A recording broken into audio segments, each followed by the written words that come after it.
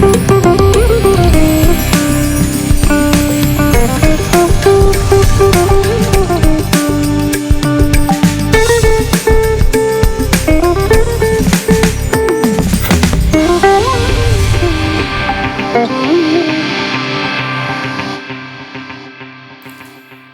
പുത്തൻ പുലരിയിലേക്ക് എല്ലാ പ്രിയപ്പെട്ട പ്രേക്ഷകർക്കും സ്വാഗതം. എല്ലാവർക്കും ഒരു ശുഭദിനം ആശംസിക്കുന്നു. ഞാൻ രോഹിണി മഹേഷ്. ആദ്യം നോക്കാം നമുക്ക് പ്രധാന തലക്കെട്ടുകൾ. മലപ്പുറം വഴിക്കടവിൽ പന്നിക്കെണിയിൽ നിന്ന് ഷോക്കേറ്റ് വിദ്യാർത്ഥി മരിച്ച സംഭവത്തിൽ കേസെടുത്ത് പോലീസ്. കെണിവെച്ച ആൾക്കെതിരെ നരഹത്യാ കുറ്റം ചുമത്തി. സംസ്ഥാന പാത ഉപരോധിച്ച് BJP.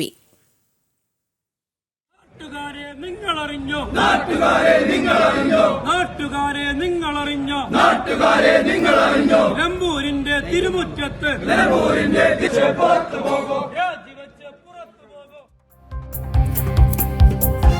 മഹാകുംഭാഭിഷേകത്തിനൊരുങ്ങി ശ്രീപത്മനാഭസ്വാമി ക്ഷേത്രം.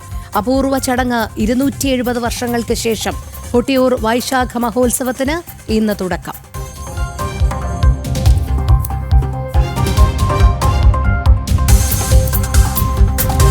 കൊല്ലം തീരത്തടിഞ്ഞ കണ്ടെയ്നറുകൾ നീക്കം ചെയ്യുന്നത് അവസാന ഘട്ടത്തിൽ.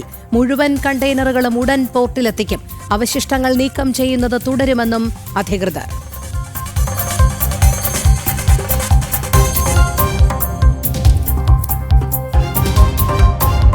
മസ്കിനോട് കടുപ്പിച്ച് ഡൊണാൾഡ് ട്രംപ്. ഇനി മസ്കുമായി ഒരു ബന്ധവുമില്ല. ടെസ്ലയ്ക്കും സ്പേസ് എക്സിനും നൽകിയ സബ്സിഡികൾ പുനഃപരിശോധിക്കുമെന്നും ട്രംപ്.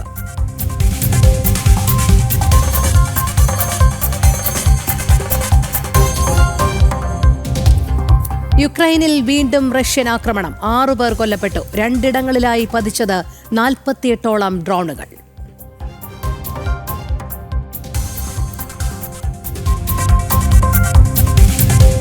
യുവേഫ നേഷൻസ് ലീഗ് ഫൈനലിൽ ഇന്ന് സൂപ്പർ പോരാട്ടം. പോർച്ചുഗലും സ്പെയിനും നേർക്കുനേർ. മത്സരം ഇന്ത്യൻ സമയം രാത്രി 12:30.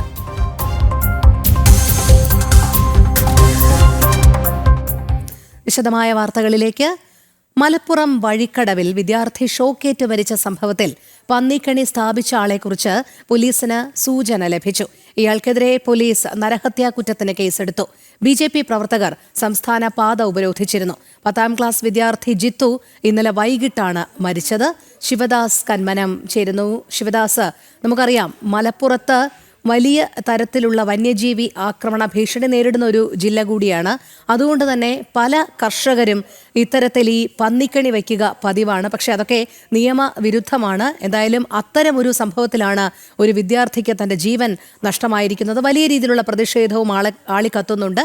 അതിനിടയിൽ പോലീസിന് ഈ പന്നിക്കണി വെച്ച ആളെക്കുറിച്ച് സൂചന ലഭിച്ചു എന്നുള്ളതും അറിയാൻ കഴിയുന്നുണ്ട്. ഏറ്റവും പുതിയ വിവരങ്ങൾ എങ്ങനെയാണ്?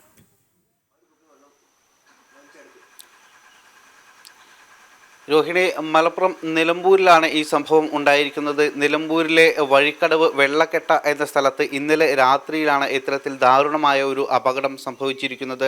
അതായത് ഈ വിദ്യാർത്ഥികൾ ഈ സംഭവത്തിൽ മരിച്ചത് ജിത്തു എന്ന 10ാം ക്ലാസ് വിദ്യാർത്ഥിയാണ്. ജിത്തുവും കൂടെയുള്ള മറ്റ് 4 പേരും കൂടെ ഫുട്ബോൾ മത്സരത്തിന് ശേഷം രാത്രി മീൻ പിടിക്കാൻ വേണ്ടി പോയതായിരുന്നു. ഈ സമയത്ത് ഒരു വയലോര പ്രദേശം കൂടിയാണ് ഇവിടെ.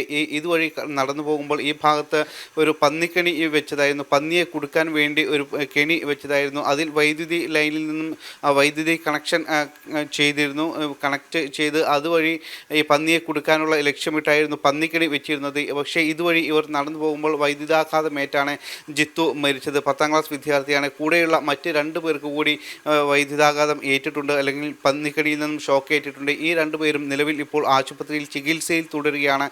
നിലവിൽ ഇവർ അപകടനില തരണം ചെയ്തിട്ടുണ്ട്. നിലവിൽ നമുക്കറിയാം നിലമ്പൂരിൽ ഉപതെരഞ്ഞെടുപ്പ് നടക്കുന്ന ഒരു സമയം കൂടിയാണ്. ഇത്തരം വിഷയം പ്രധാന ഒരു ചർച്ചാ വിഷയം കൂടിയാണ്. പ്രത്യേകിച്ച് മലയോര മേഖലയാണ് നിലമ്പൂർ. ഇവിടെ വന്യമൃഗശല്യം രൂക്ഷമാണ്. കഴിഞ്ഞ കുറേ വർഷങ്ങളായി ഇത്തരത്തിലുള്ള പ്രശ്നം ഇവിടെ നിലനിൽക്കുന്നുണ്ട്. അതുകൊണ്ട് തന്നെ ഈ വന്യജീവികൾ പലപ്പോഴായി വ്യാപകമായി തന്നെ ഇവിടെ കൃഷി നശിപ്പിക്കുന്ന ഒരു സംഭവങ്ങൾ നിരവധി ഉണ്ട്. അതുകൊണ്ട് തന്നെ ഇത്തരത്തിലുള്ള വന്യമൃഗശല്യം തടയുന്നതിന് വേണ്ടിയും ഇത്തരത്തിൽ ഈ വന്യജീവികൾ ഈ കൃഷി സ്ഥലം എല്ലാം തന്നെ ആക്രമിക്കുന്നത് തടയുന്നതിന് വേണ്ടിയുമാണ് ഈ രീതിയിൽ ഒരു പന്നിക്കണി വെച്ചിരുന്നത്.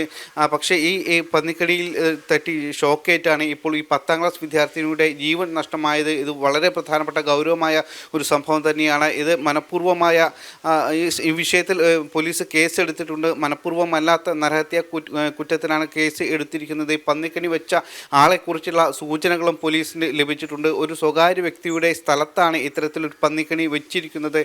മുൻപ് ഇവിടെ ഇത്തരത്തിലുള്ളൊരു പന്നിക്കണി ഉണ്ടായിരുന്നില്ലെന്നാണ് പ്രദേശവാസികൾ പറയുന്നത്. അതനുസരിച്ച് സ്ഥിരമായി തന്നെ ഈ കുട്ടികൾ നടന്നു പോകുന്ന ഒരു വഴിയാണ്. അവർ ഫുട്ബോൾ കളിക്കാനും മറ്റും ഇതുവഴി നടന്നു പോകുന്ന ഒരു വഴിയാണ്. മീൻ പിടിക്കാൻ അടക്കം ഇതുവഴി നടന്നു പോകാറുണ്ട്. പക്ഷേ ഇതിനു മുൻപ് ഇവിടെ ഇത്തരത്തിലുള്ള ഒരു പന്നിക്കണി ഉണ്ടായിരുന്നില്ലെന്നാണ് നാട്ടുകാർ പറയുന്നത്. എന്തായാലും ദാരുണമായ ഒരു സംഭവമാണ് ഉണ്ടായിരിക്കുന്നത്. ഈ അപകടത്തിൽ ഒരു വിദ്യാർത്ഥി മരിച്ചിരിക്കുന്നു. ഈ വന്യമൃഗശല്യം രൂക്ഷമായ ഒരു മേഖല ആയതുകൊണ്ട് തന്നെ കഴിഞ്ഞ കുറേ കാലങ്ങളായി ഇവിടെ വലിയൊരു പ്രതിഷേധത്തിലാണ് നാട്ടുകാർ ഉള്ളത്. പലപ്പോഴും വന്യജീവി ആക്രമണത്തിൽ ജീവൻ നഷ്ടപ്പെട്ട സംഭവങ്ങൾ നിരവധി ഈ മേഖലയിൽ ഉണ്ടായിട്ടുണ്ട്. കഴിഞ്ഞ 3 മാസത്തിനിടെ 3 പേരുടെ ജീവനാണ് ഇവിടെ നഷ്ടപ്പെട്ടിരിക്കുന്നത്. കാട്ടാന ആക്രമണത്തിൽ 2 പേരുടെ ജീവൻ നഷ്ടപ്പെട്ടു. അതോടൊപ്പം തന്നെ കാളിക്കാവ് നരഭോജി കടുവയുടെ ആക്രമണത്തിൽ ഒരു ജീവൻ നഷ്ടപ്പെട്ടു. ഇത്തരത്തിൽ വന്യജീവി ശല്യം അതിരൂക്ഷമായ ഒരു മേഖല കൂടിയാണ് ഇത്.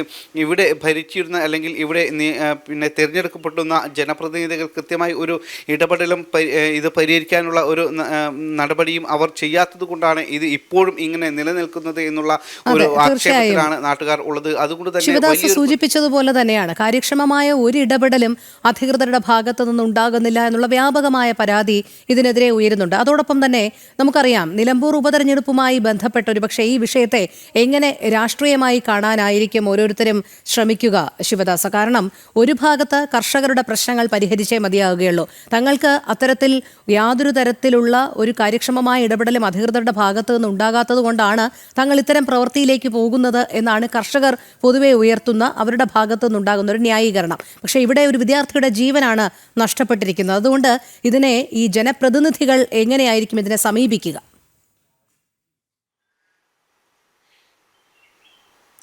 തീർച്ചയായും പലപ്പോഴും ഇത് ഒരു രാഷ്ട്രീയ മുതലെടുപ്പിനുള്ള ഒരു ശ്രമം വലതുപക്ഷത്തിൻ്റെ ഭാഗത്തു നിന്നും ഇടതുപക്ഷത്തിൻ്റെ ഭാഗത്തു നിന്നും എല്ലാം തന്നെ ഉയരുന്നുണ്ട്. കാരണം നമുക്കറിയാം ഇവിടെ ജനപ്രതിനിധികളായി ഇവർ 2 കൂട്ടരും മാറി മാറി ഉണ്ടായിരുന്നു. കഴിഞ്ഞ 5 തവണ തുടർച്ചയായി ആര്യാടൻ മുഹമ്മദ് ഈ നിലമ്പൂർ നിയമസഭാ മണ്ഡലത്തെ പ്രതിനിധീകരിച്ച് നിയമസഭയിൽ എത്തിയിരുന്നു. ഈ വിഷയത്തിൽ കൃത്യമായൊരു ഇടപെടൽ അദ്ദേഹത്തിൻ്റെ ഭാഗത്തു നിന്നും ഉണ്ടായിട്ടില്ല. കൃത്യമായൊരു നടപടികൾ വരുന്ന തരത്തിലുള്ള ഒരു ഇടപെടലും ആര്യാടൻ മുഹമ്മദിൻ്റെ ഭാഗത്തു നിന്നും ഉണ്ടായിട്ടില്ല. 1987 മുതൽ 2016 വരെ ആര്യാടൻ മുഹമ്മദാണ് ഈ നിലമ്പൂർ നിയമസഭാ മണ്ഡലത്തെ പ്രതിനിധീകരിച്ച് നിയമസഭയിൽ എത്തിയത്. അതിനുശേഷം 2016 മുതൽ 2 തവണയായി LDFിൻ്റെ സ്വതന്ത്ര സ്ഥാനാർത്ഥിയായി മത്സരിച്ച PV അൻവറാണ് ഈ നിലമ്പൂർ നിയമസഭാ മണ്ഡലത്തിൽ നിന്നും ജയിച്ചത്. PV അൻവറിൻ്റെ ഭാഗത്തു നിന്നും അദ്ദേഹം ഇങ്ങനെ വാഗ്ദാനങ്ങൾ നൽകുക മാത്രമാണ്. പക്ഷേ കൃത്യമായൊരു പ്രവൃത്തികളോ അല്ലെങ്കിൽ കൃത്യമായി ഇത്തരത്തിലുള്ള വിഷയങ്ങളിലുള്ള ഒരു ഇടപെടലോ PV അൻവറിൻ്റെ ഭാഗത്തു നിന്നും ഉണ്ടായിട്ടില്ല. അതുകൊണ്ട് തന്നെ ഇതെല്ലാം തന്നെ കൃത്യമായി നിലമ്പൂരിലെ ജനങ്ങൾക്ക് അറിയാം. ആ കാര്യങ്ങൾ തന്നെയാണ് ജനങ്ങളുടെ ഭാഗത്തു നിന്നും ഇപ്പോഴുള്ള ഒരു പ്രതികരണം. കാരണം വർഷങ്ങളായി അവർ നേരിട്ട് അനുഭവിക്കുന്ന ഒരുപാട് പ്രശ്നങ്ങൾ ഉണ്ട്. പ്രത്യേകിച്ച് വനമേഖല കൂടിയാണ് ഇത്. അതോടൊപ്പം തന്നെ നിരവധി പേർ ഉപജീവന മാർഗമായി കൃഷിയാണ് ഇവിടെ സ്വീകരിച്ചിട്ടുള്ളത്.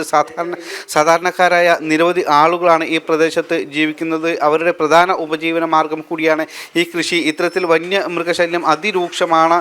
ഇവർക്ക് കൃഷി ചെയ്യാൻ കഴിയാത്ത ഒരു സാഹചര്യമാണ്. കുരങ്ങുകളും മയിലുകളും കാട്ടുപന്നികളും കാട്ടാനകളും എല്ലാം തന്നെ നിരവധി ഉള്ള ഒരു മേഖലയാണ്. പലപ്പോഴും ഇവർ മുൻകാലങ്ങളെക്കാൾ കൂടുതലായി ഈ അടുത്ത കാലത്തായി കൂടുതലായി ഈ ജനവാസ മേഖലയിലേക്ക് ഇറങ്ങുന്ന ഒരു സാഹചര്യം കൂടി ഉണ്ട്. പക്ഷേ ഇങ്ങനെ ആളുകളുടെ ജീവൻ നഷ്ടപ്പെട്ടിട്ട് പോലും കൃത്യമായ ഒരു ഇടപെടലും വനംവകുപ്പിൻ്റെ ഭാഗത്തു നിന്നോ സർക്കാരിൻ്റെ ഭാഗത്തു നിന്നോ ഒന്നും ഇല്ലാത്തതിൽ വലിയൊരു പ്രതിഷേധം തന്നെ നാട്ടുകാർ ഉണ്ട്. ഇപ്പോൾ ഉപതെരഞ്ഞെടുപ്പ് നടക്കുന്ന ഒരു സമയം കൂടിയാണ്. ഇത്തരത്തിലുള്ളൊരു പ്രതിഷേധം അത് അതിരൂക്ഷമായി തന്നെ ഈ ഒരു സാഹചര്യത്തിൽ കൂടി നിലനിൽക്കുന്നുണ്ട്. എന്തായാലും ഈ തെരഞ്ഞെടുപ്പിൽ അതിൽ കൃത്യമായി മറുപടി പറയാനുള്ള ഒരുക്കത്തിലാണ് ഈ പ്രദേശത്തെ കർഷകരും.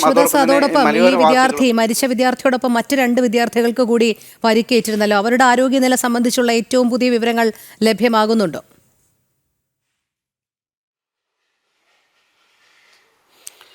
രോഹിണി, അവർ ഇപ്പോൾ ആശുപത്രിയിൽ തന്നെ തുടരുകയാണ്. ഒരാൾ നിലമ്പൂർ ജില്ലാ ആശുപത്രിയിലും മറ്റൊരാൾ സ്വകാര്യ ആശുപത്രിയിലുമാണ് നിലവിൽ ചികിത്സ തുടരുന്നത്. ഇവരുടെ ആരോഗ്യനില നിലവിൽ തൃപ്തികരമാണെന്നാണ് നമുക്ക് അറിയാൻ കഴിയുന്നത്. ഡോക്ടർമാരുമായി സംസാരിച്ചപ്പോഴെല്ലാം തന്നെ അവരുടെ ആരോഗ്യസ്ഥിതിയിൽ ഇപ്പോൾ വലിയ ബുദ്ധിമുട്ടുകൾ ഇല്ല. കാരണം ഇന്നലെ ഒരാൾക്ക് അല്പം ഗുരുതരമായിരുന്നു, പക്ഷേ പിന്നീട് ചികിത്സയിലൂടെ അതെല്ലാം തന്നെ ഭേദമാക്കാൻ കഴിഞ്ഞിട്ടുണ്ട്. നിലവിൽ ഇപ്പോൾ ഇവരുടെ ആരോഗ്യനിലയിൽ വലിയ ബുദ്ധിമുട്ടുകളോ പ്രശ്നങ്ങളോ ഇല്ല, തൃപ്തികരം എന്ന് തന്നെയാണ് ഡോക്ടർമാർ പറയുന്നത്. അപകടനില ഇവർ തരണം ചെയ്തിട്ടുണ്ട്. രോഹിണി. ശരി ശിവദാസ്. മലപ്പുറം വഴിക്കടവിൽ വിദ്യാർത്ഥി ഷോക്കേറ്റ് മരിച്ച സംഭവത്തിൽ പന്നിക്കണി സ്ഥാപിച്ച ആളെക്കുറിച്ച് പോലീസിന് സൂചന ലഭിച്ചു എന്നാണ് അറിയാൻ കഴിയുന്നത്. ഇയാൾക്കെതിരെ പോലീസ് മനഃപൂർവ്വമല്ലാത്ത നരഹത്യാ കുറ്റത്തിന് കേസെടുത്തിട്ടുണ്ട്. അതോടൊപ്പം വലിയ രീതിയിലുള്ള പ്രതിഷേധമാണ് ഉയരുന്നത്. BJP പ്രവർത്തകർ സംസ്ഥാന പാത കഴിഞ്ഞ ദിവസം ഉപരോധിച്ചിരുന്നു. 10ാം ക്ലാസ് വിദ്യാർത്ഥി ജിത്തു ഇന്നലെ വൈകിട്ടാണ് മരിച്ചത്. ഇപ്പോഴും ആ പ്രതിഷേധ സ്വരം അവിടെ ഉയർന്നു തന്നെ കേൾക്കാനും കഴിയുന്നുണ്ട്. ശിവദാസാണ് വിവരങ്ങൾ നൽകിയത്. മറ്റൊരു പ്രധാനപ്പെട്ട വാർത്തയിലേക്കാണ് നമ്മൾ പോകുന്നത്. 270 വർഷങ്ങൾക്ക് ശേഷം അപൂർവമായ മഹാകുംഭാഭിഷേകത്തിന് ആതിഥ്യമരുളാനൊരുങ്ങി ശ്രീ പത്മനാഭസ്വാമി ക്ഷേത്രം. ക്ഷേത്രത്തിന്റെ ദിവ്യത്വവും ആത്മീയ ഊർജവും പുനരുജ്ജീവനം ചെയ്യുന്നതിനുള്ള മഹാകുംഭാഭിഷേകം ഇന്ന് നടക്കും. രാവിലെ 7:40 മുതൽ 8:40 വരെയാണ് ചടങ്ങുകൾ. താഴികക്കുടങ്ങളുടെ സമർപ്പണം, വിശ്വക്സേന വിഗ്രഹത്തിന്റെ പുനഃപ്രതിഷ്ഠ, തിരുവമ്പാടി ശ്രീകൃഷ്ണസ്വാമി ക്ഷേത്രത്തിൽ അഷ്ടബന്ധ കലശം എന്നിവയാണ് ചടങ്ങുകൾ. ശാലിനി ചേരുന്നു. ശാലിനി, പറയൂ. രോഹിണി സൂചിപ്പിച്ചതുപോലെ തലസ്ഥാന നഗരത്തെ സംബന്ധിച്ചിടത്തോളം, അനന്തപുരിയെ സംബന്ധിച്ചിടത്തോളം ഒരു പ്രധാനപ്പെട്ട ദിവസമാണ്. അനന്തപുരിയുടെ കാവലാൾ, പ്രിയപ്പെട്ട, അല്ലെങ്കിൽ തിരുവനന്തപുരത്തുകാരുടെ മാത്രമല്ല പ്രിയപ്പെട്ടവരുടെയൊക്കെ പത്മനാഭന് ഇന്ന് അതിൻ്റെ ഏറ്റവും പ്രധാനപ്പെട്ട ക്ഷേത്രത്തിലൊരു ഏറ്റവും പ്രധാനപ്പെട്ട ചടങ്ങ് നടക്കുകയാണ്. ക്ഷേത്രത്തിൻ്റെ ശ്രീകോവിലിന് മുകളിൽ കുംഭാഭിഷേകം, 3 കുംഭങ്ങൾ വെച്ചുകൊണ്ട് കുംഭാഭിഷേകം, കുംഭം ആറാട്ടം എന്നൊക്കെ പറയേണ്ടി വരും, അങ്ങനെ കുംഭാഭിഷേകം ഇന്ന് നടക്കാൻ പോവുകയാണ്. അതിൻ്റെ അവസാനഘട്ട ഒരുക്കങ്ങളൊക്കെ പൂർത്തിയായിരിക്കുകയാണ്. രാവിലെ 7:40 മുതൽ ആ ചടങ്ങുകൾ ആരംഭിക്കും. 8:40 വരെയാണ് ചടങ്ങുകൾ നീണ്ടു നിൽക്കുക. രോഹിണി സൂചിപ്പിച്ചതുപോലെ തന്നെ 275 വർഷങ്ങൾക്ക് ശേഷമാണ് ഇങ്ങനെ ഒരു വലിയ ചടങ്ങ്, അല്ലെങ്കിൽ ആ ഒരു വലിയ ആഘോഷത്തിന് ശ്രീ പത്മനാഭസ്വാമി ക്ഷേത്രം സാക്ഷ്യം വഹിക്കാൻ പോകുന്നത്. അതിൻ്റെ അവസാനഘട്ട ഒരുക്കങ്ങളിലേക്കും നടപടികളിലേക്കും ഒക്കെ ക്ഷേത്രം കടന്നിരിക്കുകയാണ്. ഈ മാസം 2-ാം തീയതി ആരംഭിച്ച ചടങ്ങുകളാണ്. ആ ചടങ്ങുകളൊക്കെ പൂർത്തിയാക്കി ഇന്ന് രാവിലെ 7:40 ഔദ്യോഗികമായി ആ ചടങ്ങുകളുടെ ഏറ്റവും പ്രധാനപ്പെട്ട ചടങ്ങായ മഹാകുംഭാഭിഷേകം നടക്കുകയും ചെയ്യും. 1750 മാർത്താണ്ഡവർമ്മ മഹാരാജാവ് വന്ന് തൃപ്പടിദാനം നടത്തി ക്ഷേത്രത്തിൽ ഈ ചടങ്ങുകൾ നടത്തിയത്. അതിനുശേഷം നീണ്ട 275 വർഷങ്ങൾ, ഒരുപക്ഷെ ഈ ജന്മത്തിൻ്റെ സുഹൃതമായി പലരും കണക്കാക്കപ്പെടുന്ന ഒരു ദിവ്യമായ ചടങ്ങ് 2008 മുതൽ ആരംഭിച്ച റെനോവേഷൻ അടക്കമുള്ള നടപടികളും ചടങ്ങുകളും ഒക്കെ ക്ഷേത്രത്തിനുള്ളിൽ നടന്നുകൊണ്ടിരിക്കുകയാണ്. ശ്രീകോവിലടക്കം വലിയ രീതിയിലുള്ള നവീകരണ പ്രവർത്തനങ്ങൾ നടക്കുകയാണ്. ഇതിൻ്റെയൊക്കെ ഭാഗമായിട്ടൊക്കെയാണ് ഇന്നത്തെ ഈ ഒരു മഹാകുംഭാഭിഷേക ചടങ്ങ് എന്നുള്ളതാണ് ഏറ്റവും ശ്രദ്ധേയമായിട്ടുള്ള കാര്യം. ഇനിയിപ്പോൾ നടക്കാൻ പോകുന്നത് കിഴക്കേ ശീവേലിപ്പുര ഒഴികെയുള്ള ഭാഗങ്ങളിൽ നിന്ന് ഈ ഭക്തർക്ക് കുംഭാഭിഷേകം കാണാൻ സാധിക്കും. നമുക്ക് ദൃശ്യങ്ങളടക്കമുള്ള കാര്യങ്ങൾ ലൈവായി അതിൻ്റെ കുംഭാഭിഷേകം നടക്കാൻ പോകുന്ന ശ്രീകോവിലിൻ്റെ മുകളിലത്തെ ദൃശ്യങ്ങളടക്കം പ്രേക്ഷകരിലേക്ക് എത്തിക്കൊണ്ടിരിക്കുകയാണ്. ഒരു ക്യാമറയിൽ നിന്ന് ആ ദൃശ്യങ്ങൾ പ്രേക്ഷകരിലേക്ക് എത്തുന്നുണ്ട്. മഹാകുംഭ അഭിഷേകം എന്ന് പറയുമ്പോൾ 3 കുംഭങ്ങളാണ് ഈ ശ്രീകോവിലിന് മുകളിലായി സ്ഥാപിക്കുന്നത്. അത് സ്വർണ്ണ കുംഭങ്ങളാണ്. അതിൽ ഞവര നെല്ലടക്കമുണ്ട്. 275 വർഷങ്ങൾക്ക് മുൻപ് ഇത് സ്ഥാപിക്കുമ്പോൾ അന്ന് അതിനകത്തുണ്ടായിരുന്ന ഞവര നെല്ല് പാകി മീനാക്ഷിപുരത്ത് നിന്ന് എത്തിച്ച ഞവര നെല്ല് വീണ്ടും ആ കുംഭത്തിൽ നിറച്ചുകൊണ്ടാണ് ഇന്ന് കുംഭാഭിഷേകം നടത്താൻ പോകുന്നത്. ഏറ്റവും പ്രധാനപ്പെട്ട ഒരു ദിവ്യമായ ചടങ്ങായിട്ട് തന്നെയാണ് ക്ഷേത്രം ഇതിനെ കാണുകയും ചെയ്യുന്നത്. ഇപ്പോൾ ഈ ഒരു കുംഭാഭിഷേകം നടത്തിയതിന് ശേഷം, അഭിഷേകത്തിനൊക്കെ ശേഷമായിരിക്കും ഭക്തർക്ക് ക്ഷേത്ര ദർശനം നടത്താനാവുക. വലിയ രീതിയിലുള്ള തിരക്ക് കഴിഞ്ഞ കുറേ ദിവസങ്ങളായി ക്ഷേത്രത്തിൽ ഈ ചടങ്ങുകളുടെയൊക്കെ ഭാഗമായിട്ട് ആരംഭിച്ചപ്പോൾ മുതൽ തന്നെ ഉണ്ട്. എന്തായാലും ഇന്നും ആ ഒരു തിരക്ക് ക്ഷേത്ര സന്നിധിയിൽ തുടർന്നുകൊണ്ടിരിക്കുകയാണ്. ഇനിയിപ്പോൾ അല്പസമയം കൂടി മാത്രമേ ക്ഷേത്ര ദർശനം നടത്തുകയുള്ളൂ. അതിനുശേഷം പൂർണ്ണമായും ഈ ചടങ്ങുകളിലേക്ക് ക്ഷേത്രം കടക്കും. അതിനുശേഷം ഈ കുംഭാഭിഷേകം കഴിഞ്ഞതിന് ശേഷം മാത്രമായിരിക്കും ഭക്തരെ അകത്തേക്ക് കടത്തിവിടുകയും ചെയ്യുക. എന്നാലും പ്രധാനപ്പെട്ട 3-ലധികം ചടങ്ങുകളാണ് ഇന്ന് ക്ഷേത്രത്തിനുള്ളിൽ നടക്കാൻ പോകുന്നത്. അതൊന്ന് താഴികക്കുടങ്ങളുടെ സമർപ്പണമാണ്. ശ്രീകോവിലിന് മുകളിലായിട്ടുള്ള 3 താഴികക്കുടങ്ങൾ. 2 വിക്ഷക്സേന വിഗ്രഹത്തിന്റെ പുനഃപ്രതിഷ്ഠയാണ്. 3-ാമത് തിരുവമ്പാടി ശ്രീകൃഷ്ണസ്വാമി ക്ഷേത്രത്തിന്റെ അഷ്ടബന്ധ കലശമാണ്. ഇതടക്കമുള്ള ചടങ്ങുകൾ ഇപ്പോൾ നടന്നുകൊണ്ടിരിക്കുകയാണ്. ഈ ചടങ്ങുകൾ പൂർത്തീകരിച്ചാൽ ഏറ്റവും പ്രധാനപ്പെട്ട ചടങ്ങായ കുംഭാഭിഷേകം, അതായത് താഴിക ഹൃദയക്കുടങ്ങളുടെ സമർപ്പണത്തിലേക്ക് 7:40 കടക്കുകയും ചെയ്യും. നമ്മൾ മനസ്സിലാക്കുന്നത് പ്രകാരമാണെങ്കിൽ മാർത്താണ്ഡവർമ്മ മഹാരാജാവ് 1750 ക്ഷേത്രം നവീകരിച്ച് തൃപ്പടിദാനം നടത്തിയിട്ടുള്ളത്. അതിനുശേഷം ഒരു 275 വർഷങ്ങൾക്ക് ശേഷമാണ് ഒരു മഹാകുംഭാഭിഷേക ചടങ്ങ് ക്ഷേത്രത്തിൽ നടക്കുകയും ചെയ്തത്. ഒപ്പം തന്നെ ഈ ചടങ്ങുകളുടെ ഭാഗമായി ക്ഷേത്രത്തിൽ വലിയ രീതിയിലുള്ള സുരക്ഷ വർദ്ധിപ്പിച്ചിട്ടുണ്ട്. നമുക്കിപ്പോൾ ദൃശ്യങ്ങളിൽ കാണാം, ഫയർഫോഴ്സ് ഉണ്ട്, പോലീസ് ഉണ്ട്, ഒപ്പം തന്നെ കേന്ദ്രസേനയുണ്ട്. സുരക്ഷ കർശനമാക്കിയിരിക്കുകയാണ്. കാരണം അത്രയധികം ആളുകളാണ് ഈ ഒരു ജന്മസുഹൃതമായ ഒരുപക്ഷെ ഈ ജന്മത്തിൽ മാത്രം ലഭിക്കുന്ന ഒരു ചടങ്ങ് അല്ലെങ്കിൽ അത് വീക്ഷിക്കാൻ കിട്ടുന്ന അവസരം അത് കണക്കിലാക്കിക്കൊണ്ട് ക്ഷേത്രത്തിൽ ദർശനം നടത്താനൊക്കെ എത്തുന്നത്. അതുകൊണ്ട് തന്നെ ക്രമാതീതമായ ആളുകളുടെ എണ്ണം വർദ്ധിക്കുന്നത് മുൻകണ്ടി തന്നെ വലിയ രീതിയിലുള്ള സുരക്ഷ ഒരുക്കിയിട്ടുണ്ട്. എന്തായാലും കാത്തിരിക്കുകയാണ് ഒരു ജന്മസുഹൃതമായി ആ ഒരു ചടങ്ങ് വീക്ഷിക്കാൻ. എന്തായാലും നമ്മളിപ്പോൾ ദൃശ്യങ്ങളിൽ കാണിക്കുന്നത് പോലെ ഈ ശ്രീകോവിലിന് മുകളിൽ തയ്യാറാക്കിയിട്ടുള്ള കുംഭങ്ങൾ, ആ കുംഭങ്ങളുടെ മുകളിൽ പ്രത്യേക ചടങ്ങുകൾ നടത്തുന്നുണ്ട്. ആ ചടങ്ങുകൾക്ക് ശേഷം വിക്ഷക്സേന വിഗ്രഹ നിർമ്മാണം പൂർത്തിയാക്കി ആ പുനഃപ്രതിഷ്ഠ അടക്കം നടന്നതിന് ശേഷം ഈ കുംഭാഭിഷേക ചടങ്ങിലേക്ക് കടക്കുകയും ചെയ്യും. അതുമാത്രമല്ല, കടിശർക്കര യോഗത്തിലുള്ള വിഗ്രഹത്തിൻ്റെ പുനർനിർമ്മാണമൊക്കെ വലിയ ആചാരപ്രകാരമായിട്ടാണ് നടക്കുന്നത്. പ്രത്യേകിച്ച് പത്മനാഭൻ്റെ കാൽപാദത്തിനടുത്തുള്ള വിക്ഷക്സേന, ആ വിക്ഷക്സേനയുടെ പുതിയ പുനഃപ്രതിഷ്ഠ കൂടിയാണ് ഇന്ന് നടക്കാൻ പോകുന്നത്. അങ്ങനെ ഏറ്റവും പ്രധാനപ്പെട്ട ഒരു ചടങ്ങായി അല്ലെങ്കിൽ ഒരു ദിവസമായി ഇന്ന് അനന്തപത്മനാഭൻ ഇന്ന് മാറുകയാണ്. അതുകൊണ്ട് തീർച്ചയായും ശാലിനി, എന്തായാലും ആ നിമിഷം പകർത്താനും പ്രേക്ഷകരിലേക്ക് എത്തിക്കാനും ഒക്കെ നമുക്ക് ആ മണിക്കൂറുകളിലേക്ക് വീണ്ടും എത്തേണ്ടതുണ്ട്. ശാലിനിയിലേക്ക് തന്നെ വരും മണിക്കൂറുകളിലും എത്താം. എന്തായാലും ഒരു പ്രധാനപ്പെട്ട ദിനം തന്നെയാണ് തലസ്ഥാന ജില്ലയെ സംബന്ധിച്ചിടത്തോളം. 270 വർഷങ്ങൾക്ക് ശേഷമാണ് ഈ അപൂർവമായ മഹാകുംഭാഭിഷേകത്തിന് ശ്രീപത്മനാഭസ്വാമി ക്ഷേത്രം ആതിഥ്യമരുളുന്നത് എന്നതാണ്. ക്ഷേത്രത്തിന്റെ ദിവ്യത്വവും ആത്മീയ ഊർജവും പുനരുജ്ജീവനം ചെയ്യുന്നതിനുള്ള മഹാകുംഭാഭിഷേകമാണ് ഇന്ന് നടക്കുന്നത്. കൊട്ടിയൂർ വൈശാഖ മഹോത്സവത്തിന് ഇന്ന് നെയ്യാട്ടത്തോടെ തുടക്കമാകും. രാത്രി സ്വയംഭുവിൽ നെയ്യഭിഷേകം നടക്കും. വയനാട്ടിലെ മുതിരേരിക്കാവിൽ നിന്നുള്ള വാൾ ഇന്ന് വൈകിട്ടോടെ ഇക്കരെ കൊട്ടിയൂരിലെത്തിക്കും. ബ്രാഹ്മണർ മണിത്തറയിൽ പ്രവേശിച്ച് അഷ്ടബന്ധം നീക്കി രാശി വിളിച്ച ശേഷമാണ് നെയ്യാട്ടം നടക്കുക. മിഥുൻ പിള്ള ചേരുന്നു. മിഥുൻ, നമുക്ക് അറിയാം, വളരെ വിശേഷപ്പെട്ട ഒരു ദിവസം കൂടിയാണ്. കൊട്ടിയൂർ വൈശാഖ മഹോത്സവത്തിന് ഇന്ന് നെയ്യാട്ടത്തോടെ തുടക്കമാകുമ്പോൾ എന്തെല്ലാം പൂജാതി കർമ്മങ്ങളായിരിക്കും ഇന്ന് നടക്കുക?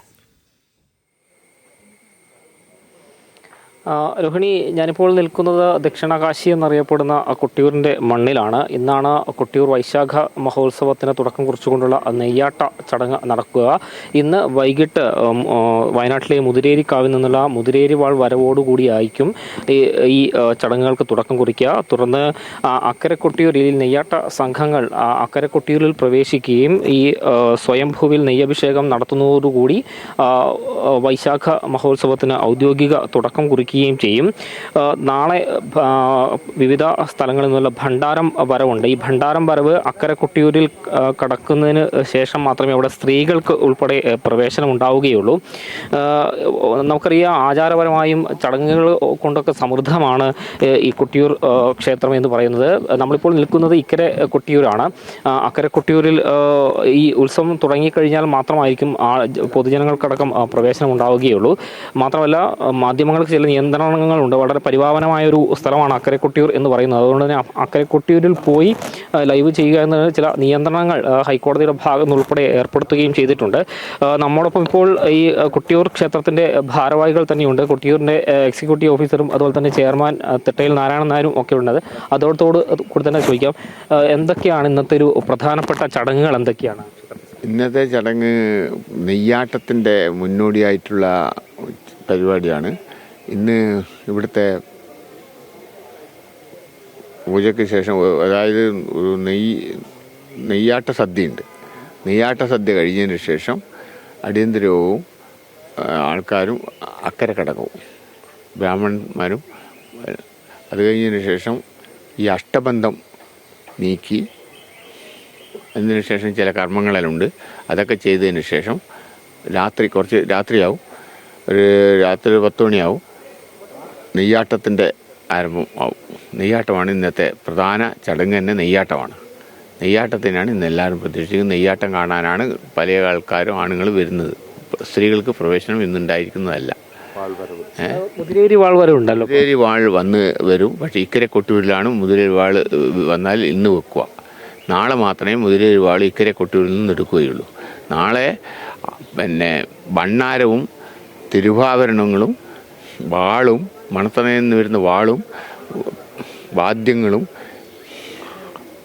പിന്നെ ആചാരസ്ഥാനികരും പിന്നെ എല്ലാം ഇവിടെ എത്തിയതിന് ശേഷം മാത്രമേ ഇവിടുന്ന് ഈ മുതിരേരി വാളും ഇവിടുത്തെ സാധാരണ വെഴുന്നള്ളത്തിനുള്ള വിഗ്രഹങ്ങളും എല്ലാമായി അക്കരെ കിടക്കും നാളെ. ഇപ്പോൾ പാരമ്പര്യേതര ട്രസ്റ്റിയായ പ്രശാന്ത് കൂടി നമ്മോടൊപ്പം ഉണ്ട്. എന്തൊക്കെയാണ് നമ്മൾ ഈ ഉത്സവവുമായി ബന്ധപ്പെട്ട് എന്തൊക്കെയാണ് ഒരുക്കങ്ങൾ ഇവിടെ? ഉത്സവവുമായിട്ട് ബന്ധപ്പെട്ട എല്ലാ ഒരുക്കങ്ങളും പൂർത്തിയായി കഴിഞ്ഞു. ഭക്തജനങ്ങൾക്കുള്ള അടിസ്ഥാന സൗകര്യങ്ങളാണ് പ്രധാനപ്പെട്ടതും. അതിൽ വാഹനങ്ങളൊക്കെ പാർക്ക് ചെയ്യാനുള്ള സൗകര്യങ്ങളാണ് പ്രധാനപ്പെട്ടത്. അതിൻ്റെ പാർക്ക് ചെയ്യാനുള്ള 2000 വണ്ടി പാർക്ക് ചെയ്യാനുള്ള സ്ഥലം ഇക്കരയുണ്ട്. അതുകൂടാതെ തന്നെ അക്കരയും പുതുതായിട്ട് ദേവസ്വം വിലക്കെടുത്ത സ്ഥലമുണ്ട്. അവിടെയും ഒരുക്കങ്ങളെല്ലാം പൂർത്തിയായി കഴിഞ്ഞു. ഇപ്പം ഇന്നത്തെ ഒരു അക്കരക്കൊട്ടിയൂരിൽ എപ്പോൾ തൊട്ടാണ് നിയന്ത്രണങ്ങളില്ലാതെ ആളുകൾക്ക് പ്രവേശിക്കാൻ കഴിയുക? അതിൻ്റെ ഒരു രീതി എങ്ങനെയാണ്? അതായത് ഇന്ന് അർദ്ധരാത്രിയോടെ നെയ്യാട്ടം എന്ന ചടങ്ങ് പൂർത്തിയാകും. നാളെ നടക്കുന്ന ഭണ്ണാര എഴുന്നള്ളത്തിന് ശേഷം, അതായത് 10-ാം തീയതിക്ക് മുതൽ സ്ത്രീജനങ്ങൾക്കും എല്ലാവർക്കും തന്നെ അക്കര ക്ഷേത്രത്തിൽ ദർശനം സാധ്യമാകും. മറ്റെന്തെങ്കിലും ഒരുപാട് ചടങ്ങുകൾ കൊണ്ടും അല്ലെങ്കിൽ ഇവിടുത്തെ എല്ലാ സമുദായങ്ങൾക്കും തുല്യ പ്രാധാന്യം നൽകിക്കൊണ്ടുള്ളൊരു ചടങ്ങുകളാണ് ഇവിടെ നടക്കുന്നത്. അപ്പം അത്ര ചടങ്ങുകൾ കൊണ്ട് എത്രത്തോളം പ്രത്യേകതയുണ്ട് കൊട്ടിയൂരിനെ സംബന്ധിച്ച്? എനിക്ക് തോന്നുന്നു ഇന്ത്യ രാജ്യത്ത് ഇത്തരത്തിലുള്ളൊരു ക്ഷേത്രം വേറെ ഉണ്ടോ എന്നുള്ള കാര്യം സംശയമാണ്. അതായത് ഇതൊരു ജനകീയ ഉത്സവമാണ്. ഹിന്ദു സമൂഹത്തിലുള്ള നാനാവിധ ജാതികൾക്കും തുല്യ പ്രാധാന്യമുള്ള ഒരു മഹാക്ഷേത്രമാണ് ഇവിടെ മഴയുടെ ഉത്സവമാണ്, അതിവിടെ പുഴയുടെ ഉത്സവമാണ്, കാടിൻ്റെ ഉത്സവമാണ്, പ്രകൃതി ആരാധന തന്നെയാണ് ഇവിടെ നടക്കുന്നത്. സ്വയംഭൂ ആണ് അക്കരക്കൊട്ടിയൂരിലുള്ളത്. അപ്പം അത് അഷ്ടബന്ധം നീക്കി അത് ഈ ഒരു സമയം മാത്രം, അത് ഈ ഒരു 30 നാൾ നീണ്ടു നിൽക്കുന്നൊരു ഉത്സവമാണ്. ആ സമയത്ത് മാത്രമേ അക്കരക്കൊട്ടിയൂരിൽ ഭക്തർക്ക് പ്രവേശനവുമുള്ളൂ. അപ്പം ഒരു എന്താ ഐതിഹ്യപരമായി തന്നെ ഒരുപാട് പ്രത്യേകതകളുള്ളൊരു സ്ഥലം കൂടിയല്ലേ അക്കരെ? തീർച്ചയായിട്ടും ഇത്രത്തോളം പ്രാധാന്യമുള്ളൊരു ക്ഷേത്രം ഇന്ത്യ രാജ്യത്ത് ഇല്ല. അതാണ് ഞാൻ മുൻപേ സൂചിപ്പിച്ചത്. അപ്പം എക്സിക്യൂട്ടീവ് ഓഫീസർ ഗോകുൽ കൂടി ചേരുന്നുണ്ട്. എന്തൊക്കെയാണ് ഇപ്പോൾ ഉത്സവവുമായി ബന്ധപ്പെട്ട് എന്തൊക്കെ തയ്യാറെടുപ്പുകളാണ് നടത്തിയിട്ടുള്ളത്? എങ്ങനെയാണ് കാര്യങ്ങളൊക്കെ മുന്നോട്ട് പോകുന്നത്? ശ്രീ കൊട്ടിയൂർ മഹാക്ഷേത്രം ഇന്ന് മുതൽ ശിവപഞ്ചാക്ഷരി മന്ത്രങ്ങളാൽ മുഖരിതമാവുകയാണ്. 28 ദിവസത്തെ വൈശാഖ മഹോത്സവം എന്നാണ് ഈ മഹാ ഉത്സവത്തെ അറിയപ്പെടുന്നത്. ലോകത്തിൻ്റെ വിവിധ കോണുകളിൽ നിന്ന് ലക്ഷക്കണക്കിന് ആളുകൾ 28 ദിവസക്കാലത്തിനുള്ളിൽ ദർശന പുണ്യം നേടി മടങ്ങുകയാണ്. ഈ ഭക്തജനങ്ങൾക്ക് ആവശ്യമായിട്ടുള്ള എല്ലാവിധ സൗകര്യങ്ങളും കൊട്ടിയൂർ ദേവസ്വം ഒരുക്കിയിട്ടുണ്ട്.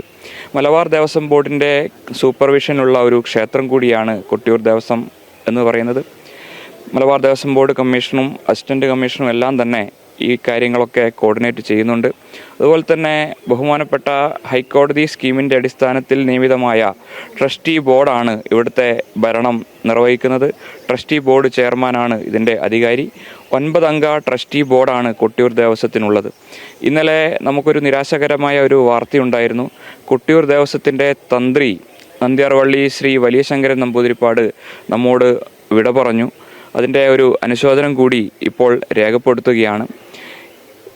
ഈ ഒരു 28 ദിവസത്തേക്ക് ഭക്തജനങ്ങൾക്ക് ആവശ്യമായിട്ടുള്ള മുഴുവൻ സൗകര്യങ്ങളും ദേവസ്വം ഒരുക്കിയിട്ടുണ്ട്.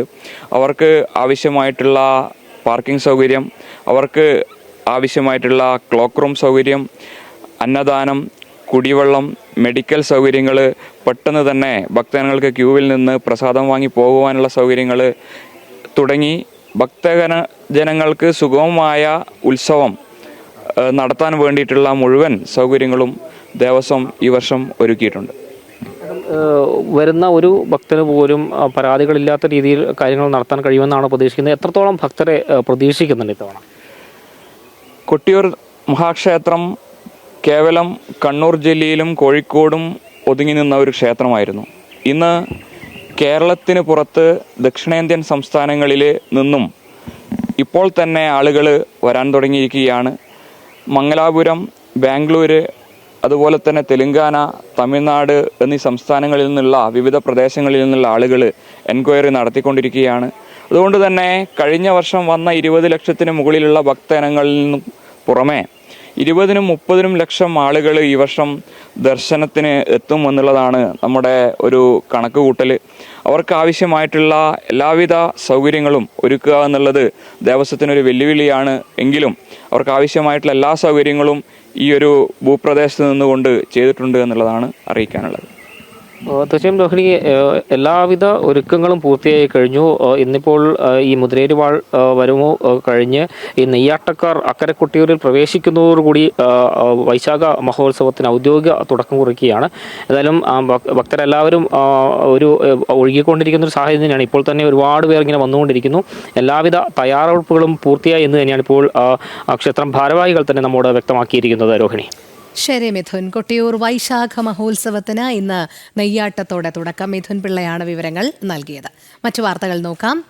കൊല്ലം ശക്തികുളങ്ങരയിലെ തയ്യൽ കടയിൽ ആരോരുമില്ലാത്തവർക്ക് തുണയായി ഒരു ഗണേശൻ ചേട്ടനുണ്ട്. ജില്ലയിൽ അപകടങ്ങൾ സംഭവിച്ചാലും ആരെങ്കിലും അനാഥരായി തിരിഞ്ഞാലും സഹായഹസ്തവുമായി അവിടേക്ക് എത്തും. ഒരാവശ്യം വന്നാൽ പോലീസ് സ്റ്റേഷനുകളിൽ നിന്ന് അടക്കം വിളിവരികയും ഇങ്ങോട്ടേക്കാണ്. കാണാം ആ വിശേഷത്തിലേക്ക്.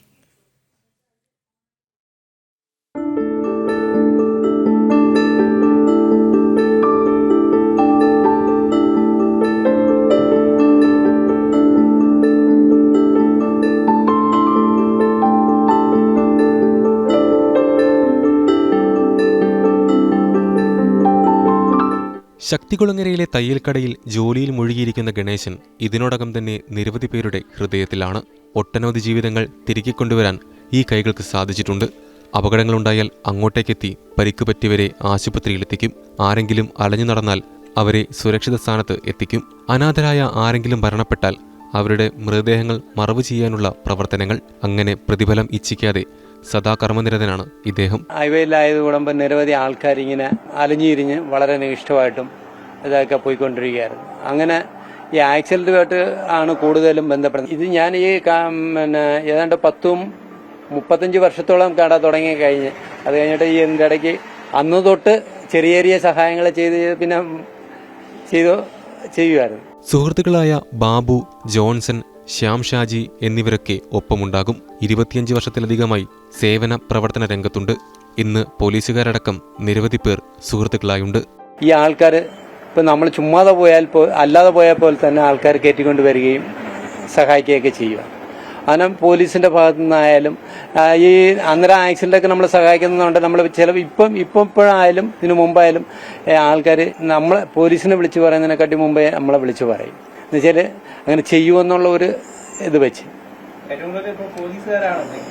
ഇപ്പം നാട്ടുകാരും വിളിക്കാറുണ്ട്, പോലീസും വിളിക്കും. ഈ ചെയ്യാൻ പറ്റാത്ത കേസുകളൊക്കെ നമ്മളെ വിളിക്കും. ഇതിനോടകം തന്നെ നിരവധി അമ്മമാരടക്കം ആയിരക്കണക്കിന് പേരെ അഗതി മന്ദിരത്തിലേക്ക് എത്തിച്ചിട്ടുണ്ട്. മദ്യപാനികളെയും മാനസിക പ്രശ്നം ഉള്ളവരെയുമൊക്കെ സഹായിക്കാനായി പോകുമ്പോൾ മർദ്ദനമേൽക്കുന്ന സാഹചര്യം വരെ ഉണ്ടായിട്ടുണ്ട്. 2 മക്കളാണുള്ളത്. സാമ്പത്തിക പ്രതിസന്ധികളുമുണ്ട്. വരുമാനമാർഗം തയ്യലാണ്. ശാരീരിക പ്രശ്നങ്ങളുണ്ടെങ്കിലും മുന്നോട്ടുള്ള കാലമത്രയും മനുഷ്യന് തുണയായി ഇങ്ങനെ തന്നെ തുടരാനാണ് തീരുമാനം. ജനം, കൊല്ലം. ശ്രീ പത്മനാഭസ്വാമി ക്ഷേത്രത്തിലേക്കാണ് നമ്മൾ ഇനി പോകുന്നത്. 270 വർഷങ്ങൾക്ക് ശേഷം അപൂർവമായ മഹാകുംഭാഭിഷേകത്തിന് ആതിഥ്യമരുളാനൊരുങ്ങുകയാണ് ശ്രീ പത്മനാഭസ്വാമി ക്ഷേത്രം. ക്ഷേത്രത്തിന്റെ ദിവ്യത്വവും ആത്മീയ ഊർജവും പുനരുജ്ജീവനം ചെയ്യുന്നതിനുള്ള മഹാകുംഭാഭിഷേകമാകും അല്പസമയത്തിനകം നടക്കുക. എസ് ശാലിനി ചേരുന്നു. ശാലിനി, ഒരുക്കങ്ങളെല്ലാം പൂർത്തിയായോ? കൃത്യം രാവിലെ 7:40 മുതൽ തന്നെ ആയിരിക്കുമോ ചടങ്ങുകൾ ആരംഭിക്കുക? രോഹിണി, ഇനി ഒരു 7 മിനിറ്റ് മാത്രമേ ഉള്ളൂ. ഒരു പക്ഷേ ഈ നൂറ്റാണ്ടിലെ തന്നെ ഏറ്റവും പ്രധാനപ്പെട്ട ഒരു ചടങ്ങിന് പത്മനാഭസ്വാമി ക്ഷേത്രം സാക്ഷ്യം വഹിക്കാൻ 275 വർഷം, 2.5 നൂറ്റാണ്ടിന് ശേഷമാണ് ഇത്തരത്തിലൊരു അമൂല്യമായ അല്ലെങ്കിൽ അതിവിശിഷ്ടമായ ഒരു ചടങ്ങ് ശ്രീ പത്മനാഭസ്വാമി ക്ഷേത്രത്തിൽ നടക്കാൻ പോകുന്നത്.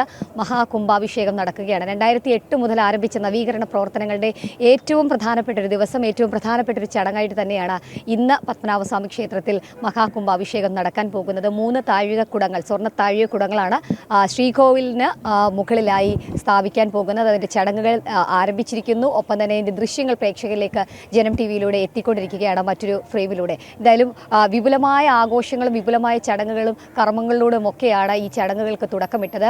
ഈ മാസം 2-ാം തീയതി ആരംഭിച്ച ചടങ്ങുകളാണ് ഇന്ന് 8-ാം തീയതി ഏറ്റവും പ്രധാനപ്പെട്ട ചടങ്ങുകളോടുകൂടി അവസാനിക്കാൻ പോകുന്നത്. വലിയ രീതിയിലുള്ള തിരക്ക് ക്ഷേത്രത്തിൽ അനുഭവപ്പെടുന്നുണ്ട്. നമ്മൾ ദൃശ്യങ്ങളിൽ കാണുന്നത് പോലെ ഈ ചടങ്ങുകൾ വീക്ഷിക്കാനും അത് നേരിട്ട് കണ്ട് സായുജ്യം അടയാനും ഒക്കെയായി നിരവധി ആളുകൾ, നിരവധി ഭക്തർ വിവിധ സംസ്ഥാനങ്ങളിൽ നിന്ന്, വിവിധ നാടുകളിൽ നിന്ന് അടക്കം ഇങ്ങോട്ടേക്ക് എത്തിക്കൊണ്ടിരിക്കുകയാണ്. അതീവ സുരക്ഷാ വലയത്തിലാണ് പത്മനാഭസ്വാമി ക്ഷേത്രവും ഓരോ നടയും ഓരോ ഭാഗങ്ങളും ഉള്ളത്. എന്തായാലും നമ്മളിപ്പോൾ പ്രതീക്ഷിക്കുന്നത് അല്പസമയത്തിനകം ഏകദേശം 6 മിനിറ്റുകൾക്കുള്ളിൽ ആ കുംഭാഭിഷേക ചടങ്ങുകൾ ആരംഭിക്കുമെന്നുള്ളതാണ്. അതിൽ മഹാകുംഭാഭിഷേകം നടക്കുന്നത് 275 വർഷങ്ങൾക്ക് ശേഷമാണ്. 1750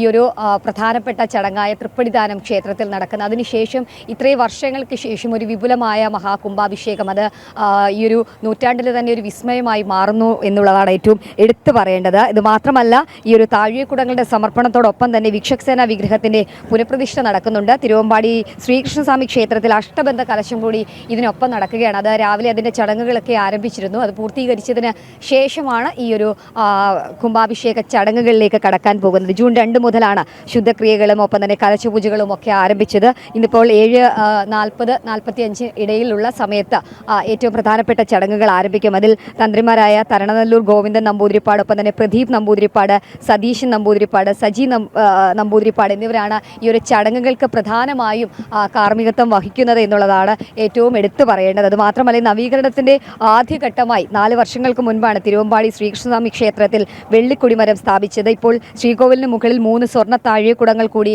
സ്ഥാപിക്കുന്നു. കൂടാതെ ഈ ഒറ്റക്കൽ മണ്ഡപത്തിന് മുകളിൽ ഒരു താഴികക്കുടം കൂടി ഈ നവീകരണ പ്രവർത്തനങ്ങളുടെ ഭാഗമായിട്ടൊക്കെ സ്ഥാപിക്കുന്നുണ്ട്. കൂടാതെ തന്നെ പ്രധാനപ്പെട്ട നടയായ ശ്രീകോവിലിൻ്റെ പ്രധാനപ്പെട്ട വാതിലുകൾ നമ്മൾക്കറിയാം, മറ്റൊരു ക്ഷേത്രങ്ങൾക്കും അവകാശപ്പെടാൻ കഴിയാത്ത അല്ലെങ്കിൽ മറ്റൊരു ക്ഷേത്രങ്ങളിലും ഇല്ലാത്ത പോലെ ശ്രീകോവിലിന് 3 കവാടങ്ങൾ, 3 വാതിലുകളാണ് ഉള്ളത്. അനന്തശയനത്തിൽ കിടക്കുന്ന ശ്രീപത്മനാഭനെ കാണാനായി അദ്ദേഹത്തിൻ്റെ ശിരസിന് ഭാഗത്തും വയറിനു ഭാഗത്തും കാൽപാദം, അങ്ങനെ 3 വാതിലുകൾ. അതിലെ ഒരു വാതിൽ കൂടി ഇന്ന് രാവിലെ പുനർനിർമ്മിച്ചുകൊണ്ട് ഇന്ന് സമർപ്പിക്കുകയാണ്. ബാക്കി 2 വാതിലുകൾ ഉടൻ തന്നെ ഈ നവീകരണ പ്രവർത്തനങ്ങളുടെ ഭാഗമായിട്ട് പൂർത്തീകരിച്ച് ക്ഷേത്രം സമർപ്പിക്കുകയും ചെയ്യും. അങ്ങനെ വിപുലമായ ഒരുപാട് ചടങ്ങുകൾക്ക് ഇന്ന് ഈ ദിവസം സാക്ഷ്യം വഹിക്കുകയാണ് പത്മനാഭസ്വാമി ക്ഷേത്രം. എന്തായാലും അഷ്ടബന്ധ കലശം അടക്കമുള്ള ചടങ്ങുകൾ നടക്കുന്നുണ്ട്. ആ ചടങ്ങുകൾക്ക് ശേഷമാണ് ഇത്തരത്തിൽ ഈ ഒരു പരിപാടി അല്ലെങ്കിൽ ഈ ഒരു പ്രധാനപ്പെട്ട ചടങ്ങ് ക്ഷേത്രത്തിൽ നടക്കാൻ പോകുന്നതിൽ മറ്റൊരു വിശേഷാൽ ചടങ്ങ് എന്നുള്ളത് 2008 ഈ ഓഡിറ്റൊക്കെ നടക്കുന്ന സമയത്ത് ക്ഷേത്രത്തിലെ ശ്രീകോവിലിൽ, അതായത് പത്മനാഭന്റെ കാൽപാദത്തിലുള്ള വിക്ഷക്സേന പ്രതിഷ്ഠ അത് ചില കേടുപാടുകളുണ്ട് എന്നൊക്കെ ക്ഷേത്ര ഭരണസമിതി തിരിച്ചറിയുന്നത്. പിന്നീട് മറ്റ് നടപടികൾ പൂർത്തിയാക്കി എല്ലാ അനുമതികളും വാങ്ങി ആണ് കടു ശർക്കര യോഗത്തിൽ ഈ ഒരു വിഗ്രഹം പൂർത്തീകരിച്ച് ഇന്ന് സമർപ്പിക്കുന്നത്, പുനഃപ്രതിഷ്ഠ നടക്കുന്നത്. അങ്ങനെ വിക്ഷക്സേന പ്രതിഷ്ഠയുടെ കൂടി പുനഃപ്രതിഷ്ഠ ചടങ്ങുകൾ ഇതിനോടൊപ്പം നടക്കുകയാണ്. മാർത്താണ്ഡവർമ്മ മഹാരാജാവ് 1750 പത്മനാഭസ്വാമി ക്ഷേത്രം നവീകരിച്ച് തൃപ്പടിദാനം നടത്തിയത്. അതിനുശേഷം ഈ 275 വർഷങ്ങൾക്ക് ശേഷമാണ് ഇപ്പോൾ ഈ ഒരു വിപുലമായ ചടങ്ങുകൾ നടക്കുന്നത് എന്നുള്ളതാണ്. ഒരുപക്ഷേ ഈ നൂറ്റാണ്ടിൽ ജീവിക്കുന്നവർക്ക് കാണാൻ പറ്റിയ ഏറ്റവും അമൂല്യമായൊരു ചടങ്ങ്, അമൂല്യമായൊരു ദിവസം കൂടിയാണ് എന്നുള്ളത്. ഒരുപക്ഷേ ഇനി ഇത് കാണണമെങ്കിൽ നൂറ്റാണ്ടുകൾ കാത്തിരിക്കണം എന്നുള്ളൊരു വിചാരം അല്ലെങ്കിൽ അത്തരത്തിലുള്ള കാര്യമുള്ളത് കൊണ്ടൊക്കെ ആകാം ആളുകൾ, ഭക്തർ ഒക്കെ ഇങ്ങോട്ടേക്ക് ഒഴുകി എത്തിക്കൊണ്ടിരിക്കണം. ദൈവ സുരക്ഷയിലാണ്. കാരണം നമ്മൾ സൂചിപ്പിച്ചതുപോലെ 2-ാം തീയതി ചടങ്ങുകൾ ആരംഭിച്ച അന്ന് മുതൽ തന്നെ പ്രത്യേക ദർശന സമയം ക്രമീകരിച്ചിരുന്നു. രാവിലെയും വൈകിട്ടുമായി ക്ഷേത്ര ദർശന സമയങ്ങൾ ക്രമീകരിച്ചിരുന്നു. അപ്പോൾ കൂടുതൽ സമയം കൂടുതൽ ഭക്തരൊക്കെ ഇങ്ങോട്ട് ഒഴുകി എത്തുന്നു. അതുകൊണ്ട് തന്നെ സുരക്ഷ വർദ്ധിപ്പിക്കുന്ന ഒരു സാഹചര്യമാണ്. നമുക്കറിയാം, പത്മനാഭസ്വാമി ക്ഷേത്രത്തെ സംബന്ധിച്ചിടത്തോളം അത്രയധികം അമൂല്യമായ വസ്തുക്കൾ, അമൂല്യമായ സ്വത്തുക്കൾ, അമൂല്യമായ ഒരു ക്ഷേത്രം. ആ ഒരു ക്ഷേത്രത്തിന് അത്രയധികം സുരക്ഷ കൂടി ഈ ഘട്ടത്തിൽ വർദ്ധിപ്പിക്കുകയും ചെയ്യുന്നത്. അതായത് ക്ഷേത്ര നവീകരണമൊക്കെ പൂർത്തീകരിച്ച് അങ്ങനെ ഇന്ന്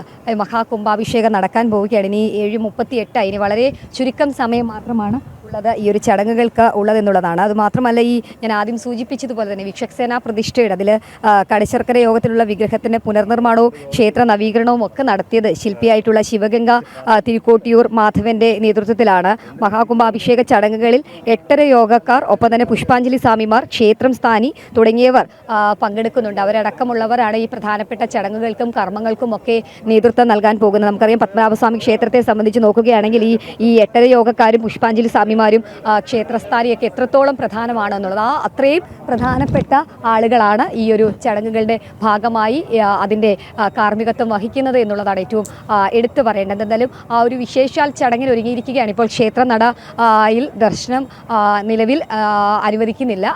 ഇനിയിപ്പോൾ ഈ ഒരു ചടങ്ങുകളൊക്കെ പൂർത്തീകരിച്ചതിന് ശേഷം മാത്രമാണ് ഭക്തർക്ക് ക്ഷേത്ര ദർശനത്തിനുള്ള സമയം അനുവദിച്ചിട്ടുള്ളത്. എന്തായാലും അത് ആ സമയത്തേക്ക് കയറാൻ അല്ലെങ്കിൽ ആ സമയത്ത് ക്ഷേത്ര ദർശനം നടത്താനായി നിരവധി ആളുകൾ ഇപ്പോൾ ക്ഷേത്രത്തിന് മുൻപിലായി പ്രധാനപ്പെട്ട നടയായ 4 നടകളാണുള്ളത്. അതിലെങ്കിലും ഏറ്റവും പ്രധാനപ്പെട്ട നടയായ കിഴക്കേ നടയിൽ തിങ്ങി നിറഞ്ഞിരിക്കുന്നത്.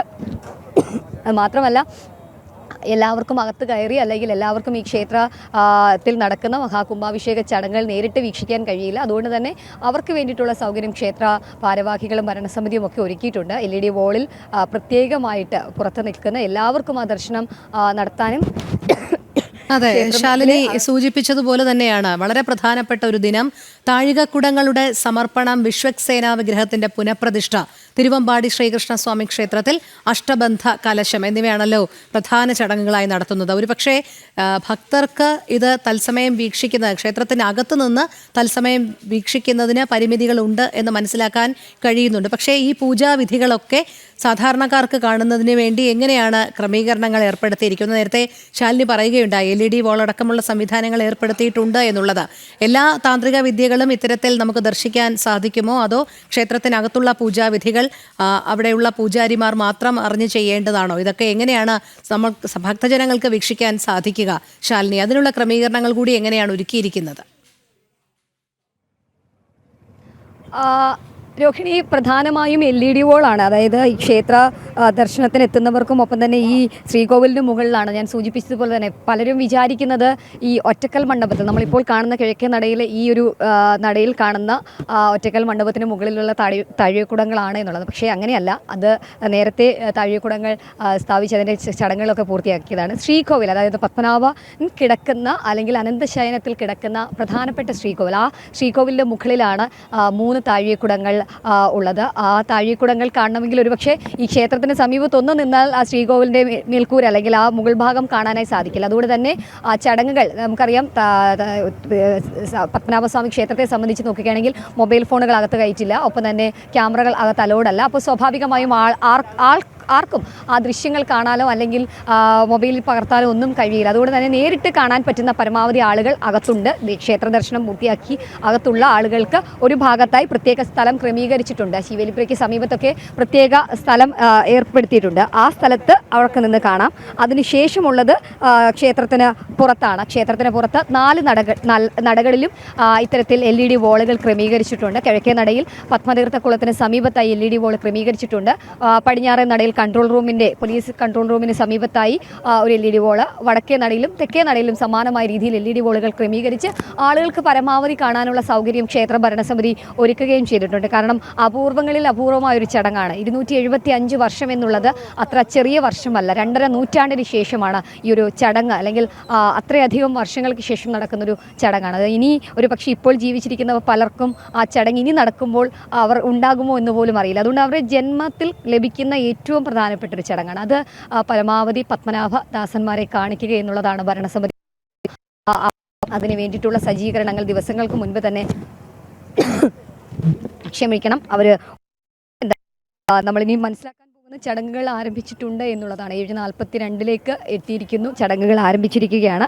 ശ്രീകോവിലിൻ്റെ മേൽക്കൂരയിൽ സ്ഥാപിച്ച് 3 താഴികക്കുടങ്ങളിലും കലശങ്ങൾ ആടും എന്നുള്ളതാണ് നമുക്കറിയാൻ സാധിക്കുന്നത്. അതിൻ്റെ തത്സമയ ദൃശ്യങ്ങൾ പ്രേക്ഷകരിലേക്ക് എത്തിക്കും എന്നുള്ളതാണ് നമുക്ക് പറയാൻ സാധിക്കുന്നത്. ആ ചടങ്ങുകൾ ആരംഭിച്ചതിന് ശേഷമാണ് ഏറ്റവും പ്രധാനപ്പെട്ട കർമ്മങ്ങളായ ഈ ഒരു കലശങ്ങൾ നടക്കും എന്നുള്ളതാണ്. അതെ ശാലിനി, നമ്മുടെ ദൃശ്യങ്ങളിൽ ഒന്ന് ശ്രീപത്മനാഭസ്വാമി ക്ഷേത്രത്തിന്റെ ഗോപുരവും അതോടൊപ്പം തന്നെ വലതുഭാഗത്തായി പൂജാതി കർമ്മങ്ങൾ ചെയ്യുന്നതിന്റെ വിഷ്വൽസും, ഇത് രണ്ടുമാണ് ഇപ്പോൾ നമുക്ക് കാണാൻ സാധിക്കുന്നത്. ഇതിലിപ്പോൾ പൂജാതി കർമ്മങ്ങൾ നടക്കുന്നത് ആരംഭിച്ചു എന്നാണോ മനസ്സിലാക്കാൻ കഴിയുന്നത്? ശാലിനിക്ക് അവിടെ നിന്ന് അല്പം കൂടി വ്യക്തമായി കാര്യങ്ങൾ മനസ്സിലാക്കാൻ കഴിയുമല്ലോ. നമ്മുടെ ദൃശ്യങ്ങളിൽ കാണുന്നത് തന്നെയാണോ തത്സമയ പൂജാതി കർമ്മങ്ങൾ? രോഹിണി, തീർച്ചയായും അത് തന്നെയാണ്. ആ തത്സമയ ദൃശ്യങ്ങൾ പ്രേക്ഷകരിലേക്ക് ജനം ടി വിയിലൂടെ എത്തുകയാണ്. അതിൽ ചില സമയത്ത് അവർ സ്വിച്ച് ചെയ്ത് മാറ്റുന്നുണ്ട്. അതായത് ചില വിശേഷാൽ ചടങ്ങുകൾ ക്യാമറയിൽ ഷൂട്ട് ചെയ്ത് കാണിക്കാൻ പറ്റാത്ത കാര്യങ്ങളുണ്ട്, പറ്റാത്ത ചടങ്ങുകളുണ്ട്. ആ ചടങ്ങുകൾ അവർ കട്ട് ചെയ്യുന്നുണ്ട്. അതിനപ്പുറത്തു നിന്നുള്ള അല്ലെങ്കിൽ പ്രേക്ഷകരിലേക്ക് എത്തിക്കാൻ കഴിയുന്ന, ക്യാമറ ആക്സസ് ചെയ്യാൻ പറ്റുന്ന ഭാഗത്തെ വിഷ്വൽസ് മാത്രമാണ് LED വോളിലൂടെ പ്രേക്ഷകരിലേക്ക് എത്തിക്കുകയും ചെയ്യുന്നത്. നമ്മുടെ സ്ക്രീനിലേക്കും ആ വിഷ്വലുകളാണ് എത്തുന്നത്. എന്തായാലും ഞാൻ ആദ്യം സൂചിപ്പിച്ചതുപോലെ തന്നെ ഒരു ഏറ്റവും വിശിഷ്ടമായ, ഏറ്റവും വിപുലമായ, ഏറ്റവും പുണ്യമായ ഒരു ചടങ്ങിനാണ് ഇന്ന് പത്മനാഭസ്വാമി ക്ഷേത്രം സാക്ഷ്യം വഹിച്ചുകൊണ്ടിരിക്കുന്നത്. നമുക്കറിയാം, നൂറ്റാണ്ടുകളുടെ പഴക്കമുള്ള ക്ഷേത്രമാണ്. തലസ്ഥാനത്തെ സംബന്ധിച്ചിടത്തോളം മാത്രമല്ല, കേരളക്കരയെ സംബന്ധിച്ചിടത്തോളം ഒക്കെയും തലസ്ഥാനത്തിൻ്റെ, പ്രത്യേകിച്ച് തലസ്ഥാനത്തിൻ്റെ കാവലാളാണ്. ആ ഒരു കാവലാളുടെ മുന്നിൽ ഇത്രയധികം വർഷങ്ങൾക്ക് ശേഷം ഒരു പുണ്യമായിട്ടുള്ള ചടങ്ങ് നടക്കുകയാണ്. ആ പുണ്യ ചടങ്ങ് എന്ന് പറയുമ്പോൾ ചെറിയ ചടങ്ങുകളൊന്നുമല്ല എന്നുള്ളതാണ്, അല്ലെങ്കിൽ ഒരു ചടങ്ങ് മാത്രമല്ല എന്നുള്ളതാണ്. പ്രധാനപ്പെട്ട 3 ചടങ്ങുകൾ ക്ഷേത്രത്തിലേക്ക് നടക്കുകയാണ്. അതിൽ ശ്രീ പത്മനാഭ സ്വാമിക്ക് തുല്യം തന്നെയാണ് ഈ വിക്ഷക്സേന പ്രതിഷ്ഠ എന്നുള്ളതാണ്. അദ്ദേഹത്തിൻ്റെ കാൽപാദത്തിന് സമീപത്താണ് ആ ഒരു പ്രതിഷ്ഠ ഉള്ളത്. ആ പ്രതിഷ്ഠ അത്രയധികം പ്രാധാന്യമുള്ളതാണ് പത്മനാഭനും ഒപ്പം തന്നെ തലസ്ഥാനത്തിനും ക്ഷേത്രത്തിനുമൊക്കെ. അപ്പോൾ ആ ഒരു പ്രതിഷ്ഠ പുനർനിർമ്മിച്ചുകൊണ്ട്, ശർക്കര യോഗത്തിൽ പുനർനിർമ്മിച്ചുകൊണ്ട് ആണ് ഇത്തരത്തിൽ ഇന്ന് പുനഃപ്രതിഷ്ഠ നടക്കാൻ പോകുന്നത്. നമുക്ക് മനസ്സിലാക്കാൻ സാധിക്കുന്നത്, ക്ഷേത്രം സ്ഥാനി മൂലം തിരുനാൾ രാമവർമ്മ ചെമ്പകത്തട്ടിൻമൂട്ടിൽ നിന്നും ശീവേലിപ്പുര വഴി തിരുവമ്പാടിയിലെത്തും. അതിനുശേഷം അവിടെ അഷ്ടബന്ധ കലശം നടത്തും. ഇപ്പോൾ അതിൻ്റെ ചടങ്ങുകൾ ആരംഭിച്ചിരിക്കുകയാണ്.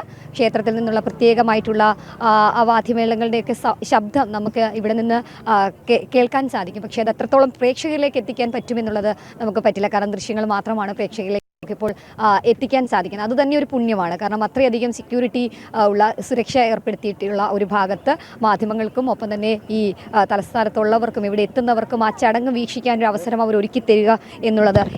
ശാലിനി, തുടരുക. പ്രേക്ഷകരുടെ ശ്രദ്ധയ്ക്കായി പറയുകയാണ്, നമ്മളിപ്പോൾ ദൃശ്യങ്ങളിൽ കാണുന്നത് തത്സമയ ദൃശ്യങ്ങളാണ്. ഒരു ഭാഗത്ത് പൂജാതി കർമ്മങ്ങൾ പുരോഗമിക്കുന്നു, മറുഭാഗത്ത് ക്ഷേത്ര ഗോപുര നടയാണ്. രണ്ടും തത്സമയ ദൃശ്യങ്ങളാണ് കാണുന്നത്. ഈ പൂജാതി കർമ്മങ്ങൾ LED വോളിൽ നിന്നാണ് നമ്മൾ പകർത്തുന്നത്. അതിൽ ചിലപ്പോൾ അതിൻ്റെ ഒരു രഹസ്യ സ്വഭാവം, അല്ലെങ്കിൽ പൂജാതി കർമ്മങ്ങളെല്ലാം ഒരു പക്ഷേ പ്രേക്ഷകരിലേക്ക് എത്താൻ സാധിക്കുകയില്ല. അപ്പോൾ മാത്രമാണ് അതിനൊരു തടസ്സം ഉണ്ടാകുന്നത്. ഇപ്പോൾ കാണുന്ന 2 ദൃശ്യങ്ങളും തത്സമയം തന്നെയാണ് നമ്മൾ കണ്ടുകൊണ്ടിരിക്കുന്നത്. ശാലിനിയിലേക്ക്. ശാലിനി, എന്തായാലും ഇത് കൃത്യം 1 മണിക്കൂർ നീളുന്ന പൂജാതി കർമ്മങ്ങളാണോ? എന്തായാലും അത് ആരംഭിച്ചിട്ടുണ്ട് എന്നാണ് അറിയാൻ കഴിയുന്നത്. നിലവിൽ രോഹിണി സൂചിപ്പിച്ചതുപോലെ തന്നെയാണ്, നമ്മൾ LED വോൾ ഔട്ടാണ്. അതായത് നമുക്ക് നടന്നിട്ടുള്ള ദൃശ്യങ്ങളാണ് പ്രേക്ഷകരിലേക്ക് പരമാവധി എത്തിക്കുന്നത്. കാരണം പല പ്രേക്ഷകർക്കും അത് അവരുടെ ഒരു ജീവിത സായുജ്യമടയുന്ന ചടങ്ങ് അല്ലെങ്കിൽ ഒരു ദൃശ്യങ്ങളൊക്കെയാണ്. ഇപ്പോൾ ദൃശ്യങ്ങളിൽ കണ്ടുകൊണ്ടിരിക്കുന്ന ഒരു ഫ്രെയിം എന്നുള്ളത് കലശങ്ങളുടെ അല്ലെങ്കിൽ ആ കുംഭങ്ങളുടെ ദൃശ്യങ്ങളാണ്. 3 കുംഭങ്ങളാണ് നമുക്കതിൽ നിന്ന് കാണാൻ സാധിക്കുന്നത്. 3 കുംഭങ്ങളും അവർ മൂടി വെച്ചിരിക്കുക, അല്ലെങ്കിൽ അതിനെ പട്ട് അല്ലെങ്കിൽ ആ തുണി മൂടി വെച്ചിരിക്കുകയാണ്. ഇനിയിപ്പോൾ ഞാൻ ആദ്യം സൂചിപ്പിച്ചതുപോലെ തന്നെ ശീവേലിപ്പുര വഴി ക്ഷേത്രസ്ഥാനി മൂലം തിരുനാൾ രാമവർമ്മ ചെമ്പകത്തട്ടിൻമൂട്ടിൽ നിന്നും ശീവേലിപ്പുര വഴി തിരുവമ്പാടിയിൽ എത്തുകയാണ്. തിരുവമ്പാടിയിൽ പ്രത്യേക ചടങ്ങുകളുണ്ട്. തിരുവമ്പാടി ശ്രീകൃഷ്ണസ്വാമി ക്ഷേത്രത്തിൽ അഷ്ടബന്ധ കലശം നടക്കാനുണ്ട്. അവിടെ അഷ്ടബന്ധ കലശത്തിന് ശേഷമാണ് ശ്രീകോവിലിന് സമീപത്തുള്ള വിക്ഷക്സേന ക്ഷേത്രത്തിൽ ഈ മുഖ്യ സ്ഥാനി എത്തുന്നത്. നമ്മൾ മുമ്പ് സൂചിപ്പിച്ചതുപോലെ തന്നെ പൂജാരിമാരും ഒപ്പം തന്നെ മറ്റ് ആളുകളും മറ്റ് പ്രധാനപ്പെട്ട കർമ്മികളൊക്കെ അവിടെ എത്തും. അവിടെ എത്തിയതിനു ശേഷം വിക്ഷക്സേനയുടെ ഭഗവാന്റെ പുനഃപ്രതിഷ്ഠാ ചടങ്ങ് നടക്കും. ഒരു പുനഃപ്രതിഷ്ഠാ ചടങ്ങ് 2008 അതിലൊരു ഔദ്യോഗികമായ തീരുമാനമുണ്ടാവുകയും ഭരണസമിതി അംഗീകരിച്ച് പെട്ടെന്നൊരു തീരുമാനമെടുത്ത് പുനഃപ്രതിഷ്ഠ നടത്താനോ ഒന്നും തന്നെ കഴിയില്ല. ഒരു ഭരണസമിതിയുണ്ട്, കേന്ദ്ര സർക്കാർ പ്രതിനിധിയുണ്ട്, സംസ്ഥാന സർക്കാർ പ്രതിനിധിയുണ്ട്, ഒപ്പം തന്നെ കൊട്ടാരത്തിൻ്റെ തിരുവിതാംകൂർ രാജകുടുംബാംഗം പ്രതിനിധിയായിട്ടുള്ള ഭരണസമിതിയൊക്കെയാണ്. അവരൊക്കെ കൂടി ആലോചിച്ച് തീരുമാനിച്ച് പ്രത്യേക ചടങ്ങുകളൊക്കെ പൂർത്തിയാക്കിയാണ് ഇന്ന് വിക്ഷക്സേന പ്രതിഷ്ഠ പുനർനിർമ്മിച്ച് അത് ഇന്ന് പ്രതിഷ്ഠിക്കാൻ പോകുന്നത്. എന്തായാലും അതാണ് 2ാമത് നടക്കാൻ പോകുന്ന ചടങ്ങ്. ആ ചടങ്ങ് അല്പസമയത്തിനകം നടക്കും. ആ ചടങ്ങ് പൂർത്തീകരിച്ചതിന് ശേഷമാണ് ശ്രീ പത്മനാഭസ്വാമിയുടെ ക്ഷേത്രത്തിൻ്റെ ശ്രീകോവിലിൻ്റെ മുകളിൽ തയ്യാറാക്കിയിട്ടുള്ള 3 കുംഭങ്ങൾ, 3 സ്വർണ്ണ കുംഭങ്ങളിൽ കുംഭാഭിഷേകം നടക്കാൻ പോകുന്നത്. എന്തായാലും ആ ദൃശ്യങ്ങൾ പ്രേക്ഷകരിലേക്ക് നമുക്ക് എത്തിക്കാൻ സാധിക്കും. ശ്രീകോവിലിന് മുകളിൽ മേൽക്കൂരയിൽ സ്ഥാപിച്ച 3 താഴികക്കുടങ്ങളിലാണ് കലശങ്ങൾ ആറാടുന്നത്. ആ കലശങ്ങൾ ആറാടുന്നതോടുകൂടി അതിൻ്റെ ആ ഒരു ചടങ്ങുകൾ അതിൻ്റെ ഏറ്റവും പൂർത്തീകരണത്തിലേക്ക് എത്തും എന്നുള്ളതാണ് നമുക്ക് ഈ ഘട്ടത്തിൽ മനസ്സിലാക്കാൻ സാധിക്കുന്നത്, പറയാൻ സാധിക്കുന്നത്. എന്തായാലും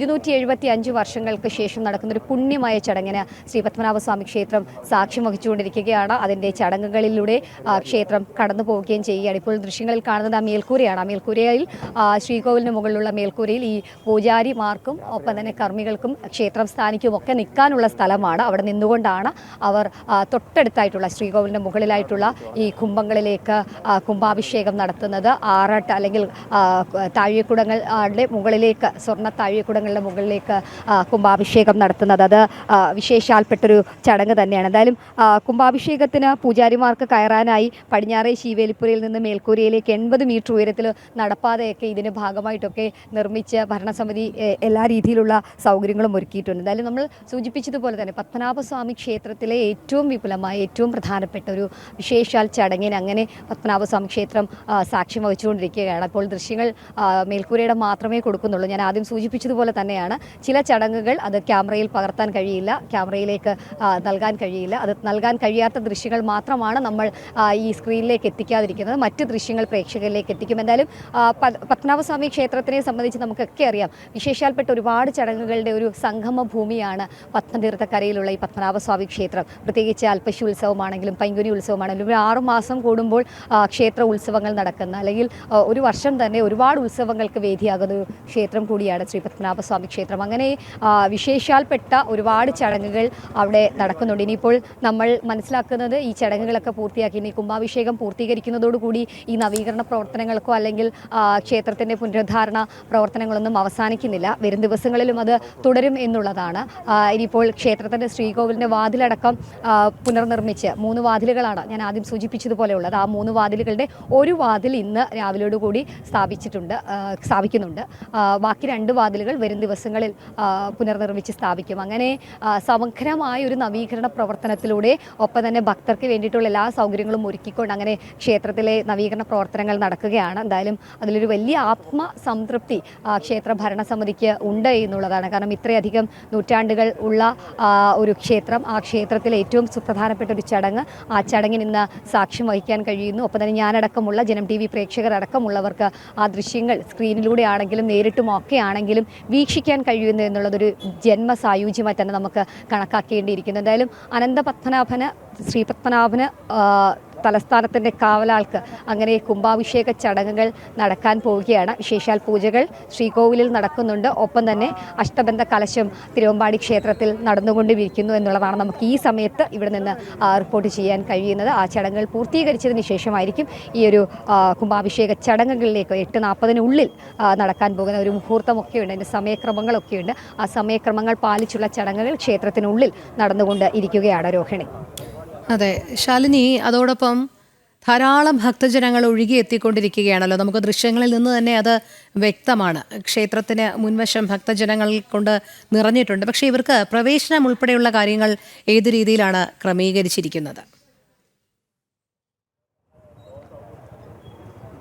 രോഹിണി, നമുക്കിനി മനസ്സിലാക്കാൻ സാധിക്കുന്ന ക്ഷേത്ര ദർശനം എന്നുള്ളത്, ക്ഷേത്ര ദർശനത്തിനാണ് എങ്കിൽ ക്ഷേത്ര ദർശനം ഉള്ളത് ഇനി ഈ ഒരു ചടങ്ങുകൾക്ക് ശേഷം മാത്രമാണ്. കാരണം ഈ ശ്രീകോവിലാണല്ലോ വിക്ഷക് സേന പ്രതിഷ്ഠയുടെ പുനഃപ്രതിഷ്ഠ ചടങ്ങുകൾ നടക്കുന്നത്. ആ സമയത്ത് ആരെയും അങ്ങോട്ടേക്ക് പ്രവേശിക്കില്ല. പകരം അത് പൂർണ്ണമായും ഒരു സുരക്ഷയിലായിരിക്കും ഈ ചടങ്ങുകൾ. വളരെ ചുരുക്കം ആളുകൾ, വളരെ ചുരുക്കമായിട്ടുള്ള കാർമ്മികത്വം വഹിക്കുന്ന വ്യക്തിത്വങ്ങൾ മാത്രമാണ് ആ ചടങ്ങിൽ ഉണ്ടാവുക. അതിനുശേഷമാണ് ഈ ഒരു മഹാകുംഭാഭിഷേക ചടങ്ങിലേക്ക് എത്താൻ പോകുന്നത്. എന്തായാലും ക്ഷേത്ര ദർശനത്തിന് എത്തുന്ന ആരെയും വിഷമിച്ച് തിരിച്ചയപ്പിക്കില്ല. എല്ലാവർക്കും ക്ഷേത്ര ദർശനം ഈ ഒരു കുംഭാഭിഷേക ചടങ്ങുകൾ പൂർത്തീകരിച്ചതിന് ശേഷമുണ്ട്. എന്തായാലും ചടങ്ങുകൾ പുരോഗമിച്ചുകൊണ്ടിരിക്കുകയാണ്. അതിൻ്റെ ഏറ്റവും പ്രധാനപ്പെട്ട ചടങ്ങുകൾ ഇപ്പോൾ ക്ഷേത്രത്തിൻ്റെ ശ്രീകൃഷ്ണസ്വാമി ക്ഷേത്രത്തിൽ നടന്നുകൊണ്ടേ ഇരിക്കുകയാണ്. എന്നാലും വലിയ ആഘോഷങ്ങളോടെയാണ് ഈ മാസം 2-ാം തീയതി ആരംഭിച്ച ചടങ്ങുകൾ. പൂജാവിധികളുണ്ട്. അന്നു മുതൽ ആരംഭിച്ച മണ്ണുനീർ കോരലടക്കം. തിരുവനന്തപുരത്തെ സംബന്ധിച്ചിടത്തോളം, പത്മനാഭസ്വാമി ക്ഷേത്രത്തെ സംബന്ധിച്ചിടത്തോളം ഇവിടെ ഏത് ചടങ്ങുകൾ ആരംഭിച്ചാലും ആദ്യം മണ്ണുനീർ കോരൽ ചടങ്ങാണ്. അത് മിത്രാനന്തപുരം ക്ഷേത്രത്തിന് സമീപത്തുള്ള കുളത്തിൽ നിന്നും മണ്ണ് നീർക്കോരും. അതിന് ക്ഷേത്രത്തിലെ ഒരു മുഖ്യസ്ഥാനിയുണ്ട്. ആ മുഖ്യസ്ഥാനി സ്വർണ്ണക്കുടത്തിൽ മണ്ണും നീരും, അതായത് അവിടുത്തെ മണ്ണും വെള്ളവും മണ്ണും നീരും കോരി ഇവിടെ കൊണ്ടുവന്ന് ചടങ്ങുകൾ പൂർത്തിയാക്കുന്നതോടുകൂടിയാണ് എല്ലാ ചടങ്ങുകളുടെയും ഒരു തുടക്കം എന്നുള്ളതാണ്. അതിപ്പോൾ പൈങ്കുനി ഉത്സവമാണെങ്കിലും അൽപ്പശി ഉത്സവമാണെങ്കിലും മറ്റേതെങ്കിലും വിശേഷപ്പെട്ട ചടങ്ങുകളാണ്. അതാണ് പക്ഷേ ഒരു പ്രധാനപ്പെട്ട ചടങ്ങ്. അതൊക്കെ 2-ാം തീയതി നടന്നിരുന്നു. അതിനുശേഷം ഇങ്ങോട്ടേക്ക് നോക്കുകയാണെങ്കിൽ ഓരോ ദിവസവും ഓരോ വിശേഷാൽപ്പെട്ട പൂജകൾ ചടങ്ങുകളൊക്കെ ഉണ്ട്. അതൊക്കെ പൂർത്തീകരിച്ചതിന് ശേഷമാണ് ഇപ്പോൾ ഇന്ന് ഈ ഒരു അഷ്ടബന്ധ കലശം, ഒപ്പം തന്നെ വിശ്വസേന പ്രതിഷ്ഠ. ശരി ശാലിനി, എന്തായാലും തുടർന്നും എത്താം തത്സമയ വിവരങ്ങളിലേക്ക്. മലപ്പുറം വഴിക്കടവിൽ വിദ്യാർത്ഥി ഷോക്കേറ്റ് മരിച്ച സംഭവത്തിൽ മുഖ്യപ്രതി ഉൾപ്പെടെ കസ്റ്റഡിയിൽ. പന്നിക്കണി സ്ഥാപിച്ചയാളടക്കം 2 പേരാണ് പോലീസിന്റെ കസ്റ്റഡിയിലുള്ളത്. പ്രതികൾക്കെതിരെ മനഃപൂർവ്വമല്ലാത്ത നരഹത്യാ കുറ്റത്തിന് കേസെടുത്തു. 10ാം ക്ലാസ് വിദ്യാർത്ഥി ജിത്തു ഇന്നലെ വൈകിട്ടാണ് മരിച്ചത്. ശിവദാസ് കന്മനം ചേരുന്നു. ശിവദാസ്, ഈ പന്നിക്കണി വച്ച് വിദ്യാർത്ഥി മരിച്ച സംഭവത്തിൽ മുഖ്യപ്രതി ഉൾപ്പെടെ കസ്റ്റഡിയിലായിട്ടുണ്ട് എന്നാണ് അറിയാൻ കഴിയുന്നത്. വിവരങ്ങൾ. രോഹിണി, വഴിക്കടവ് വെള്ളക്കെട്ട എന്ന സ്ഥലത്താണ് ഇത്തരത്തിൽ ദാരുണമായ ഒരു സംഭവം ഉണ്ടായത്. ഒരു 10ാം ക്ലാസ് വിദ്യാർത്ഥിയാണ് പന്നിക്കണിയിൽ തട്ടി ഷോക്കേറ്റ് മരിച്ചിരിക്കുന്നത്. ഈ സംഭവത്തിൽ 2 പേരെ നേരത്തെ പോലീസ് കസ്റ്റഡിയിൽ എടുത്തിരുന്നു. അതിൽ മുഖ്യപ്രതിയും ഉണ്ട്. വഴിക്കടവ് സ്വദേശിയായ വിനീഷ് എന്ന വ്യക്തിയാണ് ഈ സംഭവത്തിൽ മുഖ്യപ്രതി. വിനീഷാണ് ഇത്തരത്തിൽ പന്നിക്കണി വെച്ചത് എന്നാണ് പോലീസ് പറയുന്നത്. എന്തായാലും ഇതുമായി ബന്ധപ്പെട്ടുള്ള കൂടുതൽ വിശദാംശങ്ങൾ ലഭിക്കേണ്ടതുണ്ട്. കാരണം പോലീസ് ഇതുമായി ബന്ധപ്പെട്ട് കൂടുതൽ വിവരങ്ങൾ ഇപ്പോൾ പുറത്ത് പറയുന്നില്ല. നിലവിൽ എന്തായാലും മുഖ്യപ്രതിയെ പോലീസ് കസ്റ്റഡിയിൽ എടുത്തിട്ടുണ്ട് എന്ന് തന്നെയാണ് നമുക്ക് ലഭിക്കുന്ന വിവരം. എന്തായാലും ദാരുണമായ ഒരു സംഭവമാണ് ഇന്നലെ രാത്രി ഉണ്ടായത്. നിലമ്പൂരിലെ വഴിക്കടവ് വെള്ളക്കെട്ട എന്ന സ്ഥലത്താണ് പന്നിക്കണിക്ക് വെച്ച ഈ സംഭവത്തിൽ പന്നിക്കണിയിൽ തട്ടി ഷോക്കേറ്റ് വിദ്യാർത്ഥി മരിച്ചിരിക്കുന്നത്. 10ാം ക്ലാസ് വിദ്യാർത്ഥി അനന്തു എന്ന് വിളിക്കുന്ന ജിത്തു ആണ് മരിച്ചത്. ഇന്നലെ രാത്രിയിലാണ് ഈ സംഭവം ഉണ്ടായത്. ഇവർ ഫുട്ബോൾ മത്സരത്തിന് ശേഷം രാത്രി മീൻ പിടിക്കാൻ പോകുമ്പോഴാണ് വൈദ്യുതാഘാതമേറ്റ് മരിക്കുന്നത്. 5 പേരാണ് ഈ കൂട്ടത്തിൽ ഉണ്ടായിരുന്നത്. അതിൽ മറ്റ് 2 പേർക്ക് കൂടി ഷോക്കേറ്റിട്ടുണ്ട്. അവർ 2 പേരും ഇപ്പോൾ നിലവിൽ ആശുപത്രിയിൽ ചികിത്സയിൽ തുടരുകയാണ്. ഇവരുടെ ആരോഗ്യനിലയിൽ നിലവിൽ തൃപ്തികരമാണ് എന്നാണ് ഡോക്ടർമാർ പറയുന്നത്. നിലവിൽ ഇവരുടെ ഇപ്പോഴും ചികിത്സയിൽ തുടരുകയാണ്. അവർ നിലമ്പൂരിലെ ജില്ലാ ആശുപത്രിയിലും മറ്റൊരാൾ സ്വകാര്യ ആശുപത്രിയിലുമാണ് ചികിത്സയിൽ കഴിയുന്നത്. ഇവർ ബന്ധുക്കളാണ്. ഈ 5 പേരും ബന്ധുക്കളാണ്. ഇവർ വൈകിട്ട് ഫുട്ബോൾ മത്സരത്തിന് ശേഷം രാത്രി ഇതിന് തൊട്ട് സമീപത്തുള്ള വെള്ളക്കെട്ട് എന്ന സ്ഥലം ഒരു വയലോര പ്രദേശവും അതോടൊപ്പം തന്നെ വനമേഖലയും കൂടി കൂടിച്ചേർന്ന ഒരു സ്ഥലം കൂടിയാണ്. ഇവർ പതിവായി പോകുന്ന ഒരു വഴി കൂടിയാണ്. ആ വഴിയിലൂടെയാണ് ഇവർ ഇന്നലെയും രാത്രി പോയത്. പക്ഷേ ഇതൊരു സ്വകാര്യ വ്യക്തിയുടെ ഒരു സ്ഥലം കൂടിയാണ്. ആ സ്വകാര്യ വ്യക്തിയുടെ സ്ഥലത്താണ് ഇലക്ട്രിക് ലൈനിൽ നിന്നും KSEBിയുടെ ഇലക്ട്രിക് ലൈനിൽ നിന്നും താഴെ ഫെൻസിങ്ങിലേക്ക് വൈദ്യുതി കണക്ഷൻ നൽകിയിരുന്നത്. അതുവഴി ഇവർ നടന്നു പോകുമ്പോൾ ഈ ഫെൻസിങ്ങിൽ മറികടക്കുന്നതിനിടെയാണ് ഇത്തരത്തിൽ ഷോക്കേറ്റത്.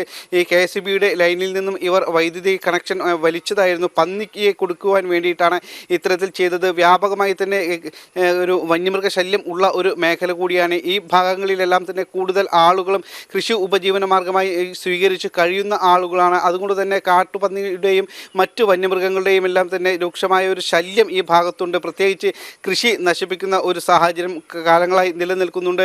വാഴ കൃഷിയും അതോടൊപ്പം തന്നെ കവുങ്ങും മറ്റ് റബ്ബർ കൃഷിയും അടക്കമുള്ള നിരവധി മേഖല കൂടിയാണ് ഇത്. ഇത്തരത്തിൽ ഇവിടെ കൃഷി ചെയ്യുമ്പോൾ ഇത്തരത്തിൽ കാട്ടുമൃഗങ്ങളുടെയും കാട്ടുപന്നികളുടെയും മയിലും കുരങ്ങും കാട്ടാനയും എല്ലാം തന്നെ വ്യാപകമായി കൃഷി നശിപ്പിക്കുന്ന ഒരു സാഹചര്യം കഴിഞ്ഞ കുറേ കാലങ്ങളായി ഉണ്ട്.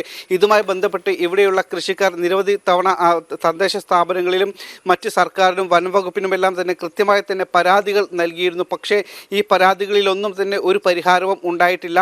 നമുക്കറിയാം, കഴിഞ്ഞ കുറച്ച് കാലങ്ങളായി ഇവിടെ കാട്ടാനയുടെ ആക്രമണത്തിൽ നിരവധി പേരുടെ ജീവനുകൾ നഷ്ടമായിട്ടുണ്ട്. പ്രത്യേകിച്ച് നിലമ്പൂർ മേഖല ഒരു മലയോര മേഖല കൂടിയാണ്. നിരവധി ആദിവാസികൾ കൂടി വനവാസികൾ തിങ്ങി കഴിയുന്ന ഒരു മേഖല കൂടിയാണ്. ഏറ്റവും കൂടുതൽ വനത്തെ ആശ്രയിച്ചും അതോടൊപ്പം തന്നെ കൃഷിയെയും ആശ്രയിച്ചും ജീവിക്കുന്ന നിരവധി ആളുകൾ ഉണ്ട്. ഇത്തരത്തിലുള്ള വന്യമൃഗശല്യം തടയുന്നതിന് വേണ്ടിയിട്ടുള്ള ഒരു ഇടപെടലും ഇവരുടെ ഭാഗത്തു നിന്നും സർക്കാരിൻ്റെ ഭാഗത്തു നിന്നും ഉണ്ടാകുന്നില്ല എന്നൊരു പരാതി നേരത്തെ ഉയർന്നിരുന്നു. ആളുകളുടെ ജീവൻ നഷ്ടമായിട്ട് പോലും അത്തരത്തിലുള്ള ഒരു ഇടപെടലുകൾ ഈ സംസ്ഥാന സർക്കാരിൻ്റെയോ വനംവകുപ്പിൻ്റെയോ ഭാഗത്തു നിന്നും ഒന്നും തന്നെ ഉണ്ടാകുന്നില്ല. ഇതിൽ വലിയൊരു പ്രതിഷേധം നാട്ടുകാരുടെ ഭാഗത്തു നിന്നും നേരത്തെ തന്നെ ഉണ്ടായിരുന്നു. പലപ്പോഴും ഇത്തരത്തിൽ ആളുകൾ മരണപ്പെടുന്ന സമയത്ത് വലിയ രീതിയിലുള്ള ഒരു പ്രതിഷേധം നാട്ടുകാരുടെ ഭാഗത്തു നിന്നും ഉണ്ടാകാറുണ്ട്. പക്ഷേ പിന്നീട് വനംവകുപ്പും ഈ വിഷയത്തിൽ നിന്നും അവർ ആ സമയത്ത് വാഗ്ദാനങ്ങൾ നൽകുന്നുണ്ടെങ്കിൽ പോലും പിന്നീട് ആ വാഗ്ദാനങ്ങൾ നിറവേറ്റാത്ത ഒരു സാഹചര്യം ഉണ്ട്. ഈ ജനങ്ങൾ ഇത് ഇപ്പോഴും ആ ഒരു ബുദ്ധിമുട്ടുകൾ അനുഭവിച്ചു കൊണ്ടിരിക്കുകയാണ്. ശരി ശിവദാസ്, എന്തായാലും വലിയ രീതിയിലുള്ള പ്രതിഷേധം തന്നെയാണ് സ്ഥലത്ത് ഉണ്ടാകുന്നത്. മലപ്പുറം വഴിക്കടവിൽ വിദ്യാർത്ഥി ഷോക്കേറ്റ് മരിച്ച സംഭവത്തിൽ മുഖ്യപ്രതി ഉൾപ്പെടെ കസ്റ്റഡിയിലായി എന്നും അറിയാൻ കഴിയുന്നുണ്ട്. പന്നിക്കണി സ്ഥാപിച്ച ആളടക്കം 2 പേരാണ് പോലീസിന്റെ കസ്റ്റഡിയിലുള്ളത്. ശിവദാസ് കന്മനമാണ് വിവരങ്ങൾ നൽകിയത്. കൊച്ചിയിലെ പെരുമ്പടപ്പ് ഭാഗത്തെ കാനകളിലെ മാലിന്യ നീക്കം ചെയ്യലിൽ കോർപ്പറേഷൻ അലംഭാവം. ജനകീയ പ്രതിഷേധം കനക്കുന്നു. പെരുമ്പടപ്പ് നിന്നും രേഷ്മ ബാബു ചേരുകയാണ്. രേഷ്മ, എപ്പോഴും ഒരു മഴ പെയ്തു കഴിഞ്ഞാൽ കൊച്ചി വെള്ളക്കെട്ടിലാകുന്ന സാഹചര്യമാണ്.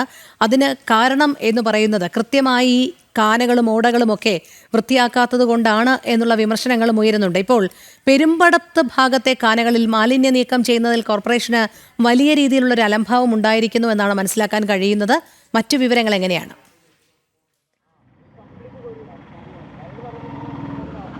രോഹിണി പറഞ്ഞതുപോലെ തന്നെ കോർപ്പറേഷന്റെ ഒരു അലംഭാവം മഴക്കാല പൂർവ്വ ശുചീകരണത്തിലടക്കം അത് നമ്മൾ നേരിട്ട് കണ്ടതാണ്. കാരണം പലപ്പോഴും പലയിടങ്ങളിലും കാനകളാകട്ടെ തോടുകളാകട്ടെ ഇതൊന്നും തന്നെ കൃത്യമായിട്ട് മാലിന്യമുക്തമാക്കാതെ ഇരിക്കുന്ന പക്ഷം അത് മഴ വന്നു കഴിഞ്ഞാൽ സ്വാഭാവികമായിട്ടും വെള്ളം പലയിടങ്ങളിൽ ഉണ്ടാകും. വെള്ളം കയറി വീടുകൾ അതോടൊപ്പം തന്നെ സ്ഥാപനങ്ങളിലേക്കും വെള്ളം കയറുന്ന ഒരു സാഹചര്യം ഉണ്ടാകും. ഞാനിപ്പോൾ നിൽക്കുന്നത് ഈ പെരുമ്പടപ്പ് ഭാഗത്താണ്. അതായത് പള്ളുരുത്തി പെരുമ്പടപ്പ് റോഡിന്റെ ഭാഗം. ഇവിടുത്തെ കാനകളുടെ അവസ്ഥയാണ് നമ്മൾ നേരിട്ട് കണ്ടുകൊണ്ടിരിക്കുന്നത്. അതായത് ഈ കാനകൾ എന്ന് പറയുന്നത് കുറേ കാലം മുന്നേ തോടുകളായിരുന്നു, വർഷങ്ങൾക്ക് മുന്നേ തോടുകളായിരുന്നു. സുഗമമായിട്ടുള്ള ഒഴുക്ക് ഇവിടെ ഉണ്ടായിരുന്നു. പക്ഷേ ഇന്ന് കാണുമ്പോൾ ഈ കറുത്ത രീതിയിലാണ് കാണുന്നത്. ഈ വെള്ളം ഒഴുകുന്നതിൻ്റെ അവസ്ഥ എന്ന് പറയുന്നത് വലിയ തോതിൽ മാലിന്യം, അതായത് വലിയ താഴ്ചയിൽ മാലിന്യമുണ്ട്. ഈ മാലിന്യം നീക്കം ചെയ്തെങ്കിൽ മാത്രമേ ഈ ഒഴുക്ക് സുഗമമായി കൊണ്ട് കൃത്യമായിട്ട് വെള്ളം കായലിലേക്ക്, അതായത് ഇതിൻ്റെ തൊട്ട് അപ്പുറത്ത് കുറച്ച് മീറ്ററുകൾക്കപ്പുറത്ത് കായലുണ്ട്, ആ കായലിലേക്ക് എത്തിച്ചേരുകയുള്ളൂ. ആ നേരെ കാണുന്നിടത്ത് മാലിന്യം കെട്ടി നിൽക്കുന്ന ഒരു സാഹചര്യമാണ്. സ്വാഭാവികമായിട്ടും മഴ പെയ്യുന്ന സമയത്ത് വെള്ളം പൊങ്ങി ഈ തൊട്ടപ്പുറത്തെ വീടുകളിലേക്കും സ്ഥാപനങ്ങളിലേക്കും മാലിന്യം അടങ്ങിയ വെള്ളം കയറുന്ന ഒരു സാഹചര്യം ഉണ്ടാകും. വലിയ രീതിയിലൊരു ഒരു ദുസ്സഹമായിട്ടുള്ള ഒരു ജീവിത സാഹചര്യത്തിലേക്ക് മഴക്കാലത്ത് ഈ പ്രദേശവാസികൾ പോകുന്നു എന്നുള്ളതാണ് ഇവിടുത്തെ ജനകീയ പ്രതിഷേധത്തിനുള്ള പ്രധാനപ്പെട്ട കാരണം. മറ്റൊന്ന്, ഈ കായലിലെ വേലിയേറ്റ സമയത്ത് കായലിൽ നിന്നുമുള്ള വെള്ളം കൂടി ഇങ്ങോട്ടേക്ക് കയറുമ്പോൾ സ്വാഭാവികമായിട്ടും വീണ്ടും വെള്ളം പോകുന്ന ഒരു സാഹചര്യം ഉണ്ടാകും. പക്ഷേ ഈ മാലിന്യം നീക്കം ചെയ്തു കഴിഞ്ഞാൽ, അതായത് കൃത്യമായിട്ടുള്ള ഇടവേളകളിൽ മഴക്കാലം എത്തുന്നതിന് മുൻപ് തന്നെ അധികാരികൾ വന്ന് ഇവിടുത്തെ കാര്യങ്ങൾ ഫണ്ട് ഇറക്കിക്കൊണ്ട് അല്ലെങ്കിൽ ഇവിടുത്തെ ഈ തോട്ടിലെ ഈ കാനകളിലെ മാലിന്യം കോരിക്കഴിഞ്ഞാൽ സ്വാഭാവികമായിട്ടും നീരൊഴുക്ക് സുഗമമായിട്ട് പോകും. അതോടൊപ്പം തന്നെ കായലിൽ ഡ്രെഡ്ജിങ്ങും കൂടി നടത്തി കഴിഞ്ഞാൽ ആ വേലിയേറ്റ സമയത്ത് വെള്ളം കയറുന്ന, അതായത് മാലിന്യം അടങ്ങിയിട്ടുള്ള വെള്ളം വീടുകളിലേക്കും സ്ഥാപനങ്ങളിലേക്കും കയറുന്ന ഒരു സാഹചര്യം ഒഴിവാകും. ഈ നിൽക്കുന്നവരൊക്കെ തന്നെ ഇവിടുത്തെ പ്രദേശവാസികളാണ്. നാളുകളായിട്ട് ഈ ദുരിത അവസ്ഥ അതിൻ്റെ ആ ഒരു പാരമ്യത്തിലെത്തിയ സമയത്ത് കൂടി അത് സഹിച്ച ആളുകളാണ്. ചേട്ടാ, ഇവിടുത്തെ ഒരു സാഹചര്യം എങ്ങനെയാണ്? കാരണം മഴക്കാലമായ സമയത്ത് വെള്ളം കയറുന്നത് നമ്മൾ തന്നെ റിപ്പോർട്ട് ചെയ്തതാണ്. എങ്ങനെയാണ് ഇവിടുത്തെ ഒരു അവസ്ഥ? നേരത്തെ എന്ന് പറഞ്ഞാൽ ഇവിടെ മഴ പെയ്തിട്ടുണ്ടെന്നൊരു ശക്തമായ മഴയാണെന്നുണ്ടെങ്കിൽ ഈ കാന മെത്തി വന്ന് റോട്ടിലോട്ട് കയറും. ഇത് പരിഹാരം ഉണ്ടാകണമെന്നുണ്ടെങ്കിൽ ഇതിന് താഴെ കുറേ പൈപ്പുകൾ ഇപ്പോൾ ഉണ്ട്. ആ പൈപ്പുകളൊന്ന് കട്ട് ചെയ്ത് മാറ്റിയോ വേറെ എന്തെങ്കിലും സംവിധാനം ഉണ്ടാക്കി ഈ വന്ന മാലിന്യങ്ങൾ ഒഴുകിപ്പോകാനുള്ള, അതായത് കംപ്ലീറ്റ് പ്ലാസ്റ്റിക്കിൻ്റെ കവറുകൾ കുപ്പികളെല്ലാം ഇത് ഞങ്ങളുടെ ശ്രമഫലമായിട്ട് ഞങ്ങൾ കഴിഞ്ഞ പ്രാവശ്യം കോരിയതാണ്. ഇനിയിപ്പോൾ ഞങ്ങൾക്ക് കോരാൻ കഴിയില്ല. കാരണം വെച്ചാൽ അങ്ങനെ കോരി ഒരു കൗൺസിലറുടെ പേരെടുക്കണ്ട. ഞങ്ങൾ പണിയെടുക്കുകയും ചെയ്യും, അവർക്ക് പേര് കിട്ടുകയും ചെയ്യും. അത് വേണ്ട. അതുകൊണ്ട് ഇപ്രാവശ്യം അവർ കോരിയില്ലെങ്കിൽ ഇപ്പോൾ ഞങ്ങൾ കാണിക്കുന്ന ഈ കാട്ടായ്മല്ല, ഇനി ഇതെന്നെ ശക്തമായ പ്രതികരണമാണ്. കാരണം വെച്ചാൽ ചെയ്യാൻ പറഞ്ഞിട്ട് ചെയ്യുന്നില്ല. എന്താ ചെയ്യാത്തതെന്ന് പറഞ്ഞാൽ കാലഘട്ടം തീരാറായി, ഒരു കാലാവധി തീരാറായി. അപ്പോൾ ചെയ്താലെന്ത്, ചെയ്തില്ലല്ലോ എന്ത്, ഇനി വരുന്ന ആളാണ് ഇത് അനുഭവിക്കേണ്ടത്. പക്ഷെ ഇപ്പോൾ ഞങ്ങൾ ചെയ്യാൻ പോകുന്നത് അതിപ്പോൾ ഇതിലൂടെ മാധ്യമത്തിലൂടെ പറയണമെന്നില്ല. കാരണം വെച്ചാൽ ഞങ്ങൾ ചെയ്ത് കാണിച്ചു തരാം. ഇപ്പോൾ കൗൺസിലർ വരുമോയെന്നറിയില്ല. കൗൺസിലർ വരുമോ? പറഞ്ഞിട്ടുണ്ട് വരാനായിട്ട്. അപ്പോൾ ഞങ്ങൾ ചെയ്യാൻ പോകുന്നതെന്ന് പറഞ്ഞു കഴിഞ്ഞാൽ ഈ ഒരു മഴ വരുന്നതിന് മുന്നിൽ, ശക്തമായൊരു മഴ വരുന്നതിന് മുന്നിൽ അവരൊന്നും ചെയ്തില്ലെങ്കിൽ ഞങ്ങളൊരു JCB വാടകയ്ക്ക് എടുക്കും. എന്നിട്ട് ഞങ്ങളുടെ ശ്രമഫലമായിട്ട് ഈ കാണുന്ന ബ്ലോക്കുകൾ മാറ്റാനാണ് ഞങ്ങളുടെ ശ്രമം. പിന്നെ വരുന്ന കാര്യങ്ങൾ വന്നിടത്ത് വെച്ച് കാണാം. ഇതാണ് എനിക്ക് ഇത്രയും പറയാനുള്ളത്. ഞങ്ങൾ ഈ റെസിഡൻസിൻ്റെ ഭാരവാഹികളാണ്. ഞങ്ങളായിട്ട് നേരത്തെ ചെയ്തുകൊണ്ടിരുന്നതാണ്. ഇനി ഞങ്ങൾ ചെയ്യാനായിട്ട് തീരുമാനിച്ചിട്ടില്ല. ഇവർക്ക് ചെയ്യാനായിട്ട് വേണ്ടിയാണല്ലോ ഇവരൊക്കെ തിരഞ്ഞെടുത്തേക്കണേക്കും ഉദ്യോഗസ്ഥരത്തേക്ക് ഇരുതേക്കണം. ഇവരെന്താണ് ഇത് ചെയ്യാത്തത് എന്നുള്ളത് ഞങ്ങൾക്ക് മനസ്സിലാണില്ല. ഈ ഏരിയയിലുള്ള ആൾക്കാരല്ല, മൊത്തത്തിലുള്ള ആൾക്കാർ ഇപ്പോൾ ചെറിയ ചെറിയ കാനകൾ കോരുന്നുണ്ട്. അതെങ്ങനെ കോരണമെന്നറിയോ? ഒരു 5-6 സ്ലാബ് ഇതിൻ്റെ മധ്യത്തിൽ നിന്ന് ഒരു സ്ലാബ് എടുക്കും. എന്നിട്ട് മൺവെട്ടി എത്ര നീളത്തിൽ കിട്ടുന്നു ആ നീളത്തിൽ നിന്ന് കോരി എടുത്തുകൊണ്ട് പോകും. ബാക്കി സ്ലാബുകളൊന്നും എടുക്കുന്നില്ല. മനസ്സിലായോ? അപ്പോൾ വരുന്ന വെള്ളം ആ കുഴിയിലൊന്നും കിടക്കും. ഒഴുകി പോകുന്ന പരിപാടിയില്ല. അപ്പോൾ അതും തടഞ്ഞിട്ടുണ്ട് ആൾക്കാർ. അത് വേണ്ടെന്ന് പറഞ്ഞിട്ടുണ്ട്. കോരുകയാണെങ്കിൽ സ്ലാബ് എടുത്തെടുത്ത് കോരുക. ഒരു 2 സ്ലാബാണെങ്കിൽ എടുത്തെടുത്ത് കോരുക. ഇത് 5 സ്ലാബ് എടുത്തിട്ട് ഒരു സ്ലാബ് എടുത്തു കഴിഞ്ഞാൽ ബാക്കിയുള്ള 4 സ്ലാബിൻ്റെ നീളത്തിൽ കിട്ടുന്നുണ്ടോ? കിട്ടില്ല. അങ്ങനെയാണ് ഇപ്പോൾ അവിടെയൊക്കെ കോരണം. ഇവിടെയും വന്നെന്ന് പറഞ്ഞു കോരാനായിട്ട്. കോരണം എന്ന് പറഞ്ഞാൽ ഇത് JCB വെച്ച് കോരാലേ ശരിയാവുള്ളൂ. കാരണം ഇതിൻ്റെ ആഴം വേണം ഞങ്ങൾ കാണിച്ചു തരാം. ചേട്ടാ ഇതിൻ്റെ ആഴം ഒന്ന് കാണിച്ചു കൊടുക്കും. ഇതിന്റെ ആഴം കൂടി അത് ആ മാലിന്യം എത്രത്തോളം ഈ ഒരു കാനയിൽ ഉണ്ട് എന്ന് വ്യക്തമാകും. അതിന് വേണ്ടിയിട്ട് നമുക്ക് അതിലൊന്ന് ഒരു കമ്പിട്ട് കുത്തി കഴിഞ്ഞാൽ സ്വാഭാവികമായിട്ടും നമുക്കറിയാം രോഹിണി അത് എത്രത്തോളം ആഴം അതിലുണ്ട്. ആ കാണുന്നത്, ആ പൊങ്ങി വരുന്നത് ആ കറുത്ത ചെളി മാത്രമല്ല, അത് മാലിന്യമാണ്. ആ മാലിന്യം നീക്കം ചെയ്ത് കഴിഞ്ഞാൽ മാത്രമേ ഈ ഭാഗത്തെ നീരൊഴുക്ക് ശക്തമാവുകയും ഒപ്പം തന്നെ കായലിലേക്ക് വെള്ളം പോകുന്ന ഒരു സാഹചര്യം ഉണ്ടാകുകയും ചെയ്യും. പക്ഷേ ഇവർ പറയുന്ന വിവരമനുസരിച്ച് 15 വർഷങ്ങൾക്ക് ശേഷം 2022 അവസാന ഘട്ടത്തിൽ മാത്രമാണ് ഇത്തരത്തിൽ ഇവിടുത്തെ മാലിന്യം നീക്കം ചെയ്തത്. ആ 5 വർഷത്തിന് ഇപ്പുറത്തേക്ക് പിന്നീട് ഒന്നും കൂടി ഒരു മാലിന്യം നീക്കം ചെയ്യാനായിട്ടുള്ള നടപടി അധികാരികളുടെ ഭാഗത്തുനിന്ന് ഉണ്ടായില്ല. ദിനംപ്രതി ഇത്തരത്തിലുള്ള ഈ ഒരു ആവശ്യം ഇവിടുത്തെ പ്രദേശവാസികൾ ഉന്നയിക്കുന്നുണ്ട്. പക്ഷേ ആരും തന്നെ, പ്രത്യേകിച്ച് കൗൺസിലറോ കോർപ്പറേഷനോ ഒന്നും തന്നെ അത് മുഖവിലക്കെടുക്കുന്നില്ല. കഴിഞ്ഞ തവണ ഇത് വാർത്ത വന്നതിൻ്റെ അടിസ്ഥാനത്തിൽ ഈ കോർപ്പറേഷന്റെ നേതൃത്വത്തിൽ ഒരു പ്രഹസനം എന്നുള്ള രീതിയിൽ ചിലയിടങ്ങളിലെ ഓടകളുടെ സ്ലാബ് പൊക്കിയതിനു ശേഷം അവിടുത്തെ മാലിന്യം കുറച്ച് നീക്കം ചെയ്തിരുന്നു. പക്ഷേ എല്ലായിടത്തേക്കും മാലിന്യ നീക്കം ശക്തമായിട്ടില്ല. അതെങ്ങനെയായിരുന്നു ചേട്ടാ? അന്വേഷിച്ച് അതൊന്ന് കൃത്യമായിട്ട് അവർ സംഭവ സ്ഥലത്ത് ഉണ്ടായിരുന്ന ആളുകളാണ്. അത് കൃത്യമായിട്ട് അവരത് പറഞ്ഞു. ചേട്ടാ എങ്ങനെയായിരുന്നു സംഭവം? കഴിഞ്ഞ ദിവസം ഇവിടെ കോരാൻ വേണ്ടി അവർ വന്നിരുന്നു. അവർ അപ്പുറത്താണ് വരുന്നത്. അവർ കോരാൻ വേണ്ടി വന്നിട്ട് അവർ കോരി കഴിഞ്ഞിട്ട് കുറച്ച് കോരി വെച്ചിട്ടാണ് പോയത് അവർ. അതിനുശേഷം ഞങ്ങൾ വന്നപ്പോൾ അവർ സ്ലാബ് പൊളിക്കാൻ നോക്കണേന്ന്. സ്ലാബ് എടുത്ത് മാറ്റിയിട്ട് വേണം കോരാനായിട്ട്. ഈ സ്ലാബ് എടുത്ത് മാറ്റണമെങ്കിൽ 2 സൈഡിൽ നിന്നും കുത്തി പൊളിക്കണം. ഇത് കുത്തി പൊളിക്കണമെന്ന് വെച്ച് കഴിഞ്ഞാൽ എന്താണ്, ഈ സൈഡ് കംപ്ലീറ്റ് കുത്തി പൊളിക്കാതെ സ്ലാബ് തന്നെ തല്ലി പൊളിക്കാൻ നോക്കി. ഞങ്ങൾ പണി നിർത്തിച്ചെന്ന് കഴിഞ്ഞപ്പോൾ ഈ കൗൺസിലറെ വിളിച്ചു വരുത്തി ഞങ്ങൾ പറഞ്ഞു ഇതുപോലെ കോരാൻ പറ്റത്തില്ല, ഇത് കോരണമെങ്കിൽ മര്യാദക്ക് തന്നെ കോരണം, JCB അല്ലെങ്കിൽ ഹിറ്റാച്ചി ഉപയോഗിച്ച് കോരണമെന്ന് പറഞ്ഞു. അപ്പോൾ പുള്ളി പറഞ്ഞ് ഹിറ്റാച്ചിനെ കൊണ്ട് കോരിക്കാം, പക്ഷേ എന്നാന്ന് പുള്ളി പറഞ്ഞിട്ടില്ല ഇതുവരെ. അപ്പം ഞങ്ങൾ എത്രയും പെട്ടെന്ന് ഇത് നടന്നില്ലെങ്കിൽ ഞങ്ങൾ പ്രതിഷേധിക്കാൻ തന്നെ തീരുമാനിച്ചിരിക്കുന്നത്.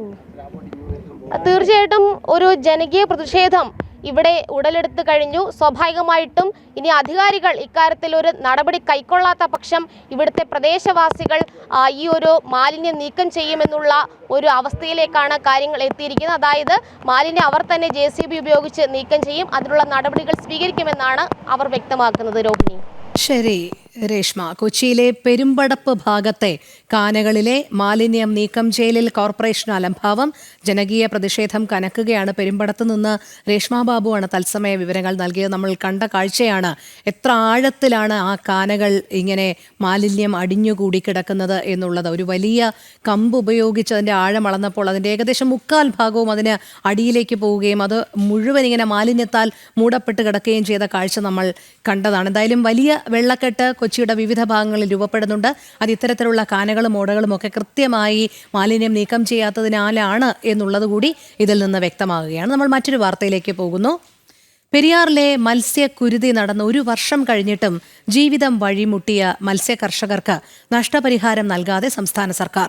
മത്സ്യക്കുരുതിയിൽ 150-ലധികം മത്സ്യ കർഷകർക്ക് 30 കോടിയിലധികം രൂപയുടെ നഷ്ടമുണ്ടായിട്ടും വാഗ്ദാനങ്ങൾക്കപ്പുറം ഒരു ചെറിയ ഇടപെടൽ പോലും നടത്താതെ അധികൃതർ നടത്തിയത് ക്രൂരമായ വഞ്ചനയാണ്. കടക്കണിയിൽപ്പെട്ട് നിത്യച്ചെലവിന് പോലും പണമില്ലാതെ കൂട് കർഷകരും മത്സ്യത്തൊഴിലാളികളും ജീവിതം വഴിമുട്ടി നിൽക്കുമ്പോൾ സർക്കാർ സംവിധാനങ്ങളൊന്നും ഇവരുടെ കണ്ണുനീർ കാണുന്നേയില്ല. നമുക്ക് ഈ വാർത്തയിലേക്ക് തിരികെ എത്താം. ഇപ്പോൾ ശ്രീ പത്മനാഭ സ്വാമി ക്ഷേത്രത്തിൽ ചടങ്ങുകൾ പുരോഗമിക്കുകയാണ്. നമുക്ക് അതിൻ്റെ തത്സമയത്തിലേക്ക് പോകേണ്ടതുണ്ട്. തത്സമയ ദൃശ്യങ്ങളിലേക്ക്.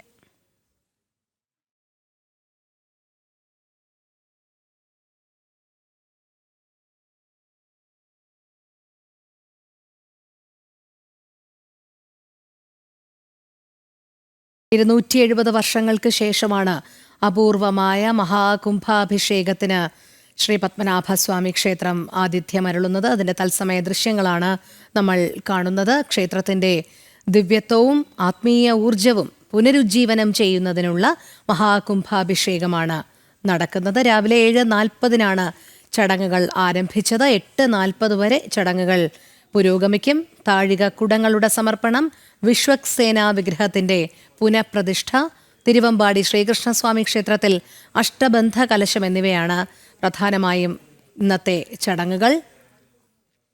ക്ഷേത്രത്തിൻ്റെ ദൃശ്യങ്ങളിലേക്കാണ് നമ്മൾ പോകുന്നത്. തത്സമയ ദൃശ്യങ്ങൾ. പൂജാതി കർമ്മങ്ങളെല്ലാം പ്രേക്ഷകരിലേക്ക് എത്തിക്കാൻ സാധിക്കുകയില്ല എങ്കിലും അവർ അനുവദിക്കുന്ന ദൃശ്യങ്ങളാണ് നമ്മളിപ്പോൾ പ്രേക്ഷകർക്കായി പകർന്നു നൽകിക്കൊണ്ടിരിക്കുന്നത്. ശാലിനിയിലേക്ക് പോകുന്നു. ശാലിനി, പറയൂ, എന്തൊക്കെ ചടങ്ങുകളാണ് നിലവിൽ ഇപ്പോൾ പുരോഗമിക്കുന്നത്? രോഹിണി, നമ്മൾ സൂചിപ്പിച്ചതുപോലെ തന്നെ അഷ്ടബന്ധ കലശം, ഒപ്പം തന്നെ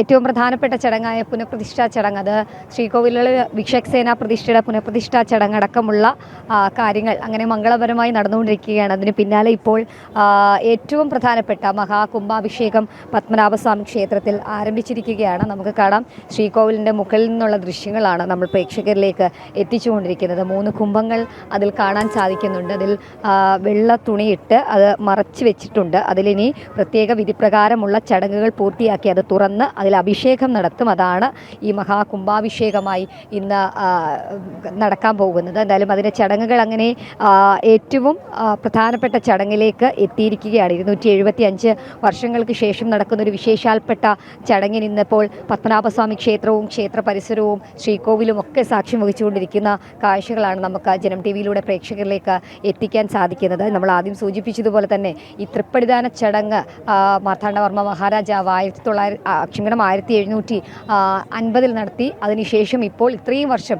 2 നൂറ്റാണ്ടിനിപ്പുറമാണ് ഈ ഒരു വിശേഷാൽപ്പെട്ട ചടങ്ങ് ക്ഷേത്രത്തിന് ഉള്ളിലും ക്ഷേത്രത്തിലും നടക്കുന്നത് എന്നുള്ളതാണ്.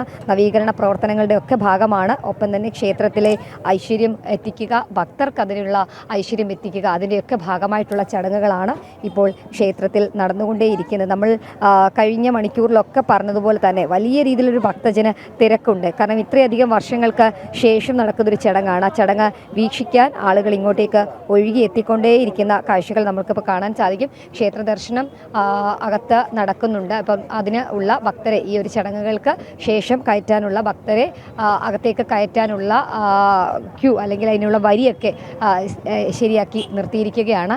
ഈ ഒരു കുംഭാഭിഷേക ചടങ്ങുകൾ പൂർത്തീകരിച്ചാൽ അപ്പോൾ തന്നെ ക്ഷേത്ര ദർശനത്തിനുള്ള ഭക്തരെ അകത്തേക്ക് പ്രവേശിപ്പിക്കുകയും ചെയ്യും. ദൃശ്യങ്ങളിൽ കാണുന്നത് പോലെ തന്നെ മുഖ്യ കാർമ്മികത്വം വഹിക്കുന്ന എല്ലാവരും ഈ ക്ഷേത്രത്തിൻ്റെ ശ്രീകോവിലിന് മുകളിലായി നമുക്ക് കാണാൻ സാധിക്കും. അവരെല്ലാം ചേർന്ന് ഒരുമിച്ച് ഒരേ മനസ്സോടെ ഭക്തി നിർഭരമായ അന്തരീക്ഷത്തിൽ അങ്ങനെ കുംഭാഭിഷേക ചടങ്ങുകൾ നടത്തിക്കൊണ്ടേയിരിക്കുകയാണ്. അതിലെ ഒരു കുംഭം നമുക്കിപ്പോൾ കാണാം.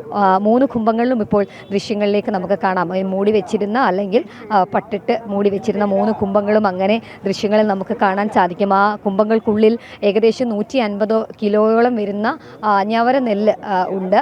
അത് അവർ സങ്കല്പം എന്നുള്ളത് എന്തൊക്കെ വിപത്തുകൾ വന്നാലും ആ വിപത്തുകളെല്ലാം കഴിഞ്ഞതിന് ശേഷവും ഒരു തരി നെല്ലെങ്കിലും അല്ലെങ്കിൽ അടുത്ത ഇനി ജീവിക്കാൻ പോകുന്ന ആളുകൾക്ക് വേണ്ടി നൽകാനായി ഒരു തരി നെല്ലെങ്കിലും കാത്തു സൂക്ഷിക്കണം എന്നുള്ളൊരു സന്ദേശം കൂടി പകരുന്നതാണ് ആ ഒരു കുംഭങ്ങളിലുള്ളിലെ നെല്ലുകൾ. ഈ നെല്ലെന്നുള്ളത് ഞവര നെല്ലാണ്, അപൂർവമായിട്ടുള്ള നെല്ലാണ്. ആ നെല്ല് ഈ കുംഭത്തിനുള്ളിലുണ്ട്, ഈ സ്വർണ്ണ കുംഭങ്ങൾക്കുള്ളിൽ നിറച്ചിട്ടുണ്ട്.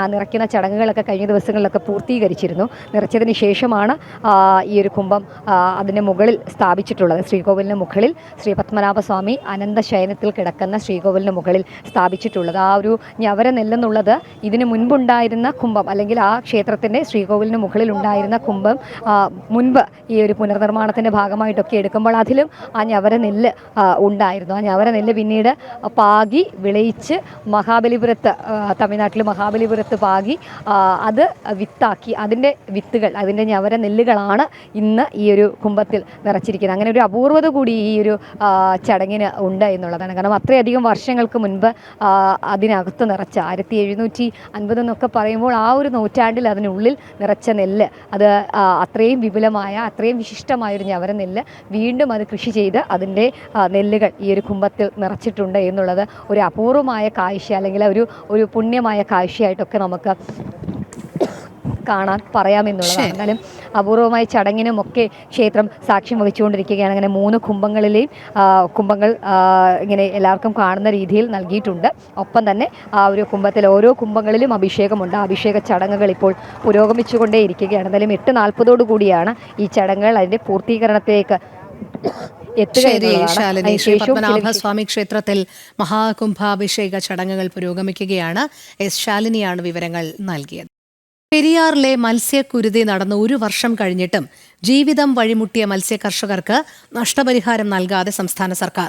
മത്സ്യക്കുരുതിയിൽ 150-ലധികം മത്സ്യകർഷകർക്ക് 30 കോടിയിലധികം രൂപയുടെ നഷ്ടമുണ്ടായിട്ടും വാഗ്ദാനങ്ങൾക്കപ്പുറം ഒരു ചെറിയ ഇടപെടൽ പോലും നടത്താതെ അധികൃതർ നടത്തിയത് ക്രൂരമായ വഞ്ചനയാണ്. കടക്കണിയിൽപ്പെട്ട് നിത്യച്ചെലവിനു പോലും പണമില്ലാതെ കൂടുതൽ മത്സ്യകർഷകരും മത്സ്യത്തൊഴിലാളികളും ജീവിതം വഴിമുട്ടി നിൽക്കുമ്പോൾ സർക്കാർ സംവിധാനങ്ങളൊന്നും ഇവരുടെ കണ്ണുനീർ കാണുന്നില്ല.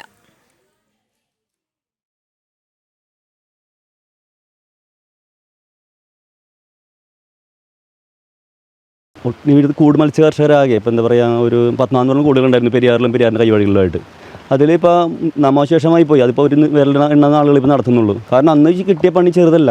സർക്കാർ സബ്സിഡി തന്ന് നിങ്ങൾ കൃഷി ചെയ്തു എന്ന് പറഞ്ഞ് സർക്കാർ വിളിച്ചിറക്കിയിട്ട് അതിനുശേഷം കയ്യിലെ കാശടക്കം മുടക്കി, കയ്യിലെ സ്വർണ്ണങ്ങൾ അതൊക്കെ പണയം വെച്ചൊക്കെ 14 കൂടുകളിൽ ആളുകൾ ഈ മത്സ്യകൃഷി നടത്തിയിട്ട് ഒരു നിർദ്ദാക്ഷ്യം ഇതെല്ലാം കൊന്നൊടുക്കി തിരിച്ചൊരു സഹായം അവർക്ക് ചെയ്യണ്ടേ. എന്നുവെച്ചാൽ ഓരോ കൂട്ടിലും ഒരു 1.5 ലക്ഷം കൂടെ മീനുകളടക്കം പിടിക്കാൻ പാകിയ മത്സ്യങ്ങളാണ്. എന്നിട്ട് അതിന് വന്നൊരു ആശ്വാസമൊക്കെ പറയാത്തൊരു സ്ഥിതി എന്നുള്ളതാണ്. ഒരു തിരിഞ്ഞു നോക്കണ്ട ഒരാളെങ്കിലും.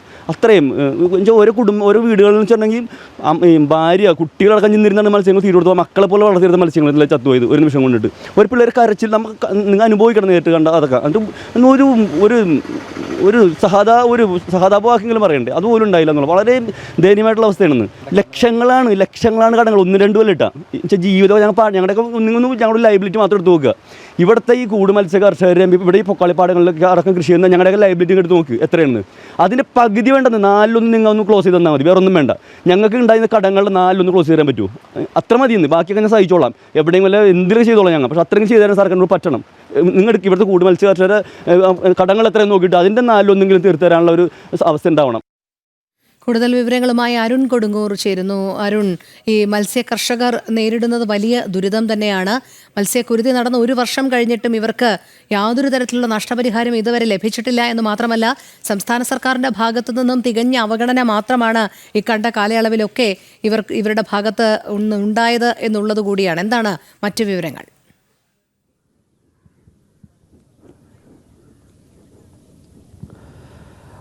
രോഹിണി, തീർച്ചയായും യാതൊരു തെറ്റും ചെയ്യാതെയാണ് ഈ ഒരു ജീവിതം വഴിമുട്ടുന്ന ഒരവസ്ഥയിലേക്ക് ഇവർക്ക് വരേണ്ടി വന്നിരിക്കുന്നത്. അതിൽ ഏറ്റവും പ്രധാനമായി എടുത്തു പറയേണ്ടത് ഈ പെരിയാറിൽ നിന്ന് രാസമാലിന്യം കലർന്ന വെള്ളം കയറിയതാണ് ഈ ഒരു വലിയ പ്രതിസന്ധിക്ക് കാരണം. കഴിഞ്ഞ മെയ്യിലായിരുന്നു ഇത്തരം ഒരു ദാരുണമായ ഒരു സംഭവം ഉണ്ടായത്. കേരളമാകെ ചർച്ച ചെയ്ത ഒരു കാര്യമായിരുന്നു. വലിയ രീതിയിലുള്ള ഒരു മലിനീകരണം ഉണ്ടായിരുന്നു. മത്സ്യങ്ങൾ കൂട്ടത്തോടെ ചത്തൊടുക്കുന്ന ഒരു സാഹചര്യം ഉണ്ടായിരുന്നു. അന്ന് അധികൃതർ നൽകിയ വാഗ്ദാനം എല്ലാ കർഷകർക്കും കൃത്യമായ നഷ്ടപരിഹാരം നൽകുവാനുള്ള കൃത്യമായ ഇടപെടൽ ഉണ്ടാകുമെന്നായിരുന്നു പറഞ്ഞത്. ഈ ഒരു പശ്ചാത്തലത്തിലാണ് നമ്മൾ ഈ 1 വർഷത്തിന് ശേഷം ഇത്തരത്തിലൊരു അന്വേഷണം നടത്തിയത്. പക്ഷേ കർഷകരുടെ ഒരു അവസ്ഥ വലിയ രീതിയിലുള്ള പരിതാപകരമായ ഒരു സ്ഥിതിയിലേക്കാണ് പോകുന്നത്. കാരണം ജീവിക്കാൻ പോലും പറ്റാത്ത ഒരവസ്ഥയിലേക്ക് വാക്കുകളിൽ വിവരിക്കുന്നതിനപ്പുറമുള്ള വലിയ ഒരു ദുരിതത്തിലേക്ക് അവർ നീങ്ങുകയാണ്. കാരണം അത്ര ഭീമമായ ഒരു നഷ്ടമാണ് ഈ കർഷകർക്കൊക്കെയും ഉണ്ടായിരിക്കുന്നത്. പക്ഷേ പലതവണ സമരം ചെയ്തു, പലതവണ പരാതികൾ നൽകി, നിവേദനങ്ങൾ നൽകി, മുട്ടാവുന്ന വാതിലുകളൊക്കെ തന്നെയും മുട്ടി. പക്ഷേ ഒരു തരത്തിലുള്ള ഇടപെടലും അധികൃതരുടെ ഭാഗത്തുനിന്നും ഉണ്ടാകുന്നില്ല എന്നതാണ് സത്യമായ കാര്യം. അതുകൊണ്ട് തന്നെ വലിയ രീതിയിലുള്ള ഒരു പ്രതിഷേധത്തിലേക്ക് തന്നെ ഇവർ നീങ്ങുകയാണ്. പ്രതിഷേധമല്ലാതെ മറ്റു മാർഗങ്ങളൊന്നും തന്നെയില്ല. അതോടൊപ്പം തന്നെ ഇവരുടെ ജീവിത മാർഗം മൊത്തം വഴിമുട്ടിയിരിക്കുന്ന ഒരു അവസ്ഥയിലേക്ക് പോകുന്നു. എന്ത് ചെയ്യണമെന്നറിയാത്ത ഒരവസ്ഥയിലേക്ക് പോയിരിക്കുകയാണ്. വലിയ രീതിയിലുള്ളൊരു കടബാധ്യതയിലേക്ക് ഇവർ പോവുകയാണ്. കാരണം ഇനി കൃഷി ചെയ്യുക എന്നുള്ളത് ഇവരെ സംബന്ധിച്ചോളം വലിയ രീതിയിലേക്കുള്ള ഒരു പ്രതിസന്ധിയായി നിൽക്കുകയാണ്. കാരണം ഒന്ന്, ഉള്ളതെല്ലാം വിറ്റുപെറുക്കിയാണ് കഴിഞ്ഞ തവണ മത്സ്യകൃഷി നടത്തിയത്. പക്ഷേ അത് ₹1 പോലും കിട്ടാതെ അത് പൂർണ്ണമായും ചത്തൊടുക്കുന്ന ഒരവസ്ഥയിലേക്ക് വന്നു. അതോടൊപ്പം തന്നെയാണ് ഇനി എങ്ങനെ ജീവിക്കും, കുടുംബം എങ്ങനെ പുലർത്തും എന്നുള്ള വലിയൊരു ആശങ്ക അവർക്ക് മുന്നിലുണ്ട്. അതുകൊണ്ട് തന്നെ അടിയന്തരമായി അധികൃതർ ഇടപെടേണ്ട ഒരു സാഹചര്യമാണ്. എത്രയും വേഗം അധികൃതരുടെ ഭാഗത്തു നിന്നുള്ള ഒരു ഇടപെടൽ തന്നെയാണ് ഇവർ ആവശ്യപ്പെടുന്നത്. പലതവണ പല രീതിയിലുള്ള സമരങ്ങൾ ഇവർ നടത്തിയിരുന്നു. പക്ഷേ ഒരു തരത്തിലുള്ള ഇടപെടലും അധികൃതരുടെ ഭാഗത്തു നിന്നും ഉണ്ടാകുന്നില്ല. വാഗ്ദാനങ്ങൾക്കപ്പുറത്തേക്ക് ഒരു ആശ്വാസ വാക്ക് പോലും പറയാൻ അധികൃതർ തയ്യാറായില്ല എന്നാണ് അവർ വേദനയോടെ പറയുന്നത്. എന്തായാലും അടിയന്തരമായി സർക്കാരിൻ്റെ ശ്രദ്ധ പതിയേണ്ട ഒരു വിഷയമാണ്. അത് ഇവരുടെ കണ്ണീർ കാണാതിരിക്കാൻ പാടില്ല. കാരണം അത്ര വലിയ ഒരു പ്രതിസന്ധിയിലേക്ക്, അത്ര വലിയ ബുദ്ധിമുട്ടിലേക്ക് ഇത് പറഞ്ഞ ഒരു കർഷകൻ്റെ മാത്രമല്ല 150-ലധികം കർഷകരുടെ ഒരു അവസ്ഥ കൂടിയാണ്. ഇതോടൊപ്പം തന്നെ ഈ മത്സ്യത്തൊഴിലാളികളുടെ അവസ്ഥ കൂടിയുണ്ട്. അത്ര ഭീകരമായ ഒരു അവസ്ഥയിലേക്ക് കാര്യങ്ങൾ എത്തുകയാണ്. എന്തായാലും അടിയന്തരമായ ഒരു ഇടപെടൽ തന്നെയാണ് ഇവിടെ ആവശ്യപ്പെടുന്നത്. ഈ ഒരു പ്രശ്നത്തിൽ സർക്കാർ അടിയന്തരമായി ഇടപെട്ടുകൊണ്ട് തങ്ങളുടെ ദുരിതം മാറ്റിത്തരണം എന്നുള്ള ഒരു അപേക്ഷ മാത്രമാണ് ഇവർക്ക് സർക്കാരിന് മുന്നിൽ വെക്കാനുള്ളത്. രോഹിണി. ശരി, അരുൺ കൊടുങ്ങൂറാണ് വിവരങ്ങൾ നൽകിയത്. സെക്രട്ടേറിയറ്റിലെ ദർബാർ ഹാളിൽ രാഷ്ട്രപതിയുടെ ചിത്രം സ്ഥാപിക്കാത്ത സർക്കാർ നടപടിക്കെതിരെ രൂക്ഷ വിമർശനവുമായി മുൻ കേന്ദ്രമന്ത്രി വി മുരളീധരൻ. കേരള സർക്കാർ പാർശ്വവൽക്കരിക്കപ്പെടുന്ന വിഭാഗങ്ങളോട് കാണിക്കുന്ന അവഗണനയുടെയും തൊട്ടുകൂടായ്മയുടെയും ഏറ്റവും ഒടുവിലത്തെ ഉദാഹരണമാണ് ഇത്. സർക്കാർ അവഗണന ജനിച്ച സമുദായത്തിന്റെ അടിസ്ഥാനത്തിലെന്നും മുരളീധരൻ വിമർശിച്ചു. സെക്രട്ടേറിയറ്റിൽ രാഷ്ട്രപതിയുടെ ചിത്രം വയ്ക്കാതെയുള്ള സർക്കാർ അവഗണന ജനം TV വാർത്ത നൽകിയിരുന്നു. അഖിൽ പാലോട്ട് മഠം ചേരുന്നു. അഖിൽ, സെക്രട്ടേറിയറ്റിലെ ദർബാർ ഹാളിൽ രാഷ്ട്രപതിയുടെ ചിത്രമില്ലാത്തത് ജനം TVയാണ് ആദ്യം പുറത്തു കൊണ്ടുവന്നത്. ഇത് സർക്കാർ കാണിക്കുന്ന അവഗണനയാണെന്നുള്ള അതിരൂക്ഷ വിമർശനങ്ങളാണ് പൊതുസമൂഹത്തിൽ നിന്ന് ഉയർന്നത്. അതോടൊപ്പം മുൻ കേന്ദ്രമന്ത്രി വി മുരളീധരന്റെ ഭാഗത്തു നിന്നുകൂടി ഒരു പ്രതികരണം ഉണ്ടായിരിക്കുകയാണ്. അതായത് സർക്കാരിന്റെ ഈ നടപടി എന്ന് പറയുന്നത് പാർശ്വവൽക്കരിക്കപ്പെടുന്ന വിഭാഗങ്ങളോട് കാണിക്കുന്ന അവഗണനയുടെയും തൊട്ടുകൂടായ്മയുടെയും ഏറ്റവും ഒടുവിലത്തെ ഉദാഹരണമാണ് എന്നാണ് അദ്ദേഹം പറഞ്ഞു വെക്കുന്നത്. മറ്റെന്തെല്ലാം കാര്യങ്ങളാണ് അദ്ദേഹം ജനം TVയോട് പ്രതികരിച്ചത്?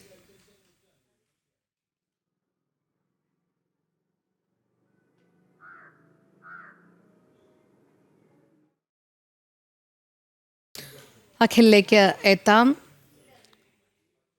സംസ്ഥാന സർക്കാരിന്റെ കടുത്ത അവഗണനയാണ് സെക്രട്ടേറിയറ്റിലെ ദർബാർ ഹാളിൽ ദൃശ്യമാകുന്നത് എന്നാണ് വ്യക്തമാകുന്നത്. രാഷ്ട്രപതിയുടെ ചിത്രം ദർബാർ ഹാളിൽ സ്ഥാപിക്കാത്ത സർക്കാർ നടപടിക്കെതിരെ രൂക്ഷ വിമർശനമാണ് ഉയരുന്നത്. പ്രതികരണവുമായി മുൻ കേന്ദ്രമന്ത്രി വി മുരളീധരനും രംഗത്തെത്തി. കേരള സർക്കാർ പാർശ്വവൽക്കരിക്കപ്പെടുന്ന വിഭാഗങ്ങളോട് കാണിക്കുന്ന അവഗണനയുടെയും തൊട്ടുകൂടായ്മയുടെയും ഏറ്റവും ഒടുവിലത്തെ ഉദാഹരണമാണ് ഇത് എന്ന് അദ്ദേഹം സൂചിപ്പിക്കുകയുണ്ടായി. സർക്കാർ അവഗണന ജനിച്ച സമുദായത്തിന്റെ അടിസ്ഥാനത്തിലെന്നും മുരളീധരൻ വിമർശിച്ചു. ഈ വാർത്ത ആദ്യം പുറത്തു കൊണ്ടുവരുന്നത് ജനം TVയാണ്. പ്രണബ് കുമാർ മുഖർജി വരെയുള്ള രാഷ്ട്രപതിമാരുടെ ചിത്രങ്ങൾ ഉണ്ടായിരുന്നു. പക്ഷേ തുടർന്ന് രാംനാഥ് കോവിന്ദിന്റെയും ദ്രൗപതി മുർമുവിന്റെയും ചിത്രങ്ങൾ ദർബാർ ഹാളിൽ സ്ഥാപിച്ചിട്ടില്ലായിരുന്നു. ഇത് പലതവണ ശ്രദ്ധയിൽപ്പെടുത്തിയെങ്കിലും അത് സ്ഥാപിക്കാതെ ഒഴിഞ്ഞു മാറുന്ന ഒരു സർക്കാർ നിലപാടാണ് നമുക്ക് കാണാൻ കഴിഞ്ഞതും. എന്തായാലും ഇതിനെതിരെ പൊതുസമൂഹത്തിൽ നിന്ന് അതിരൂക്ഷ വിമർശനമാണ് ഉയരുന്നത്. അഖിൽ, കേൾക്കാൻ കഴിയുന്നുണ്ടോ? ഈ വാർത്ത പുറത്തു കൊണ്ടുവന്നത് ജനം TVയാണ്. എന്തായാലും സർക്കാരിന്റെ നിലപാട് ഇതിൽ നിന്ന് വ്യക്തമാകുന്നത് പാർശ്വവൽക്കരിക്കപ്പെടുന്ന ജനവിഭാഗങ്ങളോട് കാണിക്കുന്ന അവഗണന തന്നെയാണ് എന്ന് തന്നെയാണ് മനസ്സിലാക്കേണ്ടിയിരിക്കുന്നത്. മുൻ കേന്ദ്രമന്ത്രി വി മുരളീധരൻ ഇതുമായി ബന്ധപ്പെട്ട് അദ്ദേഹത്തിന്റെ പ്രതികരണം എപ്രകാരമായിരുന്നു?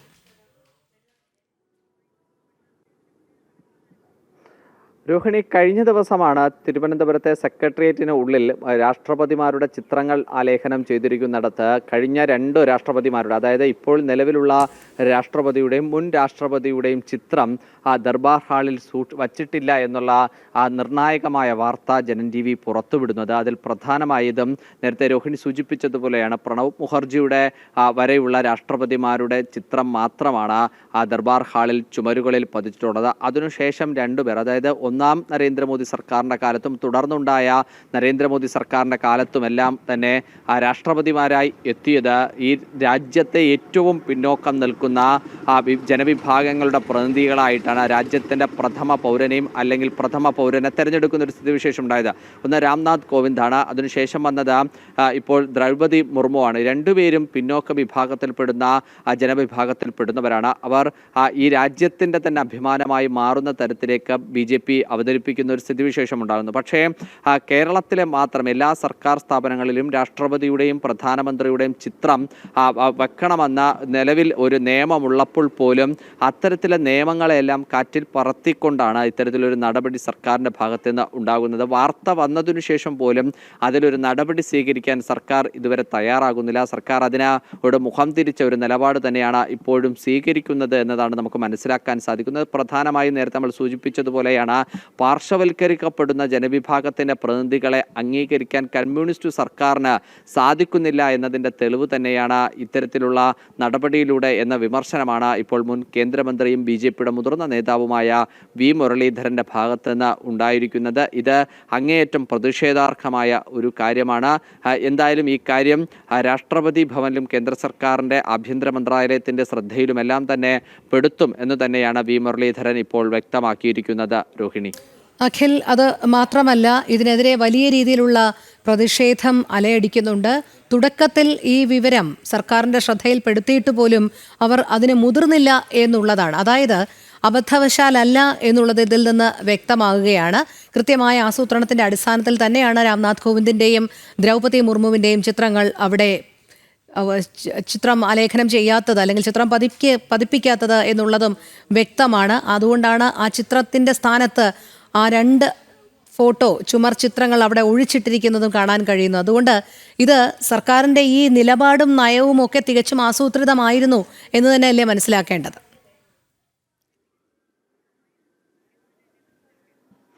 സർക്കാരിനെ സംബന്ധിച്ചിടത്തോളം സർക്കാർ എല്ലാ തവണയും ഇത്തരത്തിൽ ഏതെങ്കിലും കേന്ദ്രം പറയുന്ന കാര്യങ്ങൾ ചെയ്യുന്ന കാര്യത്തിൽ വളരെ വിമുഖത തന്നെയാണ് പല കാര്യങ്ങളിലും നടപ്പിലാക്കുന്നത്. അത് അത്തരത്തിൽ ഏതെങ്കിലും കാര്യം അത് കേരളത്തിൽ നടപ്പിലാക്കിയാൽ അത് BJPക്ക് കൂടുതലായി ഗുണം ചെയ്യുമോ എന്നുള്ള ഒരു സംശയത്തിൻ്റെ അടിസ്ഥാനത്തിലായിരിക്കണം സർക്കാരിന് നേതൃത്വം നൽകുന്ന CPMൻ്റെ ഭാഗത്തു നിന്നോ അല്ലെങ്കിൽ സർക്കാരിൻ്റെ ഭാഗത്തു നിന്നോ ഇത്തരത്തിലൊരു നടപടി ഉണ്ടായിരിക്കുന്നത്. രാഷ്ട്രപതിമാരുടെ ചിത്രങ്ങൾ ആലേഖനം ചെയ്തു വച്ചിരിക്കുന്ന സ്ഥലത്ത്, അതായത് മുൻ രാഷ്ട്രപതിമാരായിരുന്ന എല്ലാവരുടെ ചിത്രങ്ങളും ആ ചുമരിൽ ആലേഖനം ചെയ്തിട്ടുണ്ട്. കഴിഞ്ഞ 2 തവണത്തെ നിലവിലത്തെയും തൊട്ടു മുമ്പിലത്തെയും മാത്രമാണ് ചിത്രങ്ങൾ ആലേഖനം ചെയ്യാൻ ആ സ്ഥലം ഒഴിച്ചിട്ടിരിക്കുന്നത്. പ്രധാനമായും സർക്കാരിൻ്റെ ഭാഗത്ത് നിന്ന് വരുന്നൊരു വിശദീകരണം എന്ന് പറയുന്നത് അത് ദർബാർ ഹാള്, അതായത് സെക്രട്ടേറിയറ്റിലെ ഏറ്റവും പ്രധാനപ്പെട്ട ഒരു സ്ഥലമാണ്. യോഗങ്ങളും അതുപോലെ തന്നെ സർവകക്ഷി യോഗങ്ങൾ അടക്കം വിളിക്കുന്ന സ്ഥലമാണ്. ഏതെങ്കിലും തരത്തിൽ പൊതു യോഗങ്ങൾ അടക്കം നടത്തുന്ന ഒരു സ്ഥലമാണ് ദർബാർ ഹാൾ എന്ന് പറയുന്നത്. അവിടെ ആ ചിത്രങ്ങൾ ഒഴിവാക്കി വെക്കുന്നതിന് ഒരു വിശദീകരണമായി സർക്കാർ പറയുന്നത് ഈ അവിടെ നവീകരണ പ്രവർത്തനങ്ങൾ, ദർബാർ ഹാളിലെ നവീകരണ പ്രവർത്തനങ്ങൾ നടത്തുന്നതിൻ്റെ ഭാഗമായിട്ടാണ് ഇത്തരത്തിൽ ആ ചിത്രങ്ങൾ ആലേഖനം ചെയ്യാൻ കഴിയാത്തത് എന്നതാണ് സർക്കാരിൻ്റെ ഭാഗത്ത് നിന്ന് വിശദീകരണമായി വരുന്നത്. പക്ഷെ അപ്പോഴും ഒരു ചോദ്യം അവശേഷിക്കുന്നത്, നവീകരണ പ്രവർത്തനം നടക്കുമ്പോൾ 2 ചിത്രങ്ങൾ മാത്രം മാറ്റിവെച്ച് എന്ത് നവീകരണ പ്രവർത്തനമാണ് നടത്തുന്നത് എന്നതാണ് ഏറ്റവും പ്രധാനമായി ഉയർന്നു വരുന്ന ഒരു ചോദ്യം. എന്തായാലും സർക്കാർ ഇത്തരത്തിൽ വാർത്ത വന്നിട്ട് പോലും വലിയ പ്രതിഷേധമുണ്ടായിട്ട് പോലും അത് സ്ഥാപിക്കാനോ അല്ലെങ്കിൽ അത് പുനഃസ്ഥാപിച്ച പ്രശ്നം പരിഹരിക്കാനോ തയ്യാറാകുന്നില്ല എന്നത് തന്നെ അത് സർക്കാരിൻ്റെ രാഷ്ട്രീയമാണ് എന്നുള്ള കാര്യത്തിൽ നമുക്ക് പറയാൻ സാധിക്കും. ശരി അഖിൽ, എന്തായാലും സെക്രട്ടേറിയറ്റിലെ ദർബാർ ഹാളിൽ രാഷ്ട്രപതിയുടെ ചിത്രം സ്ഥാപിക്കാത്ത സർക്കാർ നടപടിക്കെതിരെ രൂക്ഷ വിമർശനം തന്നെയാണ് മുൻ കേന്ദ്രമന്ത്രി V മുരളീധരൻ ഉന്നയിക്കുന്നത്. നമുക്ക് അദ്ദേഹത്തിന്റെ വാക്കുകൾ കൂടി കേൾക്കാം. നമ്മുടെ സമൂഹത്തിലെ പാർശ്വവൽക്കരിക്കപ്പെട്ടിട്ടുള്ള വിഭാഗങ്ങളോട് കാണിക്കുന്ന അവഗണനയും തൊട്ടുകൂടായ്മയും അതിൻ്റെ ഏറ്റവും ഒടുവിലത്തെ ഉദാഹരണമാണ് കഴിഞ്ഞ 2 രാഷ്ട്രപതിമാർ, ശ്രീ രാംനാഥ് കോവിന്ദ്, അതോടൊപ്പം അതിനുശേഷം ശ്രീമതി ദ്രൗപദി മുർമു. ഇവരുടെ 2 പേരുടെയും പടങ്ങൾ വെക്കാത്ത സാഹചര്യം അത് അവർ ജനിച്ച ജാതിയുടെ അടിസ്ഥാനത്തിലുള്ള അവഹേളനവും അവഗണനയുമാണോ എന്നുള്ള ചോദ്യമാണ് നമ്മുടെ സാധാരണക്കാരായിട്ടുള്ള ആളുകളുടെ മനസ്സിൽ വരുന്നത്. ജനിച്ച സമുദായത്തിൻ്റെ അടിസ്ഥാനത്തിൽ കാണിക്കുന്ന അവഗണന അത് കേരളം ഭരിച്ചുകൊണ്ടിരിക്കുന്ന സർക്കാരിൻ്റെ പ്രഖ്യാപനങ്ങളും അവകാശവാദങ്ങളുടെയും പൊള്ളത്തരം, ആ പൊള്ളത്തരമാണ് വ്യക്തമാക്കുന്നത്. സർക്കാർ ഈ തരത്തിൽ പാർശ്വവൽക്കരിക്കപ്പെട്ടവരോടും അധസ്ഥിതരോടുമുള്ള അവഗണന ആ അവഗണന തുടർന്നാൽ തീർച്ചയായിട്ടും ഈ രാജ്യത്തെ, ഈ സംസ്ഥാനത്തെ ജനങ്ങൾ ഒറ്റക്കെട്ടായി ആ അനീതി തിരുത്താൻ വേണ്ടിയിട്ട് മുന്നോട്ട് വരേണ്ടി വരുന്ന സാഹചര്യമുണ്ടാകും. മറ്റൊരു വാർത്തയിലേക്ക്. നിയമനം പുനഃസ്ഥാപിക്കാൻ റിട്ടയർഡ് അധ്യാപകൻ കോഴ വാങ്ങിയ കേസിൽ വിജിലൻസ് അന്വേഷണം സെക്രട്ടേറിയറ്റിലേക്കും. അധ്യാപകരിൽ നിന്നും പണം വാങ്ങുന്നതിനിടെ കൊച്ചി മറൈൻ ഡ്രൈവിൽ വെച്ച് കോട്ടയം വിജിലൻസ് സംഘം ഇടനിലക്കാരനായ റിട്ടയർഡ് അധ്യാപകൻ വിജയനെ പിടികൂടിയിരുന്നു. നിയമനം, പുനർനിയമനം, മരവിപ്പിച്ച നിയമനങ്ങൾ എന്നിവയുമായി ബന്ധപ്പെട്ട ഫയൽ വിവരങ്ങൾ ഇടനിലക്കാർക്ക് കൃത്യമായി ലഭിച്ചിരുന്നു. രേഷ്മ ബാബു ചേരുന്നു കൂടുതൽ വിവരങ്ങളുമായി. രേഷ്മ, ഈ നിയമനം പുനഃസ്ഥാപിക്കാൻ റിട്ടയർഡ് അധ്യാപകൻ കോഴ വാങ്ങിയ കേസിൽ വിജിലൻസ് അന്വേഷണം ഇപ്പോൾ സെക്രട്ടേറിയറ്റിലേക്കും നീണ്ടിരിക്കുന്നു എന്നാണ് അറിയാൻ കഴിയുന്നത്. കാരണം ഈ ഇടനിലക്കാർക്ക് എവിടെ നിന്നാണ് ഇത്തരം വിവരങ്ങൾ കൃത്യമായി മനസ്സിലാക്കാൻ കഴിയുന്നത്, ഇതിനാരൊക്കെയാണ് സഹായം നൽകുന്നത് എന്നുള്ളതടക്കമുള്ള കാര്യങ്ങൾ പരിശോധിക്കുന്നതിന്റെ ഭാഗമായിട്ടാണോ ഇപ്പോൾ അന്വേഷണം സെക്രട്ടേറിയറ്റിലേക്ക് കൂടി വ്യാപിപ്പിച്ചിരിക്കുന്നത്?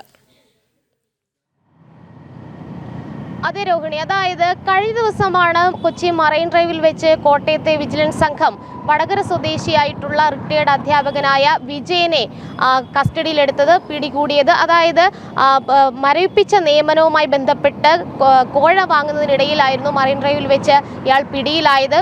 സെക്രട്ടേറിയറ്റിലെ ഉദ്യോഗസ്ഥന് 1.5 ലക്ഷം രൂപ നൽകാനെന്ന് പറഞ്ഞുകൊണ്ടാണ് പരാതിക്കാരായിട്ടുള്ള അധ്യാപകരിൽ നിന്ന് ഇയാൾ പണം കൈപ്പറ്റിയത്.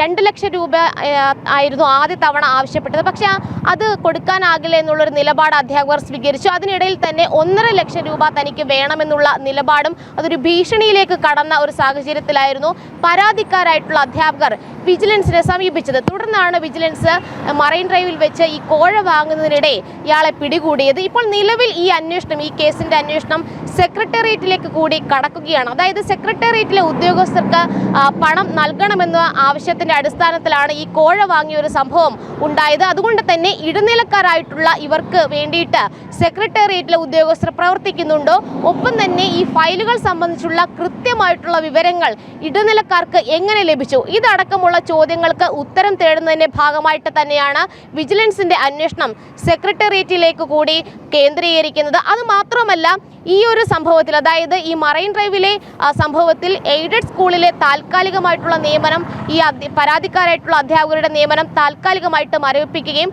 ഒപ്പം തന്നെ അതിലൊരു ഇടപെടൽ നടത്താം എന്നുള്ളൊരു വാഗ്ദാനം ചെയ്തുകൊണ്ടായിരുന്നു വിജയൻ, അതായത് പിടികൂടിയ വിജയൻ ഈ പറയുന്ന അധ്യാപകരെ സമീപിച്ചത്.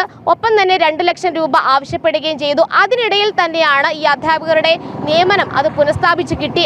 അത് തൻ്റെ കഴിവിൻ്റെ അടിസ്ഥാനത്തിലാണ്, താൻ ഇടപെട്ടതിൻ്റെ അടിസ്ഥാനത്തിലാണ് എന്നുള്ളൊരു വാദമായിരുന്നു വിജയൻ ഉന്നയിച്ചത്. അതിൻ്റെ അടിസ്ഥാനത്തിലാണ് ഈ 1.5 ലക്ഷം രൂപ വേണമെന്നുള്ള ഒരു കാര്യത്തിൽ അയാൾ അടിയുറച്ചു നിന്നതും കോഴ വാങ്ങാനായിട്ടുള്ള ഒരു ശ്രമം ഉണ്ടായതും. എന്തായാലും ഇക്കാര്യത്തിൽ ഈ ഫയലുകളുടെ അതിൻ്റെ വിവരങ്ങളടക്കം, അതിൻ്റെ വിശദാംശങ്ങൾ എങ്ങനെയാണ് ഇടനിലക്കാർക്ക് ലഭിക്കുന്നത്, സെക്രട്ടേറിയറ്റ് കേന്ദ്രീകരിച്ച് ഏതെങ്കിലും മാഫിയ പ്രവർത്തിക്കുന്നുണ്ടോ, ഇതടക്കമുള്ള കാര്യങ്ങൾ തന്നെയാണ് പരിശോധിക്കുന്നത്. കൂടുതൽ ആളുകൾക്ക് ഇത്തരത്തിൽ പണം നഷ്ടപ്പെട്ടിരിക്കാമെന്നുള്ളൊരു അനുമാനത്തിലാണ് വിജിലൻസ് അന്വേഷണ സംഘമുള്ളത്. കാരണം നിയമനങ്ങൾ, പുനർനിയമനങ്ങൾ, അതോടൊപ്പം തന്നെ മരവിപ്പിക്കപ്പെട്ട നിയമനങ്ങൾ, ഇത് സംബന്ധിച്ചുള്ള ഫയലുകൾ കേന്ദ്രീകരിച്ച് തന്നെയാണ് ഇത്തരത്തിൽ ഇടനിലക്കാരായിട്ടുള്ള റിട്ടയർഡ് അധ്യാപകർ കൂടി ഈ ഒരു കോഴ വാങ്ങുന്ന ഒരു സംഭവങ്ങളിലേക്ക് കടക്കുന്നത്, അല്ലെങ്കിൽ അത്തരത്തിൽ കോഴ വാങ്ങുന്നത്. എന്തായാലും കൂടുതൽ പേർ കബളിപ്പിക്കപ്പെടാൻ സാധ്യതയുണ്ട്, അല്ലെങ്കിൽ അങ്ങനെ കബളിപ്പിക്കപ്പെട്ടിട്ടുണ്ട് എന്നതിന്റെ അടിസ്ഥാനത്തിലാണ് സെക്രട്ടേറിയറ്റ് കേന്ദ്രീകരിച്ച് അന്വേഷണത്തിലേക്ക് പോലീസ് നീങ്ങുന്നത്. എന്തായാലും അതിൽ കൂടുതൽ വിശദാംശങ്ങൾ പുറത്തുവരും. പ്രത്യേകിച്ച്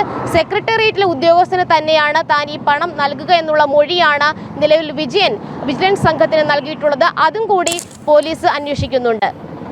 ശരി, രേഷ്മ ബാബുവാണ് വിവരങ്ങൾ നൽകിയത്. സേവ ഇന്റർനാഷണലിന്റെ സീമാ ശക്തി പദ്ധതിക്ക് തുടക്കം. അതിർത്തി ഗ്രാമങ്ങളിൽ ബൃഹത്തായ സേവന പ്രവർത്തനങ്ങൾക്ക് തുടക്കമിടുകയാണ് ലക്ഷ്യം. പാകിസ്ഥാൻ, ചൈന അതിർത്തികളിലെ 50 ജില്ലകൾ കേന്ദ്രീകരിച്ചാണ് സേവന പ്രവർത്തനങ്ങൾ നടത്തുക. ഭാരതത്തിന്റെ അതിർത്തി ഗ്രാമങ്ങളെ സുശക്തമാക്കുകയാണ് ലക്ഷ്യം. ഡൽഹിയിൽ നിന്നും ഗൗതം അനന്തനാരായണൻ തയ്യാറാക്കിയ റിപ്പോർട്ടിലേക്ക്. പാകിസ്ഥാനും ചൈനയും ഉൾപ്പെടെയുള്ള ശത്രു രാജ്യങ്ങൾ നമ്മുടെ രാജ്യത്തിന് നേരെ വലിയ പ്രകോപനങ്ങൾ അതിർത്തിയിൽ സൃഷ്ടിക്കുന്ന ഈ കാലഘട്ടത്തിൽ നമ്മുടെ അതിർത്തി പ്രദേശങ്ങളെ കൂടുതൽ സുശക്തമാക്കേണ്ടത് ഈ കാലഘട്ടത്തിൻ്റെ കൂടി ആവശ്യമാണ്. ഈ ഒരു പശ്ചാത്തലത്തിലാണ് സേവ ഇൻ്റർനാഷണലിൻ്റെ നേതൃത്വത്തിൽ സീമാ ശക്തി എന്ന പദ്ധതിക്ക് തുടക്കം കുറിക്കുന്നത്. ഇതിൻ്റെ ഭാഗമായി രാജ്യതലസ്ഥാനത്ത് നിന്ന്, പ്രത്യേകിച്ച് അക്ഷരധാം ക്ഷേത്രത്തിൻ്റെ മുന്നിൽ നിന്നും നിരവധി സേവ ഇൻ്റർനാഷണലിൻ്റെ വോളണ്ടിയർമാർ ഇപ്പോൾ നമ്മുടെ അതിർത്തി ഗ്രാമങ്ങൾ ലക്ഷ്യമിട്ട് യാത്ര തുടങ്ങിയിരിക്കുന്നു. ഇപ്പോൾ സേവ ഇൻ്റർനാഷണലിൻ്റെ എക്സിക്യൂട്ടീവ് ഡയറക്ടർ ജിനീഷ് ലാൽ, അദ്ദേഹം മലയാളി കൂടിയാണ്. നമുക്ക് എന്താണ് ഈ സീമാ ശക്തിയിലൂടെ ഉദ്ദേശിക്കുന്നത് എന്ന് നമുക്ക് ചോദിച്ചറിയാം. ജിനീഷ്, നമസ്കാരം. ഈ സീമാ ശക്തി എന്ന പദ്ധതി കൊണ്ട് ശരിക്കും ലക്ഷ്യമിടുന്നത് എന്താണെന്ന് വിശദീകരിക്കൂ. നമുക്കറിയാം, ഭാരതത്തിൽ ഏകദേശം 17,000-ഓളം ഗ്രാമങ്ങൾ അതിർത്തി പ്രദേശങ്ങളുണ്ട് എന്നുള്ളതാണ് സർക്കാരിൻ്റെ കണക്കുകൾ പറയുന്നത്. ഇതിൽ നോക്കുന്ന സമയത്ത് ഒട്ടുമിക്ക ഗ്രാമങ്ങളിലും സമൂഹത്തിൻ്റെ മുഖ്യധാരയിൽ നിന്ന് വളരെ പുറകോട്ട് നിൽക്കുന്ന സാഹചര്യമാണ് നമ്മൾ കണ്ടുവരുന്നത്. അപ്പോൾ ഈ ഗ്രാമങ്ങളിലെ വികസന പ്രവർത്തനങ്ങൾ, ഈ ഗ്രാമങ്ങളിൽ നടക്കുന്ന മുഴുവൻ പ്രവർത്തനങ്ങളെ കൂടിയും ശക്തീകരിക്കേണ്ടത് ഒരു വ്യക്തി എന്നുള്ള രീതിയിൽ, ഒരു സമൂഹം എന്ന രീതിയിൽ ഭാരതീയരുടെ ഓരോരുത്തരുടെയും ചുമതലയാണ്. നമ്മുടെ ബഹുമാനപ്പെട്ട പ്രധാനമന്ത്രിയുടെ വാക്കുകളനുസരിച്ച് ഈ ഗ്രാമങ്ങൾ ഭാരതത്തിൻ്റെ അതിർത്തി ഗ്രാമങ്ങളല്ല, അവസാനത്തെ ഗ്രാമങ്ങളല്ല, ഭാരതത്തിൻ്റെ ആദ്യത്തെ ഗ്രാമങ്ങളാണ്, തുടക്കം കുറിക്കുന്ന ഗ്രാമങ്ങളാണ്. അതുകൊണ്ട് തന്നെ ഈ ഗ്രാമങ്ങളിലെ വികസന പ്രവർത്തനങ്ങൾ മുഴുവൻ ഭാരതീയരുടെയും കൂടി ചുമതലയാണ്. ഈ ഉദ്ദേശത്തോടു കൂടിയിട്ട് സേവ ഇൻ്റർനാഷണൽ പോലെയുള്ള സന്നദ്ധ സംഘടന ഇത്തരം ഗ്രാമങ്ങളിലെ ഡെവലപ്മെൻറ്റും ഫോക്കസ് ചെയ്തുകൊണ്ട്, വികസനങ്ങൾ ഫോക്കസ് ചെയ്തുകൊണ്ട് നിരവധി പദ്ധതികൾ ആസൂത്രണം ചെയ്യുന്നു. അതിൻ്റെ തുടക്കം കുറിച്ചുകൊണ്ടാണ് ഇന്ന് യുവാക്കളെ സംഘടിപ്പിച്ചുകൊണ്ട് ഇത്തരമുള്ളൊരു ബൈക്ക് റൈഡ് നമ്മൾ ദില്ലിയിൽ നിന്ന് ജമ്മു വരെയുള്ള പ്രോഗ്രാം നമ്മൾ നടത്തുന്നത്. ഏകദേശം 50ഓളം ജില്ലകളിൽ സേവ ഇൻ്റർനാഷണൽ നേതൃത്വത്തിൽ നിരവധി വികസന പ്രവർത്തനങ്ങൾക്ക് തുടക്കം കുറിക്കുകയാണ്. സീമാ ശക്തി എന്നുള്ള പേരിൽ ആരോഗ്യം, വിദ്യാഭ്യാസം, തൊഴിൽ മുതലായിട്ടുള്ള മേഖലകൾ, ഇത്തരം ഗ്രാമങ്ങളെ ശാക്തീകരിക്കേണ്ട ചുമതല കൂടി സേവ ഇൻ്റർനാഷണൽ ഏറ്റെടുക്കുകയാണ്. നേരത്തെ പറഞ്ഞതുപോലെ നമ്മുടെ അതിർത്തി പ്രദേശങ്ങളിലെ ജവാന്മാർ അവരോടൊപ്പം നിന്നുകൊണ്ട് തന്നെ അത് അത്രത്തോളം പ്രാധാന്യത്തോടുകൂടെ ഈ ഗ്രാമങ്ങളിലെ ഗ്രാമവാസികളും ഈ നമ്മുടെ അതിർത്തി സംരക്ഷിക്കുന്നതിൻ്റെ പ്രവർത്തനങ്ങൾ മുന്നോട്ട് പോവുകയാണ്. അപ്പോൾ അവരെ സഹായിക്കേണ്ടതും സപ്പോർട്ട് ചെയ്യേണ്ടതും നമ്മുടെ എല്ലാവരുടെയും കടമയാണ്. ഇതിൻ്റെ ഭാഗമായിട്ടാണ് നമ്മൾ ഈ ഇത്തരമൊരു പ്രവർത്തനങ്ങൾ തുടക്കം കുറിച്ചിരിക്കുന്നത്. ഈ ചൈനയുമായി അതിർത്തി പങ്കിടുന്ന നോർത്ത് ഈസ്റ്റ് ഉണ്ട്, അതോടൊപ്പം തന്നെ പാകിസ്ഥാനുമായി അതിർത്തി പങ്കിടുന്ന ജമ്മു കാശ്മീർ, ഗുജറാത്ത്, രാജസ്ഥാൻ. ശരിക്കും ഈ സീമാശക്തിയുടെ തുടക്കം എവിടെ നിന്നാണ്? പാകിസ്ഥാൻ അതിർത്തി ഗ്രാമങ്ങളിൽ നിന്നാണോ അതോ മറ്റ് നോർത്ത് ഈസ്റ്റിൽ നിന്നോ മറ്റോ ആണോ? തീർച്ചയായിട്ടും നമ്മൾ ഇപ്പോൾ നടന്ന ഓപ്പറേഷൻ സിന്ദൂറിൻ്റെ ഭാഗമായിട്ട് ജമ്മു കാശ്മീർ മേഖലയിൽ നിരവധി ദുരിതങ്ങൾ അവിടുത്തെയുള്ള ബോർഡർ ഏരിയയിലെ ഗ്രാമവാസികൾ അനുഭവിച്ചുകൊണ്ടിരിക്കുന്നതാണ്. അപ്പോൾ അത്തരം ആളുകളെ സഹായിച്ചുകൊണ്ടുള്ള റിലീഫ് ആക്ടിവിറ്റീസ് തുടക്കം കുറിച്ചുകൊണ്ടാണ് നമ്മൾ പ്രോഗ്രാമുകൾ ആരംഭിക്കുന്നത്. ജമ്മു കാശ്മീർ കൂടാതെ നോർത്ത് ഈസ്റ്റ്, ആൻഡമാൻ, അതുപോലെ തന്നെ ഗുജറാത്തിലെ കച്ച് മുതലായിട്ടുള്ള അതിർത്തി പ്രദേശങ്ങളിലും നമ്മുടെ പ്രവർത്തനങ്ങൾ വിപുലീകരിക്കാനുള്ള തീരുമാനങ്ങൾ നമ്മൾ എടുത്തിട്ടുണ്ട്. ഓപ്പറേഷൻ സിന്ദൂർ നടക്കുന്ന ഘട്ടത്തിൽ തന്നെ പാകിസ്ഥാൻ്റെ ഭാഗത്തു നിന്ന് ചില പ്രകോപനങ്ങളുണ്ടായി. പൂഞ്ച്, രജൂരി തുടങ്ങിയ സ്ഥലങ്ങളിലൊക്കെ നാശനഷ്ടങ്ങൾ സാധാരണക്കാർക്ക് ഉണ്ടായിട്ടുണ്ട്. അവിടെ സേവാഭാരതിയുടെയും സേവ ഇൻ്റർനാഷണലിൻ്റെയും പ്രവർത്തനങ്ങൾ നടക്കുന്നതായി കേട്ടിരുന്നു. തീർച്ചയായിട്ടും നമ്മൾ ഈ വരുന്ന ദിവസങ്ങളിൽ ഈ റൈഡിൻ്റെ ഭാഗമായിട്ട് തന്നെ നമ്മൾ പുഞ്ചും ഉറിയും ഏരിയയിലും അവിടെ നിരവധി വികസന പ്രവർത്തനങ്ങൾക്ക് തുടക്കം കുറിച്ച് കഴിഞ്ഞിട്ടുണ്ട്. അവിടെ റിലീഫ് ആക്ടിവിറ്റീസ് സേവാഭാരതിയോടൊപ്പം നിന്നുകൊണ്ട് തന്നെ സേവ ഇൻ്റർനാഷണലിലെ പ്രവർത്തനങ്ങൾ അവിടെ നടന്നുകൊണ്ടിരിക്കുന്നു. ഇതിന് തുടർച്ചയായിട്ടുള്ള ദീർഘകാലാടിസ്ഥാനത്തിലുള്ള വികസന പ്രവർത്തനങ്ങളും നമ്മൾ ആസൂത്രണം ചെയ്തുകൊണ്ടിരിക്കുന്നുണ്ട്. അതായത് അതിർത്തി പ്രദേശങ്ങളെ സംരക്ഷിക്കുക എന്ന കടമ സൈന്യത്തിന് മാത്രമല്ല, മറിച്ച് അവിടെ ജീവിക്കുന്ന ഓരോ പൗരന്മാരെയും അതിനായി രൂപപ്പെടുത്തിയെടുക്കുക എന്ന ലക്ഷ്യത്തോടു കൂടിയാണ് സീമാശക്തി എന്ന ഈ സുപ്രധാനമായ പദ്ധതിക്ക് ഇന്നിപ്പോൾ തുടക്കം കുറിക്കുന്നത്. ഡൽഹിയിൽ നിന്ന് ഉണ്ണി കെ വാര്യർക്കൊപ്പം ഗൗതം അനന്തനാരായണൻ, ജനം. ശ്രീ പത്മനാഭസ്വാമി ക്ഷേത്രത്തിൽ മഹാകുംഭാഭിഷേക ചടങ്ങുകൾ അതിൻ്റെ അവസാന ഘട്ടത്തിലേക്ക് എത്തിച്ചേർന്നുകൊണ്ടിരിക്കുകയാണ്. ക്ഷേത്രത്തിൻ്റെ ദിവ്യത്വവും ആത്മീയ ഊർജവും പുനരുജ്ജീവനം ചെയ്യുന്നതിനുള്ള ചടങ്ങുകളാണ് മഹാകുംഭാഭിഷേകം. ശാലിനിയിലേക്ക് പോകുന്നു. ശാലിനി, പറയൂ. രോഹിണി സൂചിപ്പിച്ചതുപോലെ മഹാകുംഭാഭിഷേക ചടങ്ങ് അതിൻ്റെ അവസാന ഘട്ടത്തിലേക്ക് കടക്കുകയാണ്. നമ്മളിപ്പോൾ ദൃശ്യങ്ങളിൽ കാണുന്നത് പോലെ രണ്ടാമത്തെ കുംഭം, അതിൻ്റെ ഏറ്റവും പ്രധാനപ്പെട്ട 3 കുംഭങ്ങളാണ് ഉള്ളത്. അതിലെ മൂന്നാമത്തെ താഴികക്കുടമായിട്ടുള്ള കുംഭത്തിലേക്ക് അഭിഷേകം നടത്തുന്ന അല്ലെങ്കിൽ അതിൻ്റെ ആറാട്ട് നടക്കുന്ന ദൃശ്യങ്ങളാണ് നമ്മളിപ്പോൾ കണ്ടുകൊണ്ടിരിക്കുന്നത്. കുംഭം ആറാടുകയാണ് എന്നൊക്കെ നമുക്ക് പറയേണ്ടി വരും ഈ ഘട്ടത്തിൽ. 275 വർഷങ്ങൾക്ക് ശേഷം ഒരു പുണ്യപുരാതനമായ ചരിത്രം ഒരുപാട് ഉറങ്ങുന്ന ഒരു പുണ്യക്ഷേത്രത്തിൽ അങ്ങനെ അതിൻ്റെ ഏറ്റവും പ്രധാനപ്പെട്ട ചടങ്ങ് നടന്നുകൊണ്ടേയിരിക്കുകയാണ്. പ്രധാനപ്പെട്ട കർമ്മികൾ, ഒപ്പം തന്നെ ക്ഷേത്രസ്ഥാനി അടക്കമുള്ളവർ ആ ഒരു ചടങ്ങിന് നേതൃത്വം നൽകിക്കൊണ്ടിരിക്കുകയാണ്. നമ്മൾ രാവിലെ മുതൽ സൂചിപ്പിച്ചതുപോലെ കഴിഞ്ഞ 2-ാം തീയതി, ഈ മാസം 2-ാം തീയതി ആരംഭിച്ച വിശേഷാൽ ചടങ്ങുകൾ, മണ്ണുനീരൽ കോരലടക്കമുള്ള ചടങ്ങുകൾ പൂർത്തീകരിച്ചാണ് ഇന്ന് 8-ാം തീയതി അതിൻ്റെ കുംഭാഭിഷേക ചടങ്ങിലേക്ക് ക്ഷേത്രം കടക്കുന്നത് എത്തിയിട്ടുള്ളത് എന്നുള്ളതാണ്. ഇന്ന് രാവിലെയോട് കൂടി അഷ്ടബന്ധ കലശമടക്കമുള്ള ചടങ്ങുകളുണ്ട്. അതിനുശേഷം ക്ഷേത്രത്തിൻ്റെ ഏറ്റവും പ്രധാനപ്പെട്ട ശ്രീകോവിലായിട്ടുള്ള പത്മനാഭസ്വാമി അനന്തശയനത്തിൽ കിടക്കുന്ന അനന്തശയനത്തിൽ അദ്ദേഹത്തിൻ്റെ കാൽപാദത്തിലുള്ള വിശ്വക്സേന പ്രതിഷ്ഠ പുനർനിർമ്മാണം നടത്തി കടുശർക്കര യോഗത്തിൽ പുനർനിർമ്മിച്ചതിൻ്റെ പുനഃപ്രതിഷ്ഠാ ചടങ്ങുകൾ പൂർത്തീകരിച്ചിരുന്നു. ആ പുനഃപ്രതിഷ്ഠാ ചടങ്ങുകൾക്കും ശേഷമാണ് ഈ കുംഭാഭിഷേക ചടങ്ങുകൾ ഇപ്പോൾ ക്ഷേത്രത്തിൻ്റെ ശ്രീകോവിലിന് മുകളിലായി തയ്യാറാക്കിയിട്ടുള്ള പ്രത്യേക കുംഭങ്ങളിൽ പ്രത്യേക സ്ഥലത്ത് നടന്നുകൊണ്ടിരിക്കുന്നത്.